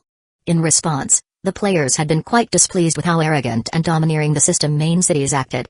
There had always been conflict between them, but because of the various restrictions, the system main cities had not been able to do anything against players. Even though the players were displeased with the system main cities, staying within them was better than not having a place to stay, so they endured it. After all, the system main cities were able to stay neutral and were much more powerful, so they could not do much against the system main cities. Now that something that had been repressed for so long had suddenly exploded, it resulted in an incredibly bloody scene. The information that they could obtain in the Heaven Awakened world was not very comprehensive, so Zhao Fu quickly returned to the real world and ordered people to gather intelligence about this matter. Such a big matter meant that it would not be long until the Heaven Awakened world devoured the real world. Zhao Fu sat on the sofa as he looked through the information Mugilin gave him. At Time Suspend City, a general looked incredibly serious as he asked, City Lord, do we really have to do this? Isn't this a bit too cruel and ruthless? A cold-looking young man coldly harumphed as he replied, what will we do if we don't do this? I've long since been fed up with these greedy otherworlders making my city into a mess. Now that the powers restricting us are gone, I want to slaughter them all. We can't allow them to become powerful and then take over our city. The general had wanted to continue to try to persuade the city lord, but after hearing his reply, he could only go and follow his orders. Time Suspend City announcement. Time Suspend City is holding a free eating event with no restrictions on numbers or age. Anyone who can finish a big bowl of porridge will receive a reward of 1 silver coin. There were not many players in Time Suspend City, only about 100,000 or so. After first hearing about this, some of them did not believe it. After all, they were promised a silver coin just for eating a bowl of porridge. Not many people would believe such a good thing could happen. However, after an official announcement came out, the people realized that this was a great freebie, so countless people rushed over. 1 silver coin was a big deal to ordinary people, so many people were incredibly excited. However, some people felt that something was off. Why was Time Suspend City treating them so well all of a sudden? There was no such thing as a free meal, so they decided to wait and not go for now. However, most people were greedy for rewards, and because they had never heard of a system main city harming players before, they were not too worried. The location for the event was quite raucous, and countless players eagerly waited for this event to begin. Many people started to impatiently shout, "Hurry up! After doing this event, I need to go out to the wilderness." That's right. In order to participate in this event, I didn't even get to eat breakfast. I'm starving. Can you hurry up? I want my money. The general standing on the top floor of a building looked down and sighed as he ordered, "Carry out the city lord's orders." Following this, the city guards brought out bowls of porridge. They were not plain porridge. Instead, the bowls of porridge had many ingredients added to them, making them smell incredibly good. As soon as the porridge was brought out, countless people could not wait anymore and started to devour it. Some of them did not have enough and had another bowl. Suddenly, one of the people who had been eating the porridge coughed up a mouthful of blood and fell to the ground. his face twitching in pain. Soon, he stopped moving. After seeing this, the people around him froze, as more and more players coughed up blood and fell to the ground. Only now did the players realize that the porridge had been poisoned. However, it was already too late. Those who had eaten the porridge immediately died of poisoning, and soon, the ground was covered with corpses. The players who had sensed that something was off were incredibly shocked when they saw this scene. They had never expected that the system main city would dare to openly kill players like this. They did not dare to stay here anymore, so they quickly organized their things and prepared to run. However, they were stopped by city guards who had been waiting. The players wanted to say something, but the city guards immediately attacked and started to kill them. Out of the 100,000 or so players, less than 2,000 were able to escape. Seeing the corpses on the ground, Time Suspend City's city lord gave a refreshed laugh. He had finally done what he had wanted to do this entire time. He then ordered his soldiers to take the valuables off the corpses and then feed the corpses to wild animals. Heaven Wu City's city lord was sitting on a chair as he talked with a few people when his expression became a bit savage and he said, "Carry out the plan." Heaven Wu City announcement, "Otherworlders, please gather at the eastern part of the city. The city is about to give out an important quest with a 100 gold coin reward." As soon as this announcement was given out, countless people were incredibly delighted. 100 gold coins were equivalent to $1 million in the real world. Many people would never see such an immense fortune in their lives, so many people swarmed over like a horde of bees. However, some people felt that something was off, and some of the smarter ones packed their things and left. Heaven Wu City had 150,000 players, and around 110,000 of them went to the designated spot. It was a circular construction that had 10-meter tall walls. When it was being built, the players had no idea what it had been for. After entering, the players immediately sensed that something was wrong. There was only a single set of doors, and after closing the doors, they would be stuck in here. However, it was already too late. The waiting archers started to shoot arrows, killing the players. Most of the players were killed before they realized what was going on, and some people pleaded for mercy. However, it was completely useless. Now, they knew what this construction was for. It was for slaughtering them. Soon, the 110,000 players were all killed, causing blood and arrow-filled corpses to cover the ground. All of their faces were filled with terror and looked quite horrifying. The other 40,000 players had all sensed that something was wrong and had escaped this slaughter. Firebird City announcement, "Otherworlders, head towards the fire grounds, where the city lord will personally give out a quest. Not only will there be various rewards, but there will also be a chance to be given a position in the city." After hearing about this, countless people felt quite curious and excited, and they headed over. However, what was waiting for them was flames, causing them to be burned to death. This was even more painful than what the two other cities had done. 694 Arrival of natural disasters. Zhao Fu looked at the bitter reports and felt quite startled. The players were being mass slaughtered, and most of them had no idea what was going on. It was as if all of the city lords had agreed to do this at the same time. Even though the players did not die true deaths, after returning to the real world, they angrily reported this on the internet and cursed at the system main cities. However, the information did not spread fast enough, and because the city lords all acted simultaneously, the player side took a big blow. It was not just the players in China but players all over the world who were slaughtered by the system main cities. Hundreds of thousands of players had been mercilessly butchered in each system main city, making countless people shiver. By now, no one dared to stay in system main cities anymore. Those who had villages hid in their villages, while those who did not have villages hid in the wilderness. Walking into a system main city right now was equivalent to suicide. Some players were incredibly furious, and they gathered 2 million or so players and angrily attacked a system main city. However, the system main cities were still able to use their neutral function to create an energy barrier, making it impossible to break through. This caused the countless players to feel incredibly sullen, and they felt like they were going to die of anger. This was completely unfair. The system main cities could slaughter players, but players could not do anything against the system main cities in response. From how Zhao Fu saw it, the time for the players' revenge would come soon. The city lords were evidently afraid of this retaliation because without their neutral status, millions of players would attack the system main cities, and they would have no power to defend at all. As such, they had to greatly weaken the players' strength so that even after they could not use the neutral status, they would not have to worry about players. Of course, not all city lords were all as evil and vicious. A small minority of city lords were quite well-natured and were willing to live in peace with the players. However, they were not stupid either. They were worried about treating the players well and then being killed later, so they also made preparations. These cities started to build player factions that were controlled by the system main city. The leader of the faction would be the city lord or a general, who would directly control the faction. They would use players to deal with players. These city lords were mild-tempered and did not like killing, so they thought of ways to coexist with players. The world was now quite chaotic, and conflicts between system main cities and players continuously exploded out. This caused most players to lose the protection and support of system main cities, resulting in their development to slow down.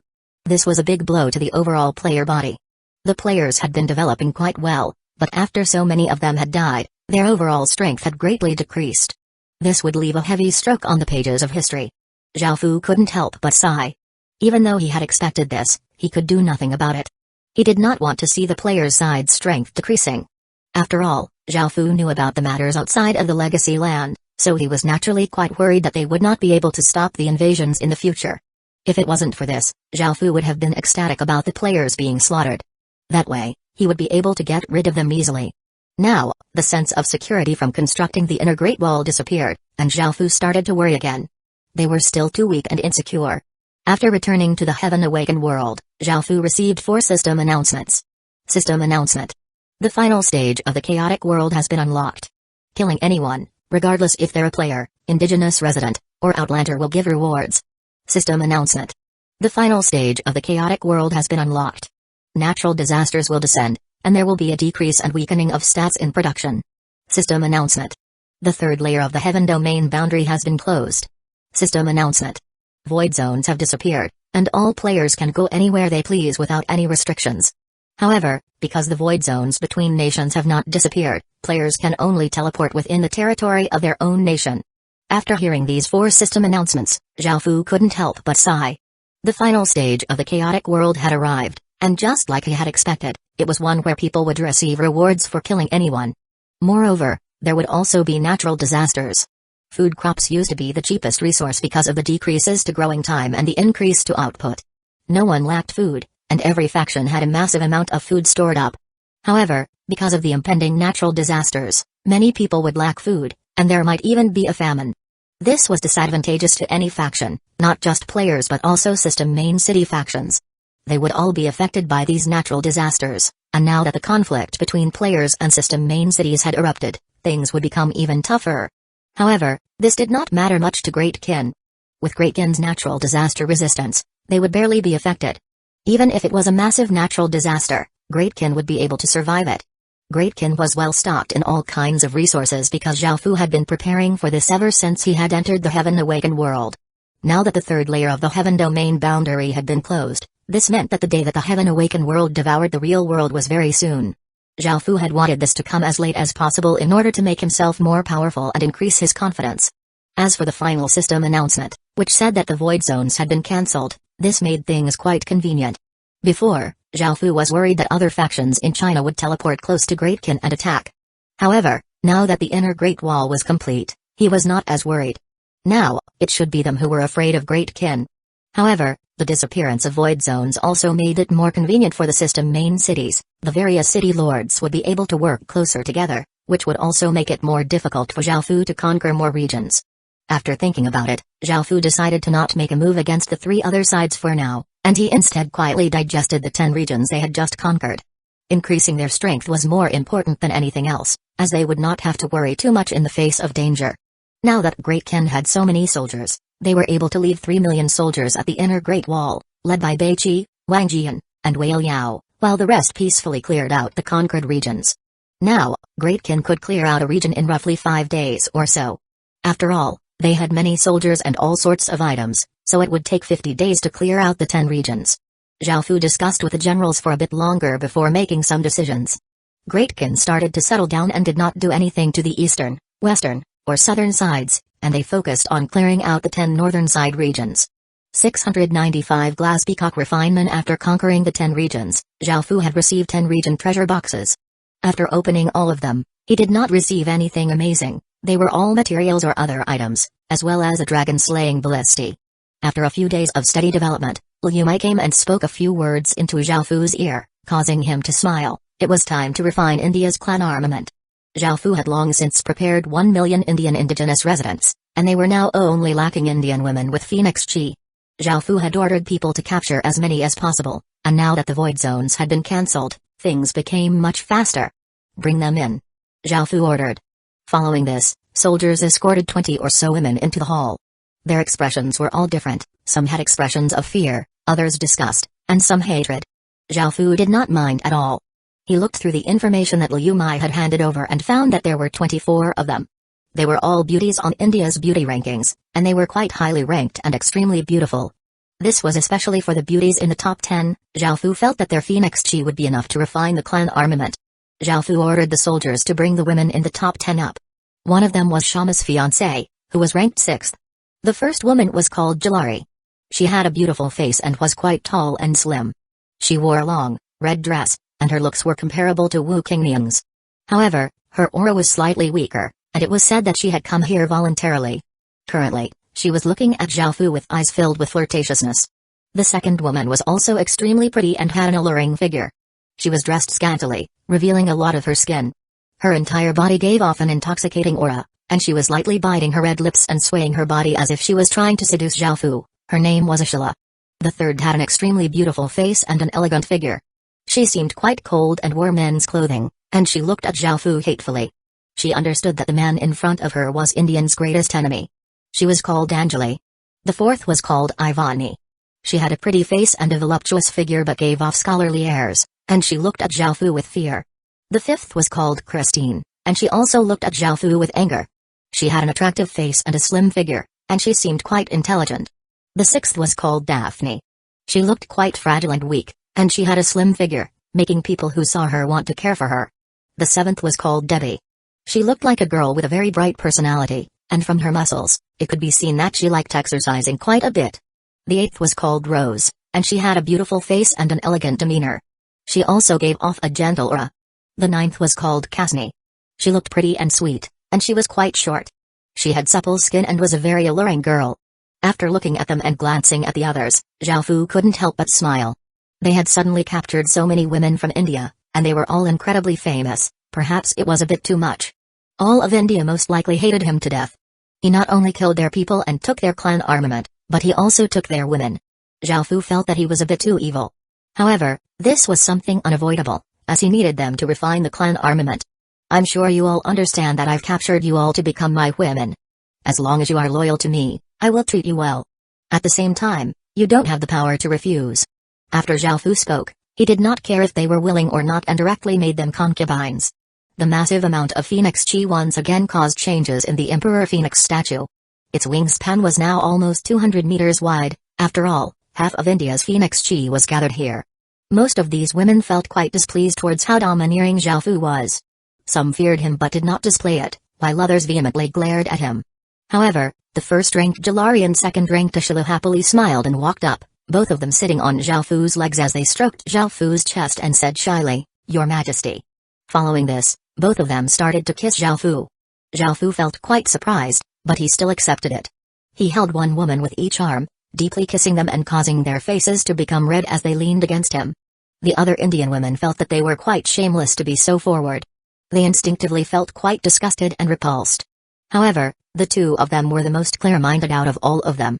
India had been heavily wounded and would no longer have a chance at seizing control. India did not have any hope in the future. On the other hand, the man in front of them stood at the peak of the word. It was him who had heavily wounded India, and he had created the most powerful faction in the world, Great Kin. If they relied on such a powerful person, they would not have to worry about anything in the future. These two women were not only thinking of themselves but their families as well. Being forward and taking the initiative was better than being forced into submission. Zhao Fu looked at the two beauties in his arms and marveled at how intoxicating the life of an emperor was. However, he did not forget the matter at hand and brought them to where the clan armament was. India's clan armament was still bound by countless chains, and Zhao Fu brought the women below it. By now, they had noticed the clan armament bound in chains. Their bloodlines started to roil, and they wondered why Zhao Fu had brought them here. After coming here again, Zhao Fu could not help but think of what had happened last time, and he shook his head. Zhao Fu pulled over Julari, and she hugged Zhao Fu as they looked at each other. Soon, they started to kiss, and Zhao Fu started to take off her clothes. Ashila smiled and took the initiative to take off her own clothes as she lightly hugged Zhao Fu. Looking at the scene in front of them, the other women's faces became red and understood what was about to happen. Because of how eager Julari and Ashila were, they quickly took off Zhao Fu's clothes, and he also lost control. Thumping sounds sounded out until it was night, and after everything was done, Zhao Fu was in high spirits. The women laying on the ground were powerless and breathless, and they all had expressions of pleasure and satisfaction on their faces. Looking at the women on the ground, Zhao Fu felt quite awkward. He had once again lost control and could not hold back. A few of the women had been a bit unwilling at the start, but they had quickly started to enjoy it mainly because of the 6 desires demonic chi. The third-ranked Danzō had been the most resistant at the start, but she had also been the one who had enjoyed it the most. Some of the 24 women were virgins and others were not, as they had already been married, but Zhao Fu did not mind. Zhao Fu looked at the glass peacock suspended by chains, which was no longer struggling and had been completely tamed. Moreover, Zhao Fu found that after doing it with them, his dragon chi and their phoenix chi had all become purer, which was extremely good. Next, it was time to refine the clan armament. Zhao Fu wanted this clan armament to no longer belong to India or China but to Great Qin. 696 Great World Refinement. Even though it was now night time, Zhao Fu took the glass peacock and gathered his generals. Because Bai Qi, Wang Jian, and Wei Liao were guarding the border, Zhao Fu swapped out 3 people. In total, there were 10 people: Meng Tian, Sima Qiu, Li Mu, Bai Zi, Sun Hengxiang, Wei King, Zhu Liui, Nu Lu, Chuo King, and Zhao Fu. They came to the Heaven and Earth Refining Formation, and Zhao Fu couldn't help but feel quite excited. After all, this was a clan armament, of which there were only 4 in the world. Their power reigned far above nation armaments, and even in the Heaven Awakened world, they were quite rare. Zhao Fu first set up the energy stones before placing the glass peacock at the center of the formation. The 10 people stood around the formation, surrounding it. Zhao Fu looked around, and seeing that everyone was prepared, Zhao Fu signaled to begin, and everyone nodded. Boom! A massive explosion rang out as Zhao Fu activated the Heaven and Earth Refining Formation. Countless energy stones instantly disintegrated, and massive, formless energy grabbed the glass peacock into the air, and a tremendous aura rippled out like waves. Different color doors rose up from the 10 people as they started to use their powers. City Lord seals floated out of their bodies and hung above their heads, giving off an intense light and a terrifying power. Boom! The 10 people each stretched out a hand towards the Heaven and Earth Refining Formation, causing 10 rays of light to shoot into it. The formation instantly gave off a heaven-shaking power and gave off a dazzling light. The glass peacock in the air was covered by the colorful lights, which formed a rainbow-colored orb. Rise! Zhao Fu used all of his strength to control the Heaven and Earth Refining Formation and suddenly cried out. The rainbow-colored orb continuously trembled and gave off a buzzing noise as it turned into a ray of light and shot upwards. It rose to the surface and hung in the sky like a star, giving off a mighty pressure and a brilliant light that shined in all directions. Everyone within 1,000 kilometers was shaken and felt their bodies sink. Some of them were greatly frightened and ran outside to look at the star in the sky. Refining a clan armament and refining a nation armament were completely different. Refining a clan armament was much more complicated and had more steps. Boom! Boom! Boom! Massive explosions sounded out as 10 pillars of light rushed into the sky. Zhao Fu and the others exploded out with the full power of their city lord seals and started to guide the Heaven and Earth fate. As the 10 pillars of light shot up, the entire sky shook as an energy wave rippled out, destroying all the clouds in the surrounding thousands of kilometers. Suddenly, countless traces of fate seemed to be controlled by something and madly started to gather. The stars in the sky seemed to dim as a wild wind blew, carrying sand and stones into the air. Countless trees swayed as if they were going to be uprooted. The sudden gathering of fate startled China's countless ability users and espers. They looked over at the northern side with serious expressions because they felt that all of China's fate was madly being gathered there. The northern side was where Great Qin resided, and only Great Qin would be able to draw so much fate. However, what was Great Qin doing, and what did it need so much fate for? Back when Great Qin had refined a nation armament, it had only affected the northern side of China. However, this affected all of China's territory. This massive gathering of fate made everyone feel quite nervous, and they wondered what Great Qin was doing. Now that it was the final stage of the chaotic world, the world was bloody enough as it was.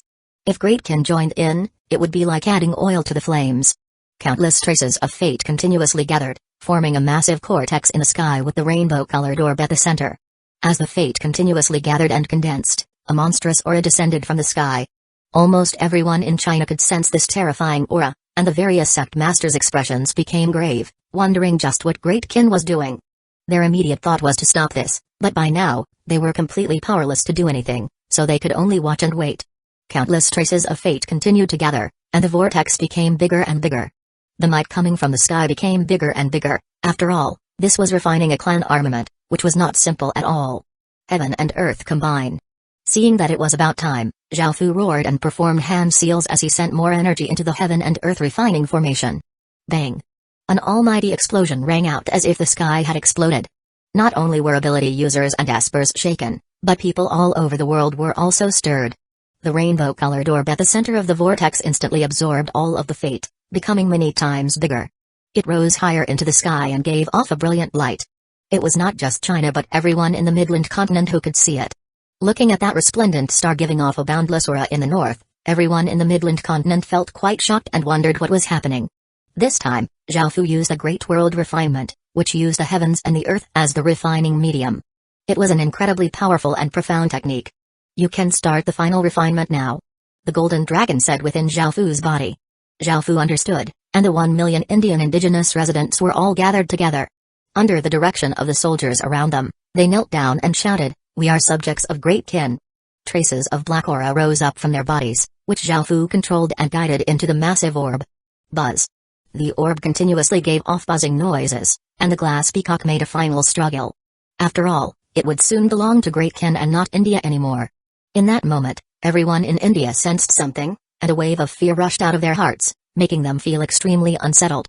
India's ability users and espers sensed something, causing their expressions to become ones of shock and anger. Great Kin was doing something to their clan armament. Their clan armament represented all of India, and only Great Kin doing something to their clan armament would result in such a reaction from their bodies. Back at Great Kin, the 1 million Indian indigenous residents' fate slowly fused into the orb, and the shaking within the orb gradually weakened. Great Kin fate. Condense. Zhao Fu yelled out, causing all of Great Kin to tremble. Countless traces of fate rose up from the ground and from Great Kin's residents. They flowed up like a dense, black fog towards the orb in the sky. As Great Kin's fate entered, the rainbow-colored orb was gradually dyed black, turning into a black orb of light. It gave off a terrifying and demonic light, like a demonic sun, giving off a horrifying light that struck fear into the hearts of those who saw it. 697 Great Kin Emperor Peacock. There seemed to be some terrifying demonic creature being birthed in that black orb of light, and the terrifying, dangerous aura covered the entire Midland continent. Everyone in the Midland continent felt a chill pass through their bodies, and their hair stood on end as their bodies uncontrollably trembled. Currently, it was as if there was a haze covering the Midland continent. All of the legatees sensed the changes in the Midland continent, and they walked out and looked in that direction seriously. They did not know what was happening in the Midland continent, but it was definitely an incredibly serious matter. Tina Pendragon looked over gravely because she could sense Great Kin's aura in this matter. Anything that Great Kin stirred up would not be ordinary at all. Back at Great Kin, the black orb of light gradually shrank, but the black light seemed to become corporeal, and the aura became more and more terrifying. Now, the gigantic black orb of light condensed into a black ball that was about 100 meters wide. The black ball was very round, and its surface seemed corporeal and abnormally tough. It seemed completely harmless but gave off an immense might that made people feel the aura of death. Under Li Si and Shang Ying's instructions, the residents in the surrounding thousands of kilometers had already left, and the area beneath the black ball started to slowly sink. The 10 people around the heaven and earth refining formation had serious expressions as they continued to maintain the great world refinement. Beads of sweat rolled down their bodies, and they seemed to be expending a great amount of strength. It was now the final stages of the refinement, and Zhao Fu took out a knife and cut open his palm. Blood flowed out of the cut but did not fall to the ground, and it instead hovered in midair. Back when they had refined the nation armament, they had created a large tunnel upwards. Standing at the side of the formation, Zhao Fu could see the black ball in the sky, and his eyes contained a hint of excitement. Zhao Fu swung his sword, and the blood hovering in the air flew upwards and quickly fused into the black ball. Crack! A clear cracking sound rang out in all directions as a small crack appeared on the black ball.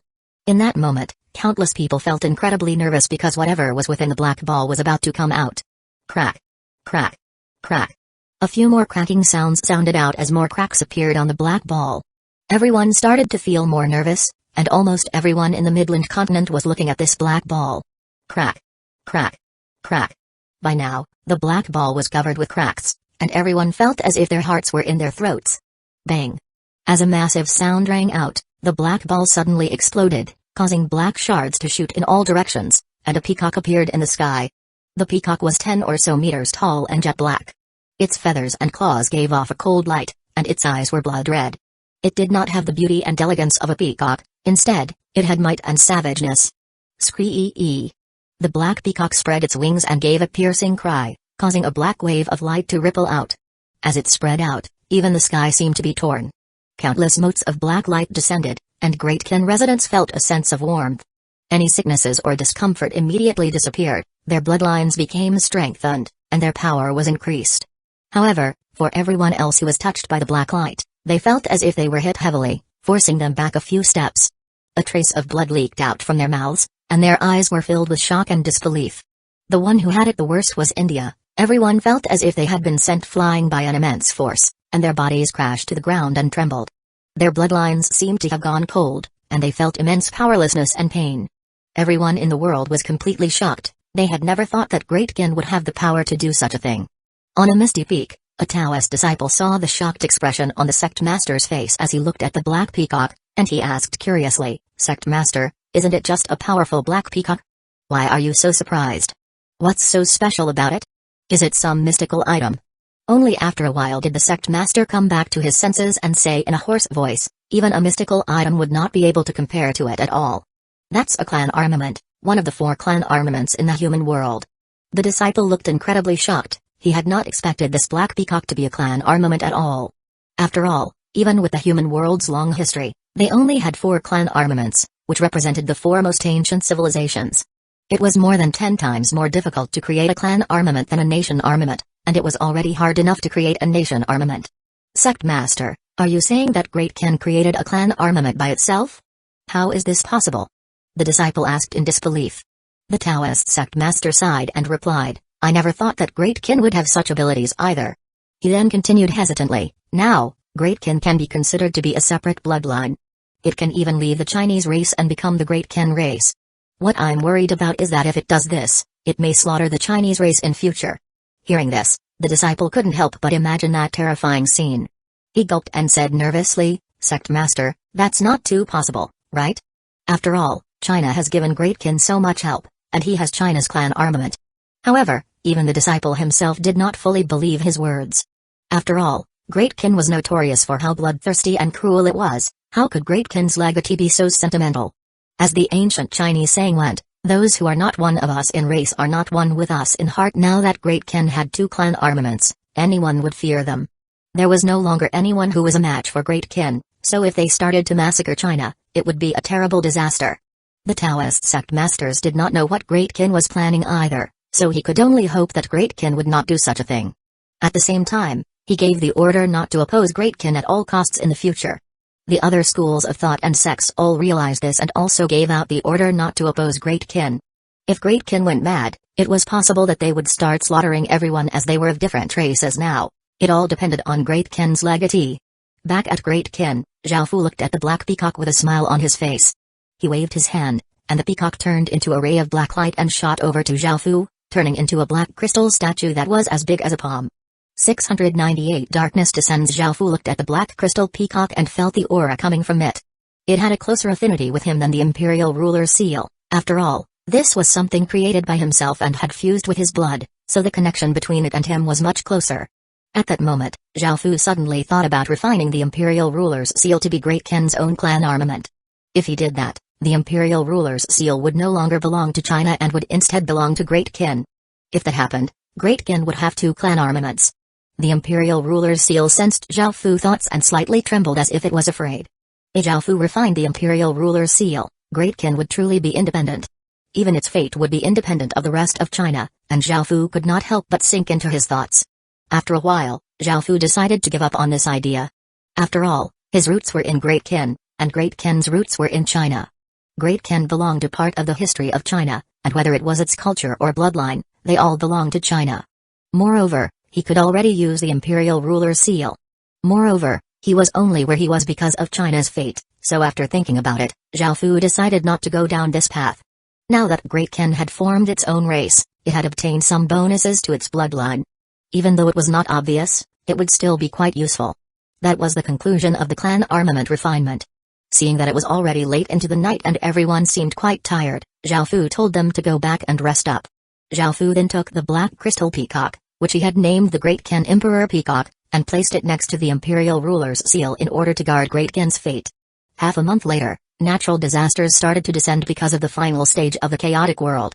It was just like in the disaster festival, with all sorts of natural disasters occurring frequently. Zhao Fu received a lot of information about other regions. Some had continuous rain that caused floods, while others had severe droughts and incredibly high heat, causing the ground to start to crack. Other places had immense snow and hail, freezing crops to death, and the hail injured and killed many people. The most common ones were floods, droughts, hailstorms, earthquakes, and cyclones. The other disasters were not as destructive, and they were not as frequent as during the disaster festival. However, there were not any disaster beasts that they could kill in order to stop the natural disasters. These were just simple natural disasters that could not be stopped. The only thing that could resist them was the natural disaster resistance stat, and the advantage that the legatees had was now displayed. Because of the natural disasters, many cities' production stats had been greatly reduced. Food crops no longer matured as quickly, nor was their output as great. Most cities affected by natural disasters would barely produce anything. Only about half a month had passed, so no one was panicking yet. However, some of the smarter ones could see the impending danger, so they started to stockpile large amounts of food. All of a sudden, food, which had been one of the cheapest resources, became incredibly expensive. As the price of food continuously increased, some ordinary people also sensed some danger. No one knew how long these natural disasters would be for, so if they sold all of their food, they could face starvation in the near future. There was still food being sold, but as time went on, there would be fewer people selling food, and factions would find it quite difficult to gather more food. The natural disasters did not stop, and with the rewards for killing people, the world indeed became quite chaotic. Players killing indigenous residents, as well as system main city soldiers killing players, were all given rewards. Even though the rewards for killing a single person were not much, the more people one killed, the more rewards there were, and there was no limit. Whether they were players or indigenous residents, they were all incredibly cautious when moving around, worried that someone would suddenly jump out and attack them. In this profit-driven world, many people would do anything for benefits. The world became quite dangerous, and everyone lived in fear. Darkness had descended on the world, and it affected not only all of the players but also all indigenous residents. What's more, this was only just the beginning. In the later stages, there would be even more chaos and blood. Those who wanted to survive would have to live by the laws of the jungle and natural selection. Of course, this did not affect Great Kin much. Its powerful natural disaster resistance stats essentially negated all natural disasters within its territory, and its tough inner Great Wall was able to stop all invaders. In half a month, Great Kin had cleared out 3 regions, and its strength had increased considerably. Zhao Fu used the experience point gained to level up the fire and ice villages. Zhao Fu primarily did this because Benosh and Carrie's forbidden spells could instantly wipe out 50,000 to 60,000 Stage 1 soldiers. If they had City Lord seals, the spells they cast would be even more terrifying. What's more, the fire and ice cities were both special cities that suited Benosh and Carrie. Zhao Fu felt that the world was becoming more and more dangerous, and it was completely chaotic. Great Kin would be battling more and more in the future, so their power on a large battlefield would be incredibly useful. After all, Zhao Fu had personally witnessed their power before. The fire and ice cities spawned people with fire and ice bloodlines, which meant that the people could cast fire and ice attacks. Their stats were also much better than ordinary people's, and they could be nurtured as special soldiers. Late at night, the moon spilled into the bedroom. Besides Zhao Fu, Nulu, Chuoba King, Benosh, and Carrie had all fallen asleep. Wu Zishan was currently laying on Zhao Fu's chest, breathing heavily. A while later, Wu Zishan asked, "Zhao Fu, what are you going to do now? The chaotic world is an opportunity, and I think General Sun's suggestion is quite good. The system main cities outside are continuously suffering from natural disasters, and there is already a lot of pressure on them. If they personally see how powerful Great Kin is, many people will be willing to surrender. Moreover, you should send those letters asking them to surrender to even further regions. It's best to send them to the 100 nearest regions. This way, there will be more chances of them surrendering. Now that the entire world is like this, there isn't anywhere they can escape to. Also, now that the final stage of the chaotic world has begun, the system main cities can barely take care of themselves. I think you should increase the speed at which you clear the regions, or suddenly attack and destroy those 3 sites before they're prepared." Zhao Fu hugged Wu Zishan's slim body with one hand while he thought about what she had said. Right now, Sun Hexiang's method was indeed the best, but he needed to have some countermeasures in case anything went wrong. 699 ambassadors, what do you think? Wu Zishan asked as she looked at Zhao Fu with her beautiful eyes. Zhao Fu smiled and looked at Wu Zishan, who was lying on him, and replied, "I'll think about it and make some preparations." Wu Zishan lightly laughed and said, "That's good. Right now, you're the only man I can rely on. I hope Great Kin will become more and more powerful." Hearing this, Zhao Fu couldn't help but smile and said, Is that so? Don't you have any other plans? Don't you want some power in Great Kin? Wu Zishan lightly harumphed and did not bother hiding it, saying, of course I do. However, I know that I won't be able to take over Great Kin like I took over at the Tang Dynasty. You're simply too domineering, and I don't have any thoughts about rebelling. Even my body can't leave you. Now, I'm one of the women most important to you and already have a lot of power. I understand your personality, so I know I won't have to worry about the future or any fights within the harem. I'm already very happy with the current situation. I'm satisfied with living in Great Kin and spending time with you like this. The only thing I'm worried about is Wu Qingnian. She's trying to re-establish my nation, but I don't want her to be destroyed. Hearing this, Zhao Fu also thought of Wu Qingnian, and he replied seriously, don't worry, I'll definitely help her. Wu Zishan flirtatiously smiled at Zhao Fu and replied, I believe you. Seeing how flirtatious Wu Zishan looked, Zhao Fu couldn't help himself and flipped Wu Zishan over. After doing it with Zhao Fu almost every day, Wu Zishan had become even more beautiful and mature, and she seemed even more alluring. A while later, Wu Zishan lightly hit Zhao Fu and said as she breathed raggedly, you should go and satisfy Lin Yu tomorrow. She's my daughter, and I don't want you to neglect her. Zhao Fu smiled and nodded, after which the two of them fell asleep. The next day, Zhao Fu once again started to discuss with his generals. After hearing that Zhao Fu had chosen to go with her plan, Sun Hengxian gave a happy smile. Now, it was time to carry out the plan. They had to make some preparation so that, when displaying Great Qin's strength, they did not reveal all of Great Qin's information. It would be best to avoid as much trouble as possible. Moreover, there was the problem of how to invite the city lords to Great Qin. After all, they were city lords, so they would most likely be afraid of Great Qin ambushing them. Zhao Fu decided to send out ambassadors with letters from Zhao Fu. The ambassadors had to be eloquent and neither arrogant nor weak.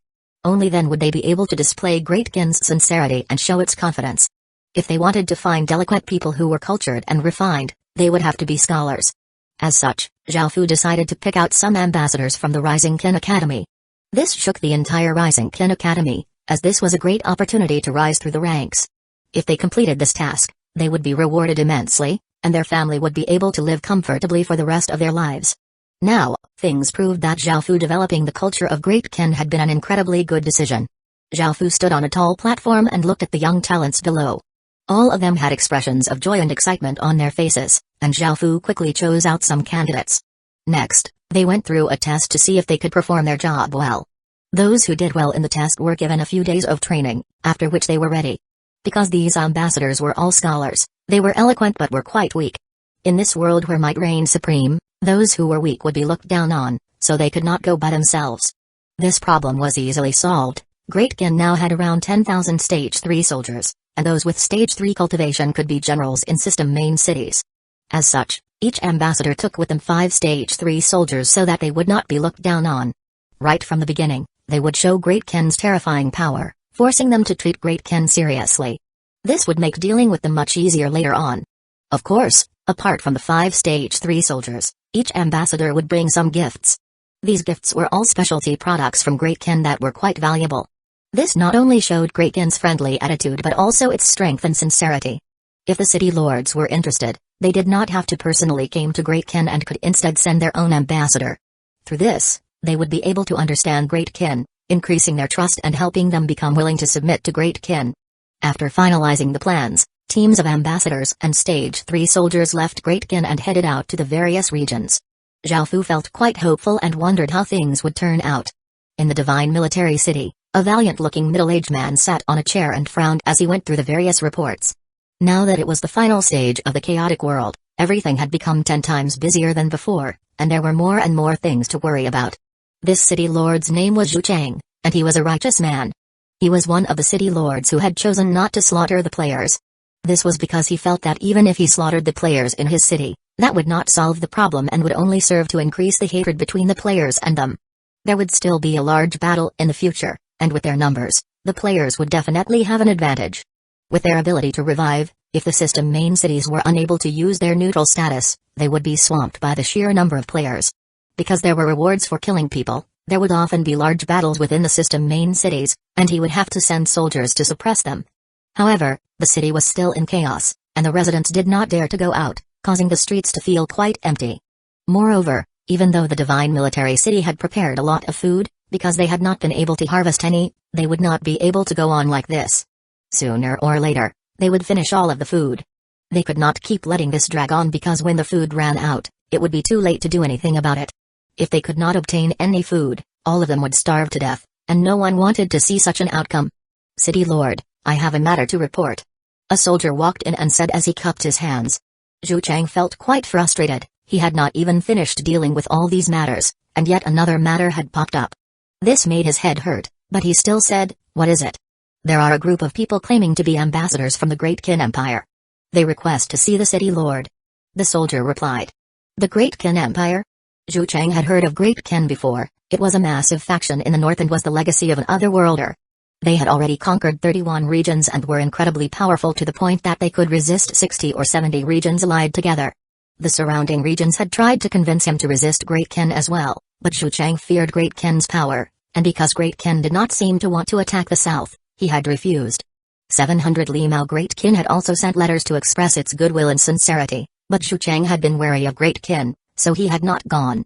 After all, he did not want his entire city to perish because of a single mistake from him. After hearing that the other side had sent an ambassador, Zhu Chang thought about it and felt that he could not act rudely. After all, the other side was simply too terrifying. Following this, the soldier heeded Zhu Chang's order and brought Great Qin's group into a hall. When the 6 people walked in, Zhu Chang looked at 5 of them and felt quite shocked. These 5 people all had stage 3 cultivation and had an incredibly powerful and austere aura. They had been through countless battles and were comparable to his generals. These 5 general-level people had been sent on such a small task. This was simply too shocking. Just how powerful was the Great Qin Empire? How many stage 3 soldiers did it have? How could it send them out so casually? My name is Limao, a scholar of Great Qin. I greet the esteemed city lord. The scholarly young man at the front of the party smiled as he spoke neither overbearingly nor servilely. Hearing this, Zhu Chang inwardly let out a sigh of relief. From the ambassador's tone, it seemed that they were here with good intentions. Otherwise, Zhu Chang would not know what to do. Please don't be so courteous. Everyone, please have a seat. Zhu Chang smiled as he gestured with his hand. Li Mao looked at the chair next to him and sat down. As for the 5 soldiers, they took positions around Li Mao so as to protect him. Li Mao's cultivation was not even at stage 1, only at tier 0 level 7. Zhu Chang took notice of this small detail. He had invited all of them to sit, but only Li Mao had sat down, while the soldiers had no intention of sitting at all. Instead, they remained at Li Mao's side. This showed their discipline and training. This was indeed reality. It was Beiqi who was in charge of Great Qin Army's training, and he was very strict. In order for a large army to succeed, one had to instill immense discipline into it. As such, Zhu Chang assumed that Li Mao had an important position within Great Qin for the soldiers to protect him like this. As such, he couldn't help but ask curiously, "Sir, I see that you have extraordinary bearings. You must have an important position within Great Qin." Li Mao humbly smiled. "Esteemed city lord, you're mistaken. I'm simply one of 1,000 scholars from the Rising Qin Academy who had the luck of being chosen by His Majesty to visit the various regions and express Great Qin's goodwill. His Majesty is not only talented and powerful, but he is also kind and loves his subjects immensely. He is not fond of slaughter and death and would rather settle things peacefully with everyone." Zhao Fu did not tell Li Mao to say those things, but any intelligent person would shamelessly praise Zhao Fu like that in order to display how good his liege was. Hearing those words, Zhu Chang felt quite shocked. There were 1,000 of such parties, and if each of them had 5 stage 3 soldiers, that would be 5,000 stage 3 soldiers. A system main city only had 3 generals, so 10 system main cities would only have 30 generals, while 1,000 system main cities would have 3,000 generals. However, the other side could easily send out 5,000 stage 3 soldiers. Just how many did they have then? Moreover, if they had so many stage 3 soldiers, what about their stage 2 and stage 1 soldiers? After just imagining what the other side's strength was like, Zhu Chang felt a chill within his heart. Great Qin was an extremely monstrous existence. Who could resist it? Now, Zhu Chang felt that even the 60 regions surrounding Great Qin would not be able to do anything towards it. An entire region in front of Great Qin would be like an ant in front of a person and could be easily squished to death. As for whether Great Qin's legatee was a genius or not, who needed to be told that? How else could he create such a massive faction? Zhu Chang hid the shock within his heart and continued to listen to Li Mao speak. Li Mao continued, "His Majesty genuinely hopes that the various city lords will be willing to join Great Qin. Now that we're in the final stage of the chaotic world, there are natural disasters everywhere and the world is in mayhem. Countless people live in suffering and corpses fill the land. However, Great Kin has resistance against natural disasters, and all of the natural disasters are unable to affect Great Kin. Right now, there are fruits all over Great Kin and birds singing everywhere. It is a sanctuary of peace in this chaotic world. At the same time, Great Kin has a massive army of millions, as well as a majestic inner Great Wall that can defend against all attacks. If you are willing to join Great Kin, you will be able to live in peace. With Great Kin's protection, you will not have to worry about anything. By now, Zhu Chang was so shocked that he could not say anything. No faction could resist the natural disasters, only endure them. In front of the massive natural disasters, they were incredibly weak and powerless. The divine military city and the surrounding regions had experienced violent cyclones. Zhu Chang and the other city lords had wanted to use their city lord seals to stop the natural disaster, but they were injured by the cyclone. The massive wind, bringing with it rocks and sand, blew down house after house and lifted people into the sky. Those terrifying scenes made them want to relocate their system main cities. However, the entire world was going through these natural disasters, just where could they run? After hearing Li Mao's words, Zhu Chang almost could not believe it. These terrifying natural disasters did not have any effect on Great Kin? If it wasn't for the amount of confidence Li Mao displayed, Zhu Chang definitely wouldn't believe such words. Moreover, after hearing about Great Kin's army, as well as the inner Great Wall, Zhu Chang once again was greatly startled. He only had an army 100,000 soldiers, and yet the other side had millions. It was like comparing a mouse to an elephant. At that moment, Li Mao tossed out yet another big piece of news, causing Zhu Chang to feel even more startled. Great Kin is already on the brink of establishing its kingdom, and any city lords who join us will be given even more prestigious positions in the future. They had nearly established a kingdom. Zhu Chang was completely speechless. However, after thinking about Great Kin's massive territory and power, that made sense. Li Mao then said proudly, Great Kin's majesty is simply peerless and unrivaled, and he has become the world protector, the last line of defense for this world. You don't need to worry about Great Kin in the future, because with our majesty there, nothing will be a problem. After hearing this, Zhu Chang swayed and nearly fell down from his chair. Great Kin's legatee was the world protector? Even though the city lords were unable to participate in the trial festival, they knew things from it. Now that Great Kin's legatee was the world protector, how could they fight against him? Zhu Chang dryly coughed before saying, What requirements does your lord have? Do you think I would be good enough? 701 Retaliation. Hearing Zhu Chang's words, Li Mao felt quite delighted, but he still said, Esteemed city lord, of course you are good enough. I'm sure His Majesty will be pleased with such a grand figure like you joining. However, would you like to first send a few people to Great Kin to take a look? You will be able to verify whether everything I said was the truth. Great Kin has the confidence to invite anyone to take a look. This was to increase Zhu Chang's trust in Great Kin. Even if he sent ambassadors, Great Kin would welcome them. Hearing Li Mao's words, he marveled at Great Kin's confidence. In order to act as safely as possible, Zhu Chang decided to send a few of his trusted aides. There were many city lords who decided to do the same thing. Roughly 150 or so city lords sent ambassadors to Great Kin. They were already interested in submitting, and if everything that Great Kin's ambassadors said was true, Great Kin would indeed be the best person to submit to. They would no longer have to worry about natural disasters, and Great Kin would be able to deal with future dangers as well. Even though Zhao Fu had sent out 1,000 or so ambassadors, only 150 or so city lords were willing to send their own ambassadors to take a look at Great Kin. Most people were still hesitant. As city lords, most of them did not want to have to submit to someone else, and the situation was not too dire yet. They were not in a hurry to make a decision, as this would determine their life or death, and there would be no room for regrets. Of course, there were many city lords who hated players, and they were the ones who had committed the slaughters. Tangerine City's city lord, Hyuga, was currently spending time with a few beautiful female attendants when a soldier came to report that the Great Kin Empire had sent ambassadors to visit. Hearing this name, Hyuga knew that it was an otherworld or empire. Because they were quite far away from Great Kin, he did not know Great Kin's true strength. However, he greatly despised otherworlders. As such, without even thinking about it, Hyuga ordered, kill all of them. In the future, kill any otherworlders who come.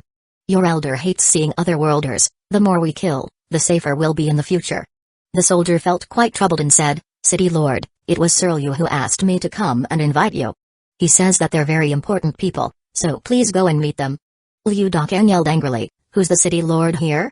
Are you going to obey him or me? Kill those people, do you think I'm afraid of the Great Kin Empire? The soldier's face went pale, but he heeded the order and went out to give out the order. 5 Stage 3 soldiers and a scholar were powerless against an entire system main city and were cruelly killed. Nearby, a man in green wanted to stop this but was unable to. Looking at the 6 corpses, he felt that a catastrophe was about to descend. Great Cart City's city lord, Zhao Qing, also received a report from a soldier that ambassadors from Great Qin had come.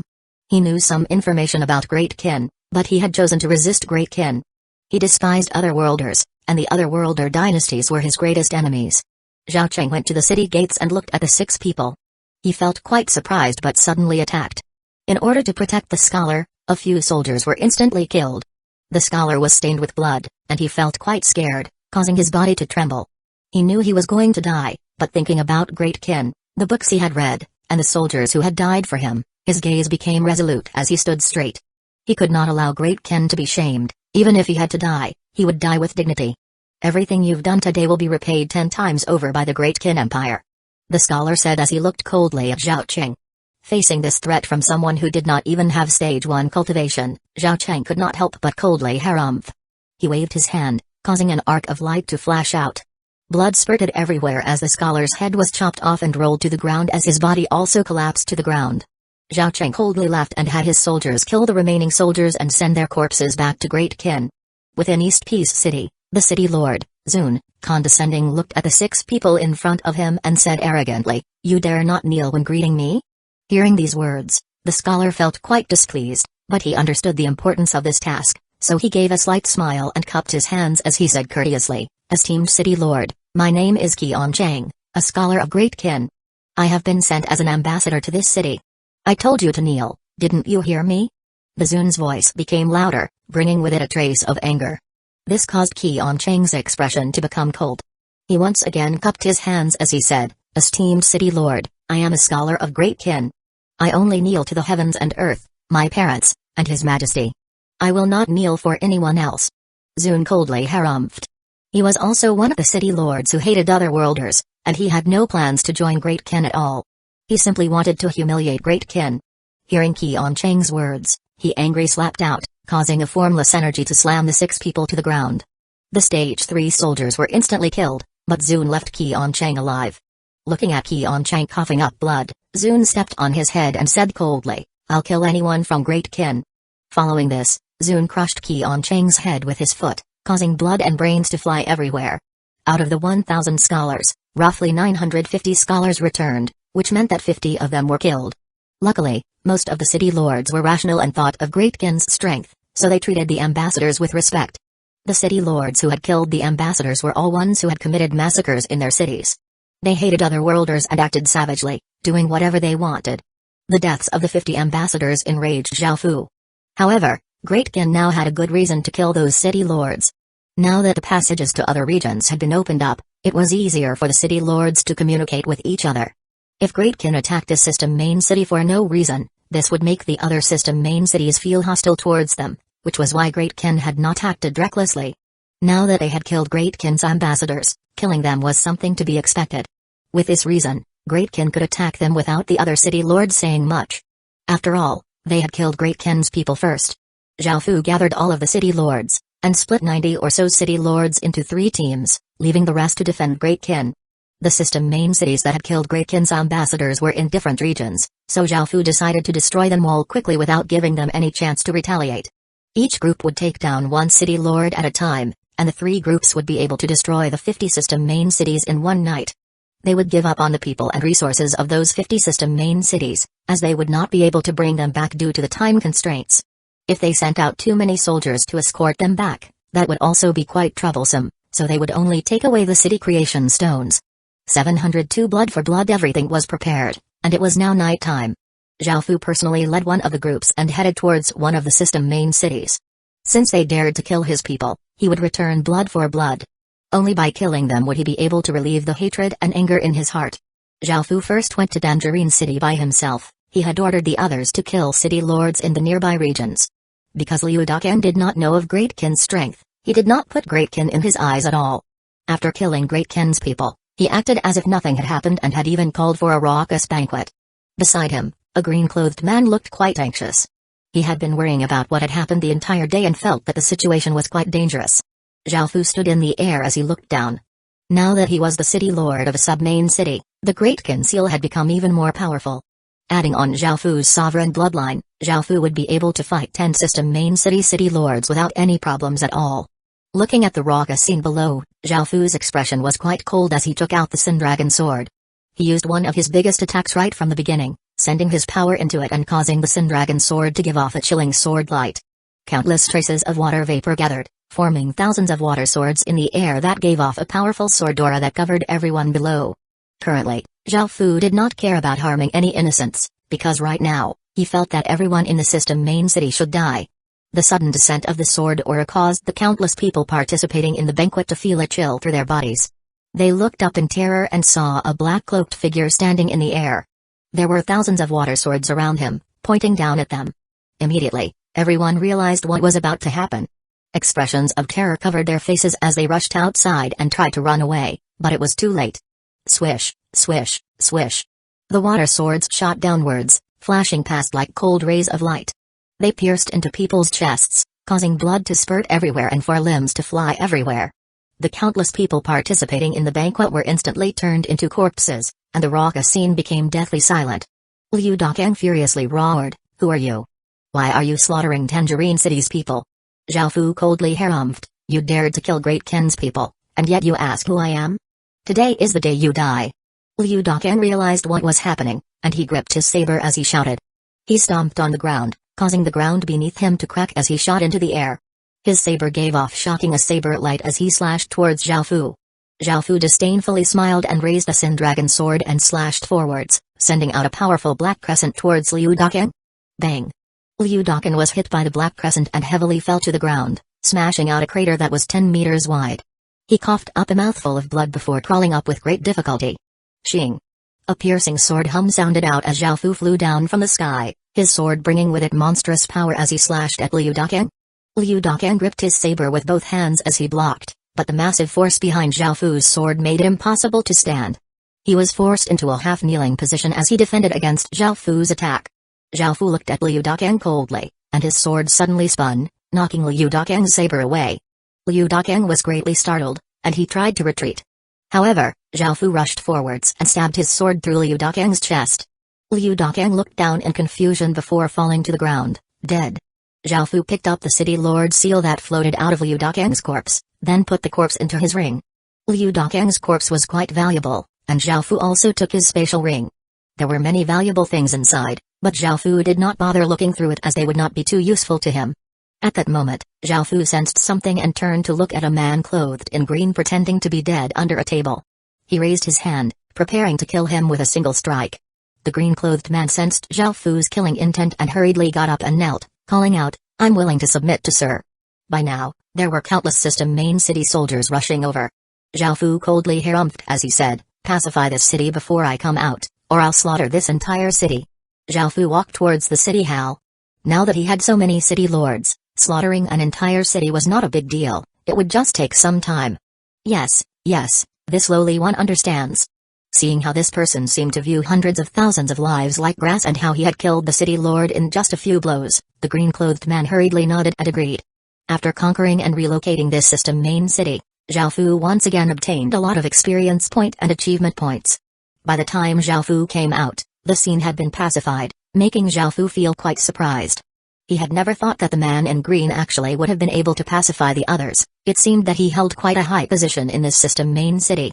Zhao Fu had expected to see an army of angry system main city soldiers outside, whom he would kill. After all, the hatred in his heart could only be quenched by his blood. However, since they had surrendered, he did not want to kill them, so he said coldly, "I still have people to kill. Great Qin's people will come and take over this city later." The man in green nodded in terror, showing that he understood. He now knew that many system main cities would be bathed in blood tonight. This was Great Qin's strength. A single person could destroy an entire city. The man in green thought that Zhao Fu was just a minor figure in Great Qin who had been sent to slaughter the city. Back when Liu Dakang had killed Great Qin's ambassador, he had already had a bad feeling, which was now manifesting. In East Peace City, Zun hugged his wife as he slept. A ray of sword light suddenly descended from the sky, causing Zun to instantly wake up. He rolled to the side, and the massive sword light annihilated the entire house. Even though Zun was able to avoid the attack, his wife was slashed into pieces. Zun furiously roared and rushed out from the ruins of his house, looking at the black-cloaked figure in the sky. He immediately understood what was happening and yelled, "You're from the Great Qin Empire. Zhao Fu coldly laughed. You're quite smart. Now, die. As he spoke, Zhao Fu prepared to kill him, but 3 powerful auras suddenly exploded out. The 3 other city lords of this region had arrived. Zhao Fu stopped and coldly looked at the 3 people who had arrived. They were not ones on his kill list, so he said, this matter is between Great Qin and East Peace City. Are you sure you want to get involved? You should know what the consequences are. Feeling the monstrous aura from Zhao Fu's body, the 3 city lords felt a bit shocked. After hearing Zhao Fu's words, the 3 people realized that Zun had most likely killed Great Qin's ambassador, and now, Great Qin's people had come to take revenge. Hearing Zhao Fu's threats, the 3 city lords did not feel angry. After all, the other side had the strength to back up such threats. Instead, they looked at Zun with hostility and felt that they had almost been tricked into being dragged into this. 703 Level 5 Great City. Once the 3 other city lords were dragged in, it was possible that they would die as well. They now knew more about Great Qin, especially Great Qin's legatee. He was simply too terrifying, so they had treated the ambassadors with respect. Now that Zun had killed a Great Qin ambassador and wanted to drag them in, this was quite infuriating. This matter has nothing to do with this old man. I'll be leaving first. A grey-robed elder said. He did not want to step into muddy water for no reason. The other 2 people also said similar words. They were not stupid either. Seeing this, Zun cried out in horror, I can give all of the fortunes in my city to you 3. There's only one person from Great Qin, so the 4 of us will definitely be able to kill him together. The 3 other city lords ignored these words. Who would take such a great risk for a bit of money? Even though there was only one person, his aura was far more powerful than the 4 of theirs combined. Moreover, even if they could kill him, so what? Great Qin stood behind this person, and if they fully enraged Great Qin, even more city lords would come the next day. How could they stop them? As such, the 3 city lords did not even look back as they flew away. Seeing this, Zun's expression became determined, and he gripped his spear as he rushed at Zhao Fu. Before the 3 city lords had flown far away, they heard a pitiful cry behind them. They all sighed. Great Qin was simply too terrifying, as even a single city lord was this powerful. Just how powerful was Great Qin's true strength? They had mistaken Zhao Fu to be just a minor figure. As the night went on, the sun soon began to rise. The 2 other groups had been quite successful and had destroyed city after city. Finally, the 3 groups gathered together again and appeared above the Great Cart City. The city lords exploded out with their auras, and the 90 auras caused the air to seem to freeze. The residents below felt a heavy weight on their bodies, and a trace of blood leaked out of their mouths. Zhao Cheng was startled by this massive power and hurriedly rushed out. He looked up confusedly at the 90 godlike people in the air. Great Qin is here to repay its debt. Zhao Fu stood in the air as he coldly looked at Zhao Cheng. Seeing so many city lords, Zhao Cheng felt a sense of terror in his heart. He had never thought that Great Qin would bring so many city lords. He was definitely doomed today. Zhao Cheng could only yell, I'm part of the Eastern Side's alliance. You can't kill me, or else the Eastern Side alliance will attack Great Qin. Zhao Fu coldly harumphed, do you think I care? Hearing Zhao Fu's words, Zhao Cheng felt a chill through his heart before saying, I'm willing to submit to Great Qin. Sorry, but I refuse. Do you have anything else to say? Zhao Fu coldly asked. Zhao Cheng's heart sank. He had never expected Great Qin not to accept his surrender. Since that was the case, the only thing he could do was run. Zhao Cheng suddenly turned into a ray of light and rushed away. He did not even care about the system main city anymore. All he wanted to do was live. Looking at Zhao Cheng running away, Zhao Fu coldly laughed as he said, slaughter the city. Yes. The city lords replied simultaneously before scattering to different parts of the city and unleashing powerful attacks towards the residents trying to escape. Houses crumbled and howls sounded out as an aura of death and despair filled the entire city. In just a few moments, the 100,000 system main city soldiers were reduced to corpses by 20 or so city lords. Some elderly and women kneeling on the ground, crying and pleading for mercy, were instantly killed by a few sword lights. This was an absolutely merciless massacre. Zhao Fu sat on the city wall, coldly looking at the scene in front of him. Next to him was Zhao Cheng's head, and as the sun slowly rose and shined on the land, it made him quite difficult to see. The warm sunlight could not warm up the deathly silent city. Great Cart City had already been reduced to ruins. There were barely any structures left intact, and there was blood and corpses everywhere. It was now a city of death. The news of Great Qin destroying 50 system main cities in a single night was like a nuclear bomb, shaking both the Heaven Awakened world and the real world. Destroying 50 system main cities in a single night, that was simply too terrifying. Just how powerful was Great Qin? News about Great Qin once again filled the Heaven Awakened world forum. This was the first time such a massive event had happened after the chaotic world had opened, and this was the first time Great Ken had massacred so many system main cities.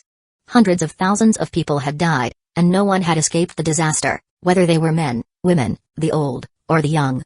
Many players nearby had gone to take a look, and those places had turned into hell on earth, making them filled with fear. Even though Great Ken had slaughtered players before, players could endlessly revive, while the indigenous residents could not. When they died forever. This was the first time Great Ken had truly massacred so many people, and this made the people even more afraid of Great Ken. This event also caused mass panic within the Heaven Awakened world, especially the hundreds of regions around Great Ken. If they hadn't known the reason for this massacre, they might have fled out of terror so as to not be destroyed by Great Ken the next night. They all inwardly rejoiced that they had not done anything to the ambassadors, or they would have been like that as well. Great Ken's thunderous actions placed even more pressure on the various city lords. Now, they could either choose to surrender or die fighting. Right now, Zhao Fu did not know about everyone talking about what had happened. Instead, he was smiling as he looked at Great Ken's new stats. Resident, 3,492,950 out of 40,240,000. Soldier, 892,640 out of 9,482,000. Village name, Great Ken City, Legendary, Level 5 True Main City Village Area, 34,400 square kilometers. Village territory, 2,421,800 square kilometers. Residents, 3,492,950 out of 40,240,000. Military, 892,640 out of 9,482,000. Popular support, 80. Village special stats, territory crop output plus 190%, territory crop growing time minus 190%, population limit plus 130%, residence stats can randomly plus 14, soldiers stats plus 15%, population attraction plus 145%, chance of attracting higher grade population plus 145%. Subsidiary village limit, 46,930. Subordinate villages, Logue Village, Jean Village, Drun Village, Lee Family Village, Wolf Village, Ferocious Tiger Village. The sheer amount of experience point from conquering 50 system main cities had caused Great Ken to level up again. Next was a capital city, but they now needed 120 million experience point to level up. After all, establishing a kingdom was not easy, so it was understandable. Great Ken had already fulfilled all of the other conditions for leveling up to a capital city. It did not lack great cities, towns, and villages at all. Also, the ambassadors sent by the various system main cities all started to head back. They had personally seen that the inside of the inner Great Wall and the outside were two completely different worlds. Outside the inner Great Wall, there were dark clouds everywhere and continuous natural disasters, but inside, it was warm, bright, and peaceful. The residents all lived in peace and bliss, and there were all sorts of races living in harmony. It was an incredibly admirable scene. Many city lords had already agreed to join Great Ken, and after joining Great Ken's strength became even more terrifying. Under this stimulus, the eastern, western, and southern sides started to ferociously attack. 704 armies. The first to attack was the most powerful side, the eastern side. Their army now numbered more than 10 million and had increased by 3 million from before. There were about 90 or so city lords, and they started to ferociously attack the Leaf Province, which was previously the South Leaf region. Zhao Fu immediately ordered Beiqi to take 10 million soldiers and 80 city lords to meet them in battle. Following this, the southern side also started to attack. They had 8 million soldiers, 2 million more than before, as well as 80 city lords. They flooded into the Flask Province, which had been the open Flask region before. Zhao Fu ordered Wang Jian to bring 6 million soldiers and 70 city lords to meet them in battle. However, what Zhao Fu did not expect was that the southern side's force had increased significantly to 12 million soldiers. They now had 7 million soldiers more than before, as well as 100 city lords. They gave off a heaven-toppling aura as they marched into the Valiant Province, which was the original Valiant Peace region. Now, Great Ken was in some danger. They only had 19 million soldiers, and that was including what they had absorbed from the northern side.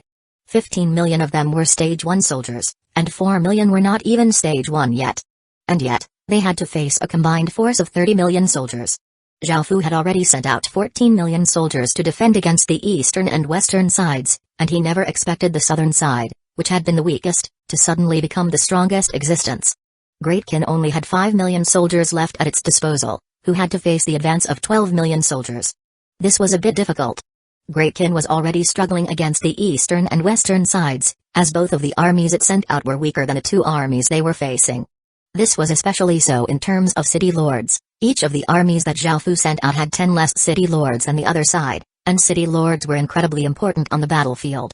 Now, the Great Kin only had 5 million soldiers and 37 city lords remaining, while the southern side had 12 million soldiers and 100 city lords. Your Majesty, the situation is quite dire. Should we go and invite the city lords who were willing to join Great Kin? Li Si asked. Beza coldly harumphed. How could they be willing to help? Do you think they don't know Great Kin is being attacked? They want to see Great Kin's true strength. If we can survive this, they will definitely join, whereas if we can't defend, then they will naturally give up on joining us. Li Si thought about it and realized that Beizeng was right, and sighed. Zhao Fu thought about it, and after a while, he made a decision, saying, I'll deal with the southern side. I need 10 city lords and 1 million stage 1 soldiers, as well as all of the stage 2 and stage 3 soldiers. The rest of the soldiers can go and support the eastern and western sides. Also, Li Si, gather some civilian soldiers to guard against the northern side in case Vietnam tries to do anything. After hearing that Zhao Fu wanted to only bring 10 city lords and about 1 million soldiers to defend against an army of 12 million soldiers and 100 city lords, Li Si felt quite concerned and said, Your Majesty, are you only going to bring so few people? I'm worried for your safety. Zhao Fu's gaze was resolute as he replied, the battles on the two other sides are quite difficult, so with the extra reinforcements and geography, they will have no problem in defending. I will take care of the situation at the south by myself. Seeing that Zhao Fu was not going to change his mind, Li Si could only go and carry out his orders. As Zhao Fu gave out orders, all of Great Kin became quite tense. This was the first big battle after completing the inner Great Wall, and it was also their first defensive battle. Great Kin's various departments all stopped and helped out in manufacturing items needed for the war. At the east of Great Kin, the Leaf Province was always filled with fog, and it was a marshland. It was difficult for people to walk around, and they would often get lost. In order to construct the inner Great Wall here, they had expended a lot of time. They first needed to find things that could prevent them from getting lost and then items that could turn the mud into hard rocks that they could walk on. The inner Great Wall was constructed at the center of the Leaf Province. Beichi was in charge here, and after reinforcements from the south came, he now had 10 million soldiers and 90 city lords, which was a comparable force to the eastern side. The eastern side's army gave off roars that could shake the surrounding 100 kilometers, and they flooded into the Leaf Province. Beichi sensed them from far away and immediately gave the order to prepare for battle. The 90 system main city lords flew into the sky and looked at the fog ahead. It was difficult to see, so they joined forces to create a massive gale that dissipated the surrounding fog. Below, the soldiers used their various items to solidify the ground to make it easier to walk. The system main city army started to advance, and soon, the two armies were facing off against each other. Before they had even started to fight, two massive auras spread out, causing the surrounding air to seem to freeze. It was difficult to even breathe, and ordinary people would not even be able to stand up when feeling such auras. The eastern side city lords looked at the army on the inner Great Wall that rivaled theirs and frowned. The three sides were all simultaneously attacking, and Great Kin definitely did not have the strength to rival all three of them on all sides. As such, it was quite surprising that Great Kin's forces on the eastern side were not weaker than theirs. They could not help but wonder what Great Kin's forces were like on the two other sides. By now, there was no room for retreat. Great Kin was becoming stronger and stronger, and if it accepted the surrender of more city lords, it would start to take the initiative to attack. When that time came, they would not be able to defend, so they might as well take this opportunity to heavily wound Great Kin. The two sides were about 10 kilometers away from each other, with a lot of marshland between them. The eastern side city lords gave the order to continue solidifying the ground and advance. Seeing that they were solidifying the ground, Beichi obviously could not allow them to do as they wished. If they were allowed to do this, Great Kin would not have as much of an advantage anymore. Whoosh, whoosh, whoosh. As soon as the system main city soldiers entered firing range, Beichi ordered Great Kin's soldiers to start attacking. Powerful ballistae immediately started to shoot ballistae bolts towards the system main city army. The system main city soldiers were ready, and they started to line up shields and form a shield wall. Bang, bang, bang. The thick ballistae bolts slammed down from above like heavy raindrops, smashing into the shields and causing massive impact sounds. The city lords did not expect the ballistae bolts to have such immense strength. Even though the shield bearers who were hit were not injured, they were pushed back a few steps, and some were even knocked over backward. These were all stage 1 ballistae, and the ballistae bolts were all made out of secret silver rank materials. If stage 1 soldiers weren't careful, they could be heavily injured. Great Kin had researched the Stage 1 ballistae very early on, and they had already mass-produced them. 705-7 murders. General Star. Sounds of the air being torn could be heard as countless arrows descended from the inner Great Wall. They were simply innumerable, and the massive, sharp ocean-like aura could cause anyone to shiver. The system main city shield wall had already been broken through by the ballistae, and seeing this, the city lords hurriedly wanted to act. However, Great Kin's city lords suddenly attacked, stopping the eastern side city lords from defending their soldiers. Og! As the arrows poured down like rain, many system main city soldiers were hit, causing blood to fly everywhere and howls to sound out. Soon, the shield wall was quickly reformed. Looking at the countless injured and dead soldiers, the eastern side city lords felt furious. They ordered their archers to also attack, and they drew their bows and sent arrows whistling towards the inner Great Wall. Great Kin's side raised their shields, and with the advantage of being on the inner Great Wall, they were able to easily defend against this wave of arrows. If both sides continued to shoot at each other like this, the eastern side would definitely be at a disadvantage. Seeing this, the eastern side city lords could only give up on this idea. However, there were still marshes in between them and Great Kin, so if they rushed up, they would be greatly hindered by the marshes. Now, they faced the big problem of how to get past these marshes. Their soldiers could not continue onwards, or they would have to suffer the attacks of the other side while struggling to get through. One of the city lords suddenly said, "Please cover me, I have something that we can use." Hearing his explanation, the other city lords started to launch all sorts of destructive attacks towards the inner Great Wall.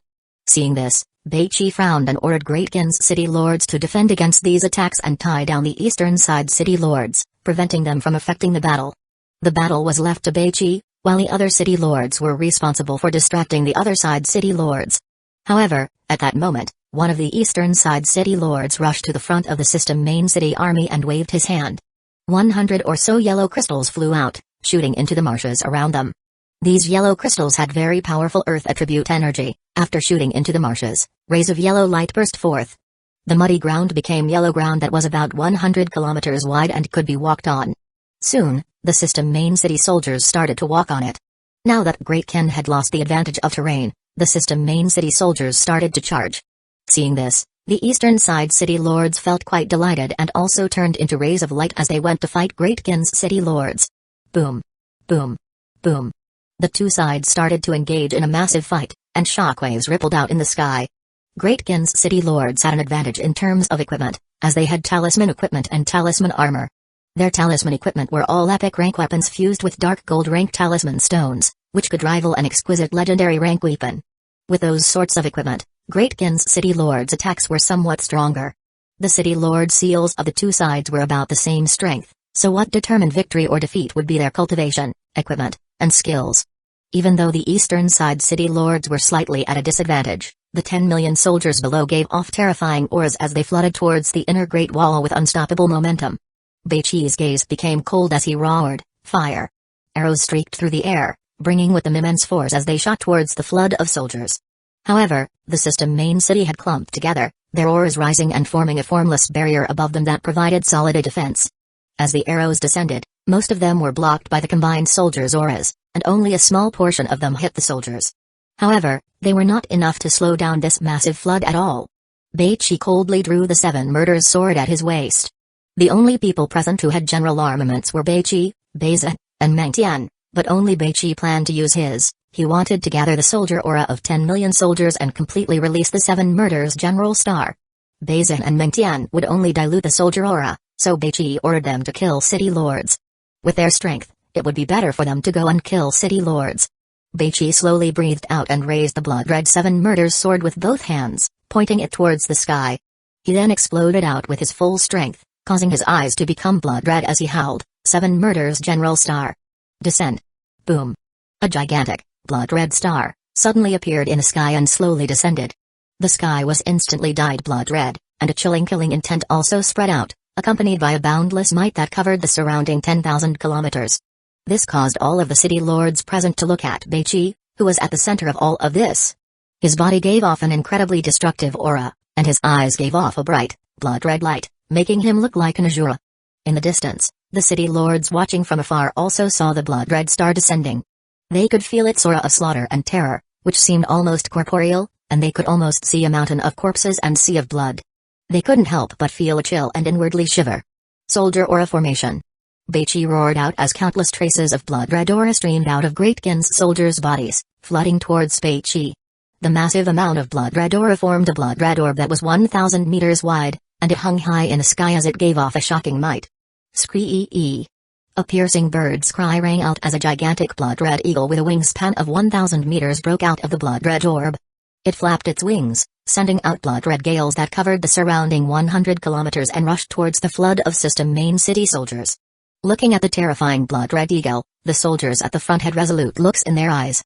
They did not fear death, and they gripped their weapons as they yelled, "Charge!" Immediately, the system main city army's aura once again rose and became even more terrifying.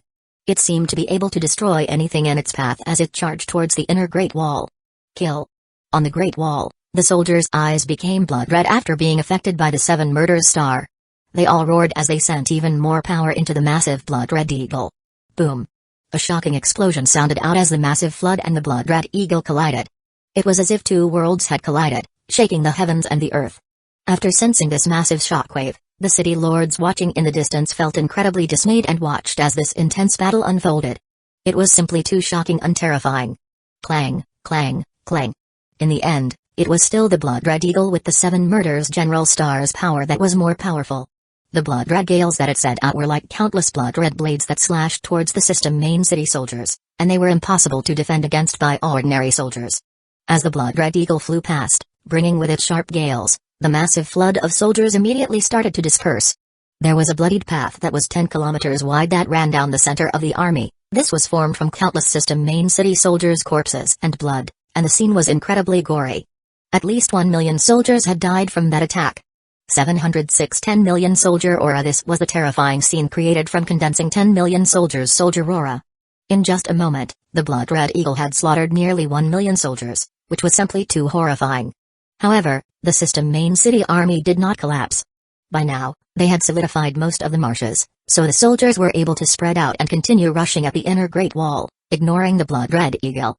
Beichi reduced the amount of energy that the blood red eagle was absorbing because its power came from the soldiers. Now that the blood red eagle had already dealt a devastating blow to the system main city army, it was better for Great Kin's soldiers to conserve their strength. Facing the flood of system main city soldiers, Great Kin's soldiers continued to shoot out arrows, which pierced through the system main city soldiers' bodies. The stench of blood spread out, and cries continuously sounded out as more and more people died. By now, some of the system main city soldiers had rushed to the bottom of the Great Wall and started to use ladders and grappling hooks to start to scale the walls. In response, Great Kin used arrows and heavy objects to retaliate. The battle between city lords in the air became more and more intense, and explosions continued to sound out. Mangekyō gripped his azure spear and stabbed it with shocking power, piercing through a city lord's chest, but in the next instant, 2 city lords came over and started to attack Mangekyō. Aizen faced 3 city lords by herself, and the other city lords were also fighting bitterly. Just as the eastern side's battle was intense, it was so for the other places as well. At the western side in the Flask province, it was narrower near the top and wider near the bottom, making the region look like a flask. Because of the terrain, it was possible for a very small force to defend against a very large force. The 2 forces here were of the same size. The western side had 8 million soldiers and 80 or so city lords, while Great Kin also had 8 million soldiers and 80 or so city lords. The Flask province was not as troublesome as the Leaf province. The ground here was flat and it was clear, making it easy to charge. The only problem, which was a big problem, was that everyone had to be squeezed together. This was because the place where they had to charge was in a bottleneck shape. With so many people charging, they would all be grouped closely together. This was not good, because if they were too close to each other, it would be difficult to move, making it difficult to dodge any attacks. If the other side cast any large attacks, it was likely that many people would be killed. It was not good to have too many people or too few people. Because Great Kin had 8 million people defending, if they only sent a few 100,000 over, even though they could charge effectively, they would be able to do nothing. Great Kin would be able to destroy them incredibly easily. Even though the terrain seemed quite simple, it was of a greater problem than at the Leaf province. The Leaf province only had fog and marshes, which could be easily dealt with, but what could they do about this flask-like shape? After discussing, the western side city lords decided to destroy the terrain. They all had immense power, and since the terrain was unfavorable to them, they would use their power to change the terrain. If this was in the real world, such a thing would not be possible, because no one in the real world had such power. Even though they wanted to change the terrain, how could Great Kin allow this? Just as the western side city lords prepared to act, Great Kin's city lords suddenly attacked, forcing them to defend. The western side did not want to advance, because the terrain was very unfavorable to them. Moreover, Wang Jian was in charge of this battle on Great Kin's side. His job was not to attack but to defend, and since the other side was not willing to attack, how could he give up the advantage and instead attack the other side? The stalemate continued for a few hours, and the western side city lords could not wait anymore. The 80 city lords simultaneously charged up and quickly launched attacks, destroying a portion of the cliffs. The bottleneck became a bit wider, and Great Kin's city lords quickly arrived, forcing the western side city lords to retreat. A few hours later, the western side city lords once again suddenly attacked, opening up the bottleneck a bit more. After doing this a few times, the bottleneck became much wider, forcing Great Kin's city lords to start camping nearby.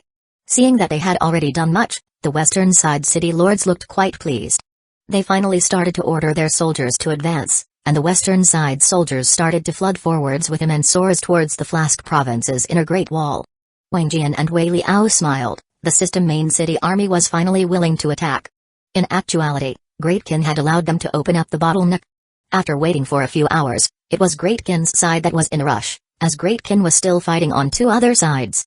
If they dealt with matters here, they would be able to go and support the two other battlefields. Otherwise, Great Kin's city lords would have stood guard near the cliffs right from the beginning so as to prevent the western side city lords from destroying the terrain. However, that would mean that the system main city army would never attack, which Great Kin did not want. The other two battlefields, especially Zhaofu's, were greatly lacking people, and it was quite dangerous for them. Swish, swish, swish.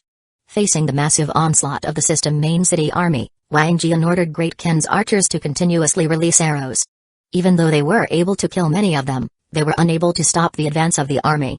Seeing this, Wang Jian's expression did not change, and he turned to look at the two people behind him as he slightly smiled and bowed, saying, "I'll have to trouble concubine Binoche and concubine Carrie." The enchanting and seductive Binoche and the cold and beautiful Carrie held their metal staffs and walked out from behind him. They raised their staffs and started to chant, causing a terrifying aura to ripple out from their bodies. Wang Jian immediately gave the order, all of Great Kin's city lords, engage the enemy city lords to prevent them from interfering. Great Kin's city lords obeyed and turned into rays of light as they flew towards the western side city lords.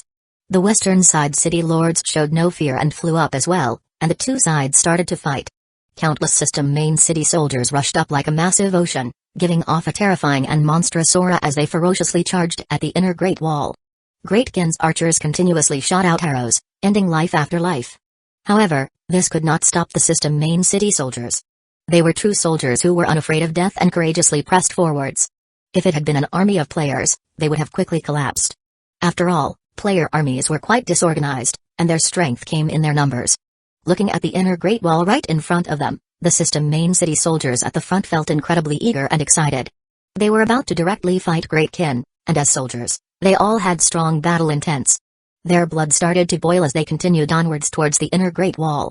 After breaking through the inner Great Wall, they would be able to charge into Great Kin's territory and wipe out Great Kin. This caused the countless soldiers to excitedly yell, "Charge!" At that moment, an incredibly destructive aura eclipsed all of the system main city soldiers, and all of them felt a chill through their bodies. A wave of unspeakable terror rose out of their hearts, and their bodies started to tremble. 707 fire and ice orb. The sky turned both fiery and icy. One side seemed to be burning, giving off an incredible heat, while the other seemed to be frozen, giving off a bone-chilling coldness. It was the fiery and icy aura that caused the soldiers to tremble and feel terror. Charge! The system main city soldiers continued to roar and rush at the inner Great Wall with immense battle intent. Their shouts and stamping of the ground shook the surrounding hundreds of kilometers. At that moment, two orbs that were 1,000 meters wide appeared in the sky. One gave off blistering flames while the other gave off bone-chilling coldness. The two orbs slowly fused together, giving off an aura of annihilation. Even the city lords were greatly dismayed and hurriedly looked over. The two gigantic orbs were soon fused into one orb of fire and ice by Binoche and Carrie. Some places gave off cold air while other places had flames. It looked incredibly mystical and dangerous. This was the fusion of two forbidden spells, Binoche's Meteor Descent and Carrie's World Device. Both of them were incredibly powerful forbidden spells.